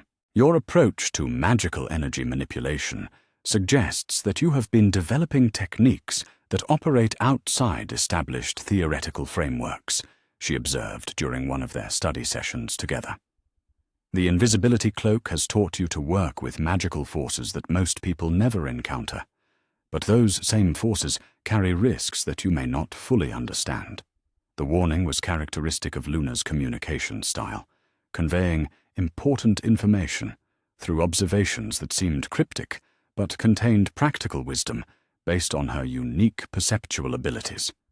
Harry had learned to pay careful attention to her seemingly casual comments, recognizing that they often contained insights that proved crucial for understanding complex situations. Neville Longbottom brought different strengths to their developing friendship, his expertise in magical botany and creature care providing practical knowledge that complemented Harry's theoretical understanding, while his experience with institutional politics offered perspectives on resistance and survival that proved invaluable for someone whose own confrontations with authority had attracted considerable attention. The changes at Hogwarts since your confrontation with Dumbledore have been remarkable, Neville reported during one of their conversations about developments in magical Britain. Professor McGonagall has implemented new policies for student welfare that prioritize individual needs over institutional convenience, and several families have withdrawn their children from the school in favor of alternative educational arrangements, similar to what we have found here. The broader impact of Harry's successful challenge to Dumbledore's authority was becoming apparent throughout magical Britain, where other families were questioning traditional assumptions about educational quality and institutional reliability, while seeking alternatives that better served their children's actual needs, rather than social expectations about proper schooling for young wizards. But it was Hermione Granger who proved to be the most intellectually compatible of Harry's new classmates. Her systematic approach to learning and her determination to understand complex magical theory, providing a foundation for collaborative study that accelerated both of their academic progress, while creating opportunities for the kind of intellectual discourse that had been impossible during Harry's years of isolation and deliberately limited educational provision. Your analysis of magical law as it relates to child protection has implications that extend far beyond your personal situation, she observed during one of their discussions about the legal precedents that had been established during Harry's confrontation with Dumbledore. The frameworks you helped establish could be used to challenge other cases where children are being exploited by adults who claim to be acting in their best interests. The observation reflected Hermione's tendency to identify broader applications for specific knowledge, a trait that made her an ideal research partner for projects that required systematic investigation and comprehensive analysis. Her background in non-magical society also provided perspectives on institutional accountability and individual rights that had influenced Harry's own thinking about the ethical principles that should govern relationships between authority figures and those they claimed to protect. The collaborative research projects that emerged from Harry's interactions with his classmates represented some of his most intellectually satisfying experiences since discovering his magical heritage, providing opportunities to apply his knowledge and capabilities to problems that extended beyond his personal circumstances, while contributing to developments that could benefit other children experiencing similar exploitation. Their investigation into international protocols for protecting magical children revealed systematic patterns of institutional abuse that extended throughout the global magical community, where talented children were consistently treated as strategic assets rather than individuals deserving protection and support, regardless of their potential utility for achieving adult political objectives. The research documented case after case of children whose exceptional abilities had made them targets for manipulation by authority figures who justified their exploitation through appeals to necessity and greater good arguments that prioritized outcomes over individual welfare. The patterns were depressingly consistent across different magical cultures and political systems, suggesting that the problems Harry had encountered were manifestations of broader institutional failures rather than isolated incidents specific to British magical society.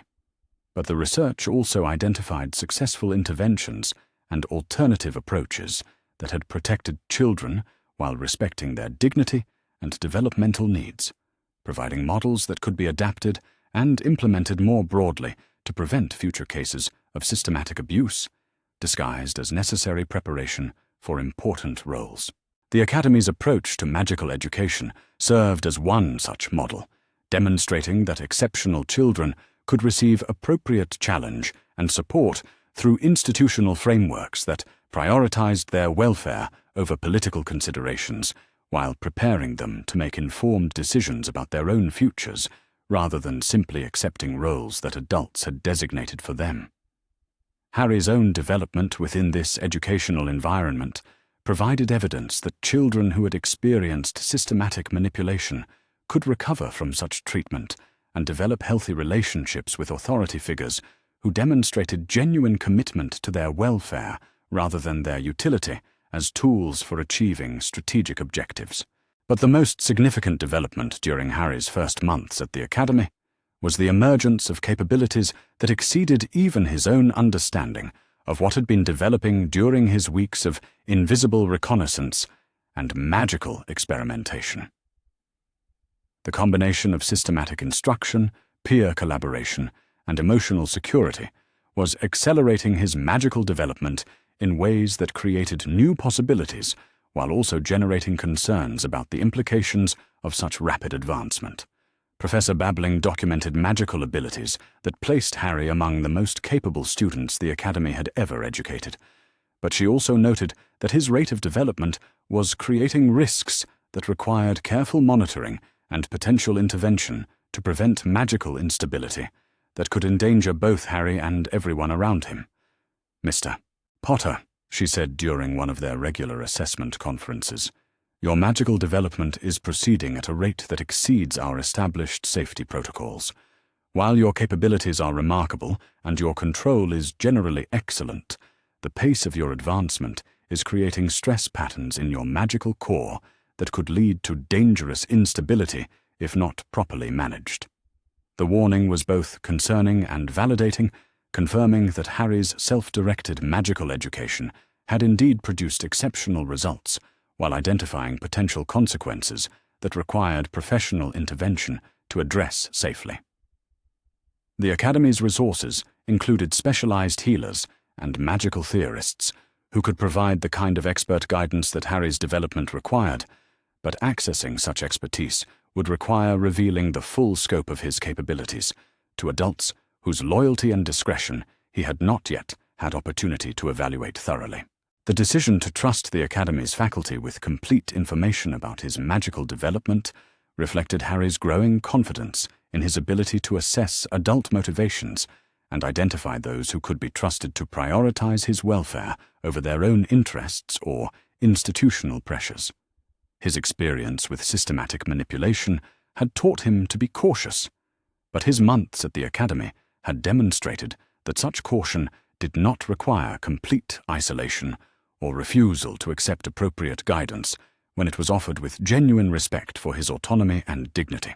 The magical stability treatments that Professor Babbling arranged proved to be both more complex and more enlightening than Harry had anticipated, revealing aspects of his magical heritage that had been hidden even in the Potter family grimoires, while providing insights into capabilities that would require years of careful development to use safely and effectively.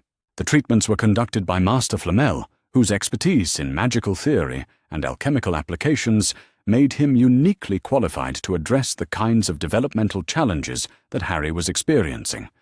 But the sessions also provided opportunities for Harry to learn about his family's historical role in developing magical techniques that had influenced the broader magical community, while creating resources and capabilities that could be crucial for addressing future threats. Your family's contributions to magical theory have been far more extensive than most people realize, Mr. Potter, Master Flamel explained during one of their sessions. The techniques you have been developing through study of your inheritance represent continuation of research that your parents and grandparents pursued for decades, work that was interrupted by the war but never completed. The revelation that Harry's magical development was connected to his family's research projects provided context for capabilities that had seemed anomalous when viewed as individual achievements. His accelerated learning was not simply a matter of exceptional natural talent, but represented genetic and cultural inheritance that had prepared him to understand and apply magical knowledge that would be inaccessible to most wizards, regardless of their training or experience. But Master Flamel also revealed that such inherited capabilities carried responsibilities that extended beyond Harry's personal development and educational goals, obligations that connected him to ongoing magical research that could have profound implications for the broader magical community's ability to address threats that conventional approaches had proven inadequate to counter. The war against Voldemort that everyone anticipated was only one manifestation of larger conflicts that would require magical innovations and political solutions that exceeded what current institutions and traditional approaches could provide. Harry's development was occurring within a historical context that would require him to make decisions not just about his own future, but about his role in addressing challenges that would affect everyone he cared about. As Harry completed his first term at the academy, he reflected on how far he had traveled from the frightened and isolated child who had discovered a mysterious package on Christmas morning. His magical abilities had developed beyond anything he had imagined possible. His understanding of political and social complexities had been enhanced through interactions with exceptional peers and faculty, and his confidence in his own judgment and capabilities had been validated through successful navigation of challenges that had seemed overwhelming when he first encountered them. But he also understood that his education was just beginning, and that the real test of everything he had learned would come when he was required to apply his knowledge and capabilities to problems that extended beyond the safe and supportive environment that the academy provided. The invisible boy had become visible in ways that created opportunities and responsibilities he was still learning to understand. Tomorrow would bring new challenges and possibilities, but tonight Harry allowed himself satisfaction at having successfully completed the first phase of an educational journey that would prepare him to face whatever future awaited someone whose childhood had ended the moment he chose to fight for his own dignity and autonomy rather than accepting the role that others had designed for him. The war for his future had been won, but the larger conflicts that would define his adult life were just beginning to emerge from the political and magical complexities that surrounded everyone who possessed the capabilities and moral clarity necessary to challenge institutional authority when it prioritized convenience over justice. The plan to challenge Sirius Black's imprisonment required coordination between multiple legal systems and careful timing that would prevent Dumbledore's network from interfering with judicial proceedings through the kind of political manipulation that had maintained the current unjust situation for over 7 years. Harry's research into magical law had revealed that the case represented not just an individual tragedy, but a systematic failure of legal institutions that prioritized political convenience over justice and due process. Hermione Granger proved to be an invaluable partner in developing the legal strategy that would challenge Sirius's continued detention. Her systematic approach to research and her ability to identify connections between seemingly unrelated legal precedents providing the foundation for arguments that could succeed where previous efforts had failed due to inadequate preparation and insufficient understanding of the political forces that had prevented fair judicial review. The case file that Hermione assembled documented not just the procedural violations that had characterized Sirius's arrest and detention, but the broader pattern of legal corruption that had allowed political considerations to override established protections for accused individuals during periods when fear and urgency were used to justify suspension of normal safeguards against government abuse. According to her analysis, Sirius Black's case was one of dozens where emergency powers granted during the war against Voldemort had been used to circumvent legal protections that existed specifically to prevent false imprisonment and ensure that accused individuals received fair evaluation of evidence before being subjected to punishment. The emergency powers had never been formally rescinded after the war's conclusion, creating a legal framework that allowed continued abuse of authority through mechanisms that had been intended as temporary measures for addressing immediate security threats. "Mr. Potter," Hermione said during one of their intensive research sessions, "the legal precedents we have identified suggest that challenging your godfather's imprisonment could establish frameworks that would prevent similar injustices in the future, while exposing the systematic corruption that has characterized magical Britain's justice system for the past decade."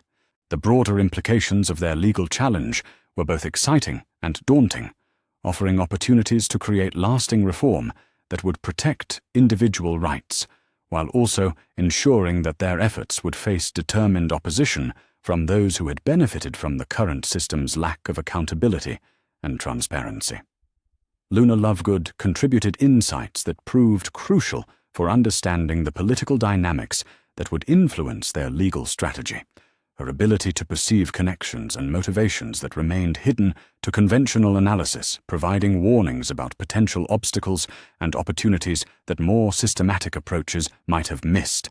"The people who imprisoned your godfather without trial are the same people who maintained your isolation and abuse," she observed with the matter-of-fact tone that characterized her most important revelations.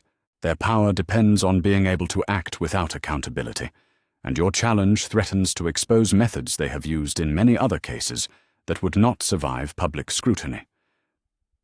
The warning helped Harry and Hermione understand that their legal challenge would inevitably become a broader confrontation with institutional corruption, requiring them to prepare for escalation that would test everything they had learned about magical law, political maneuvering, and the complex relationships between different factions within magical Britain's power structure. Neville Longbottom provided practical support that proved essential for implementing their legal strategy. His family's political connections and his grandmother's influence within the Wizengamot, creating opportunities for formal challenges that would have been impossible for Harry to pursue independently, despite his legal knowledge and access to financial resources. "Gran has been waiting for an opportunity to challenge the emergency detention policies for years," Neville explained during one of their planning meetings. "She believes that Sirius Black's case could provide the perfect test case for establishing precedents that would protect other families from similar treatment if political tensions escalate in the future." Lady Longbottom's support was crucial, not just for accessing formal legal channels, but for providing political protection that would prevent Dumbledore from using his influence within the Wizengamot to suppress their challenge through procedural manipulation or behind-the-scenes pressure on judges who might otherwise be sympathetic to their arguments. The legal documents that Hermione prepared were comprehensive and devastating, documenting every procedural violation that had characterized Sirius's case, while establishing clear legal foundations for demanding immediate review of his detention and compensation for the years of unjust imprisonment he had endured without proper judicial oversight. But the most powerful aspect of their legal strategy was the evidence they had gathered about the broader pattern of corruption that had enabled such injustices, evidence that included testimony from other victims of emergency detention policies and documentation of the political pressures that had prevented previous challenges from receiving fair consideration. The formal filing of their legal challenge created immediate political consequences that extended far beyond Sirius's individual case, generating public attention that forced magical Britain's political establishment to address questions about justice and accountability that they had been avoiding for years through appeals to security concerns and emergency necessity. The Daily Prophet's coverage of the case was initially hostile, reflecting the newspaper's traditional deference to established authority and its reluctance to challenge popular narratives about war heroes and security threats. But the comprehensive evidence that Harry and Hermione had assembled made it impossible for even sympathetic media outlets to ignore the documented violations of legal procedure and individual rights that characterized not just Sirius's case, but dozens of similar situations. More importantly, the international attention that their challenge attracted brought pressure from foreign magical governments who had been monitoring Magical Britain's human rights practices and were increasingly concerned about the implications of emergency powers that had never been properly reviewed or rescinded after the conclusion of the conflicts that had justified their initial implementation. The hearing schedule that the Wizengamot established for reviewing Sirius's case reflected both the political pressure that their challenge had generated and the institutional resistance that would characterize their efforts to achieve meaningful reform, rather than merely cosmetic adjustments that preserved the underlying system while appearing to address specific grievances. Harry's preparation for testifying before the Wizengamot required him to master not just the legal arguments that supported their challenge, but the political dynamics that would influence how his testimony was received by judges, whose decisions would be shaped by considerations that extended beyond simple evaluation of evidence and legal precedent. Professor Babbling provided crucial coaching that helped Harry understand how to present his arguments in ways that would maximize their persuasive impact while minimizing opportunities for opponents to challenge his credibility or dismiss his testimony as the product of manipulation by adults with their own political agendas. "Mr. Potter," she explained during one of their preparation sessions, "your testimony will be evaluated not just on its factual accuracy, but on your demonstrated understanding of the complex legal and political issues that surround your godfather's case. You must convince the Wizengamot that your arguments reflect genuine legal analysis rather than emotional attachment to someone you hope to rescue." The coaching proved invaluable for helping Harry develop testimony that balanced emotional authenticity with legal sophistication, presenting his personal connection to Sirius as motivation for conducting thorough research rather than bias that compromised his ability to evaluate evidence objectively. The hearing itself took place in the Wizengamot chamber, under circumstances that reflected the political sensitivity of the case and the potential implications of its outcome for Magical Britain's broader legal and political systems. The attendance included not just the regular Wizengamot members, but international observers, media representatives, and advocates for legal reform who had been monitoring the case as a test of whether Magical Britain's institutions could address systematic problems through legitimate channels or would require external pressure to achieve meaningful change. Harry's testimony was delivered with the precision and authority that his months of preparation had developed, presenting legal arguments that demonstrated sophisticated understanding of magical law while maintaining emotional connection to the human costs of the injustices he was challenging. "Members of the Wizengamot," he began formally, "the case of Sirius Black represents not just an individual tragedy, but a systematic failure of our legal institutions to protect the rights and dignity of accused individuals during periods when political pressure creates incentives for shortcuts that violate established principles of justice and due process." The opening statement established the framework for testimony that systematically dismantled every justification that had been offered for Sirius's continued detention, while documenting the broader pattern of legal corruption that had enabled such abuses to continue without adequate oversight or accountability. Harry's presentation of evidence was methodical and devastating, documenting procedural violations that included arrest without warrant, detention without trial, denial of legal representation, and suppression of exculpatory evidence that would have established Sirius's innocence if proper investigative procedures had been followed during the initial stages of the case.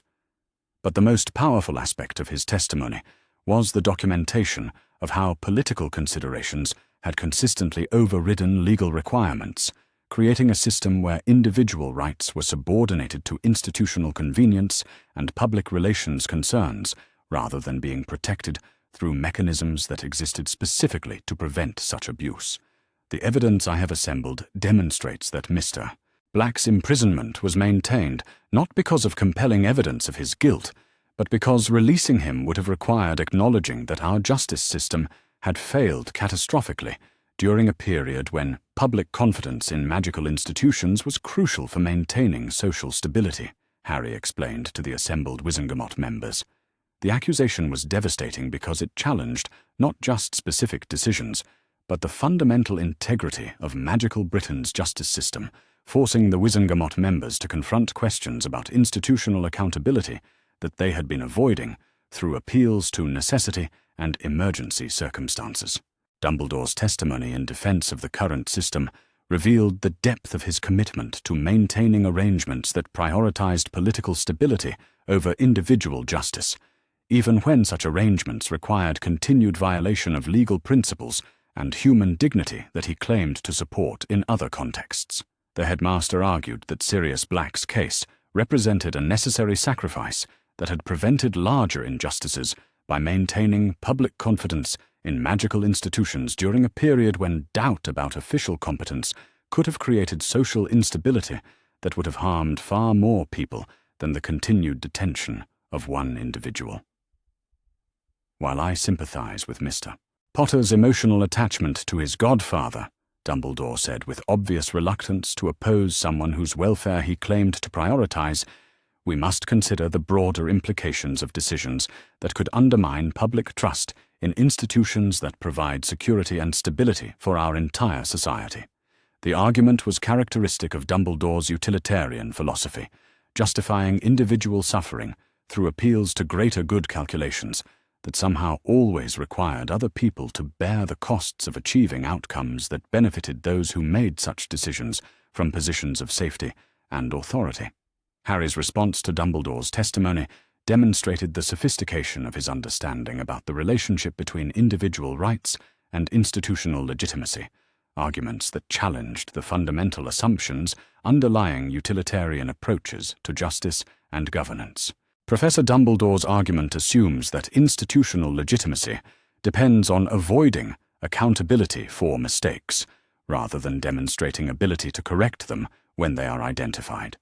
Harry replied with calm precision. But institutions that cannot acknowledge and address their failures will inevitably lose public confidence when their mistakes become impossible to conceal or justify. The counter-argument struck at the heart of Dumbledore's position, suggesting that his approach to protecting institutional authority through concealment and denial of problems was ultimately self-defeating because it prevented the kind of reform and improvement that could actually strengthen public confidence in magical governance. The testimony phase of the hearing concluded with character witnesses who provided evidence about Sirius's actual character and behavior that contradicted the official narrative about his supposed dangerousness and criminal tendencies. The witnesses included members of the Order of the Phoenix who had worked with Sirius before his imprisonment, magical creatures who had interacted with him during his years in hiding, and even some former Death Eaters who confirmed that he had never been part of Voldemort's organization despite official claims about his allegiance.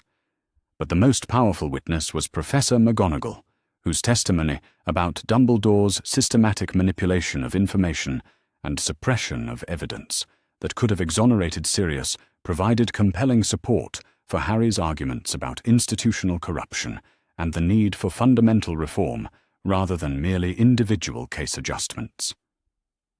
The deliberation period that followed the testimony phase created opportunities for political maneuvering that tested the broader coalition that Harry and his allies had assembled to support their legal challenge.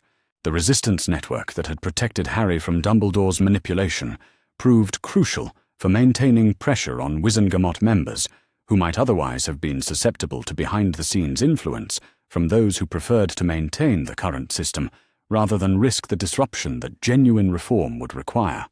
Lady Longbottom's political work during this period was particularly important.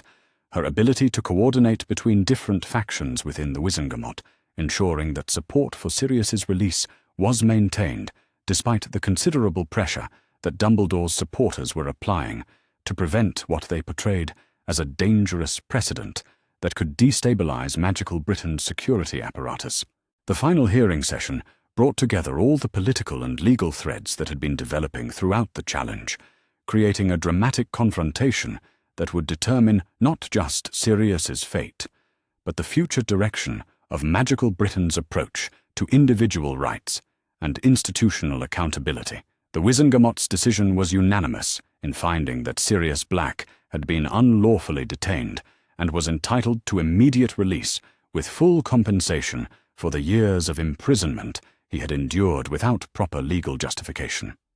But more importantly, the decision established legal precedents that would prevent similar abuses in the future, while requiring systematic review of other cases where emergency powers had been used to circumvent normal legal protections. Chief Warlock Ogden's statement accompanying the decision provided formal acknowledgement of the institutional failures that Harry's challenge had exposed, creating official recognition that would make future reform efforts more difficult for opponents to resist through claims that no problems existed or that current arrangements were adequate for protecting individual rights. The evidence presented in this case has revealed systematic violations of legal procedure and individual rights that cannot be justified by appeals to emergency necessity or security concerns, Chief Warlock Ogden announced to the assembled chamber. The Wizengamot acknowledges that our justice system has failed catastrophically in this and other cases, and we commit to implementing comprehensive reforms that will prevent such failures in the future. The formal acknowledgement was a complete vindication of Harry's arguments, and a devastating defeat for those who had maintained that the current system was adequate for protecting individual rights while providing necessary security for magical society. Sirius Black's release from Azkaban occurred under circumstances that maximized the political impact of Harry's successful legal challenge while providing opportunities for their reunion to demonstrate the human cost of the injustices that had been perpetrated through institutional failures and political manipulation. The reunion itself was emotionally overwhelming for both Harry and Sirius, but it also provided practical opportunities for them to begin building the kind of relationship that should have been possible throughout Harry's childhood if justice and legal procedure had been properly maintained rather than subordinated to political considerations. Sirius's first words to his godson reflected both his gratitude for Harry's successful efforts to secure his release and his amazement at the sophisticated legal and political knowledge that someone so young had acquired through necessity and self-directed learning. "Harry," he said with obvious emotion, "I cannot believe what you have accomplished while I was trapped in that place. You have not only secured my freedom, but created precedents that will protect other people from experiencing similar injustices in the future." The praise was gratifying, but Harry understood that his successful challenge to Sirius's imprisonment was only one aspect of broader reforms that would be necessary to address the systematic problems that had characterized magical Britain's institutions for years. The precedents they had established provided tools for future challenges, but using those tools effectively would require continued vigilance and activism from people who prioritized justice over convenience. The celebration of Sirius's release was tempered by awareness that their success had created enemies who would not simply accept defeat, but would instead seek opportunities for retaliation that could threaten not just Harry and Sirius, but everyone who had supported their legal challenge. Dumbledore's reaction to the Wizengamot's decision revealed the depth of his commitment to maintaining control over Harry's development, despite the formal legal defeats he had suffered, suggesting that future confrontations would require different tactics and strategies as both sides adapted to new political realities. But for tonight, Harry allowed himself satisfaction at having successfully challenged one of magical Britain's most entrenched injustices, while building the foundation for broader reforms that would protect other children and families from experiencing similar exploitation and abuse. The invisible boy had become visible in ways that created lasting change, extending far beyond his personal circumstances. The precedents established through Sirius's case would echo through magical society for generations, providing tools for challenging institutional authority when it prioritized convenience over justice. Tomorrow would bring new challenges and opportunities as Harry continued his education and development within an international community that valued his capabilities while respecting his autonomy. But tonight belonged to reunion with family that had been stolen through institutional failure, and to celebration of victory that had been achieved through careful preparation, moral clarity, and unwillingness to accept injustice simply because it was convenient for those in positions of authority. The war for justice had been won through legal argument rather than magical combat, through systematic research rather than dramatic confrontation, and through coalition building rather than individual heroics. And the methods that had proven successful in this case would provide models for addressing other institutional failures that plagued magical society and prevented it from living up to the ideals of justice and dignity that its people claimed to value.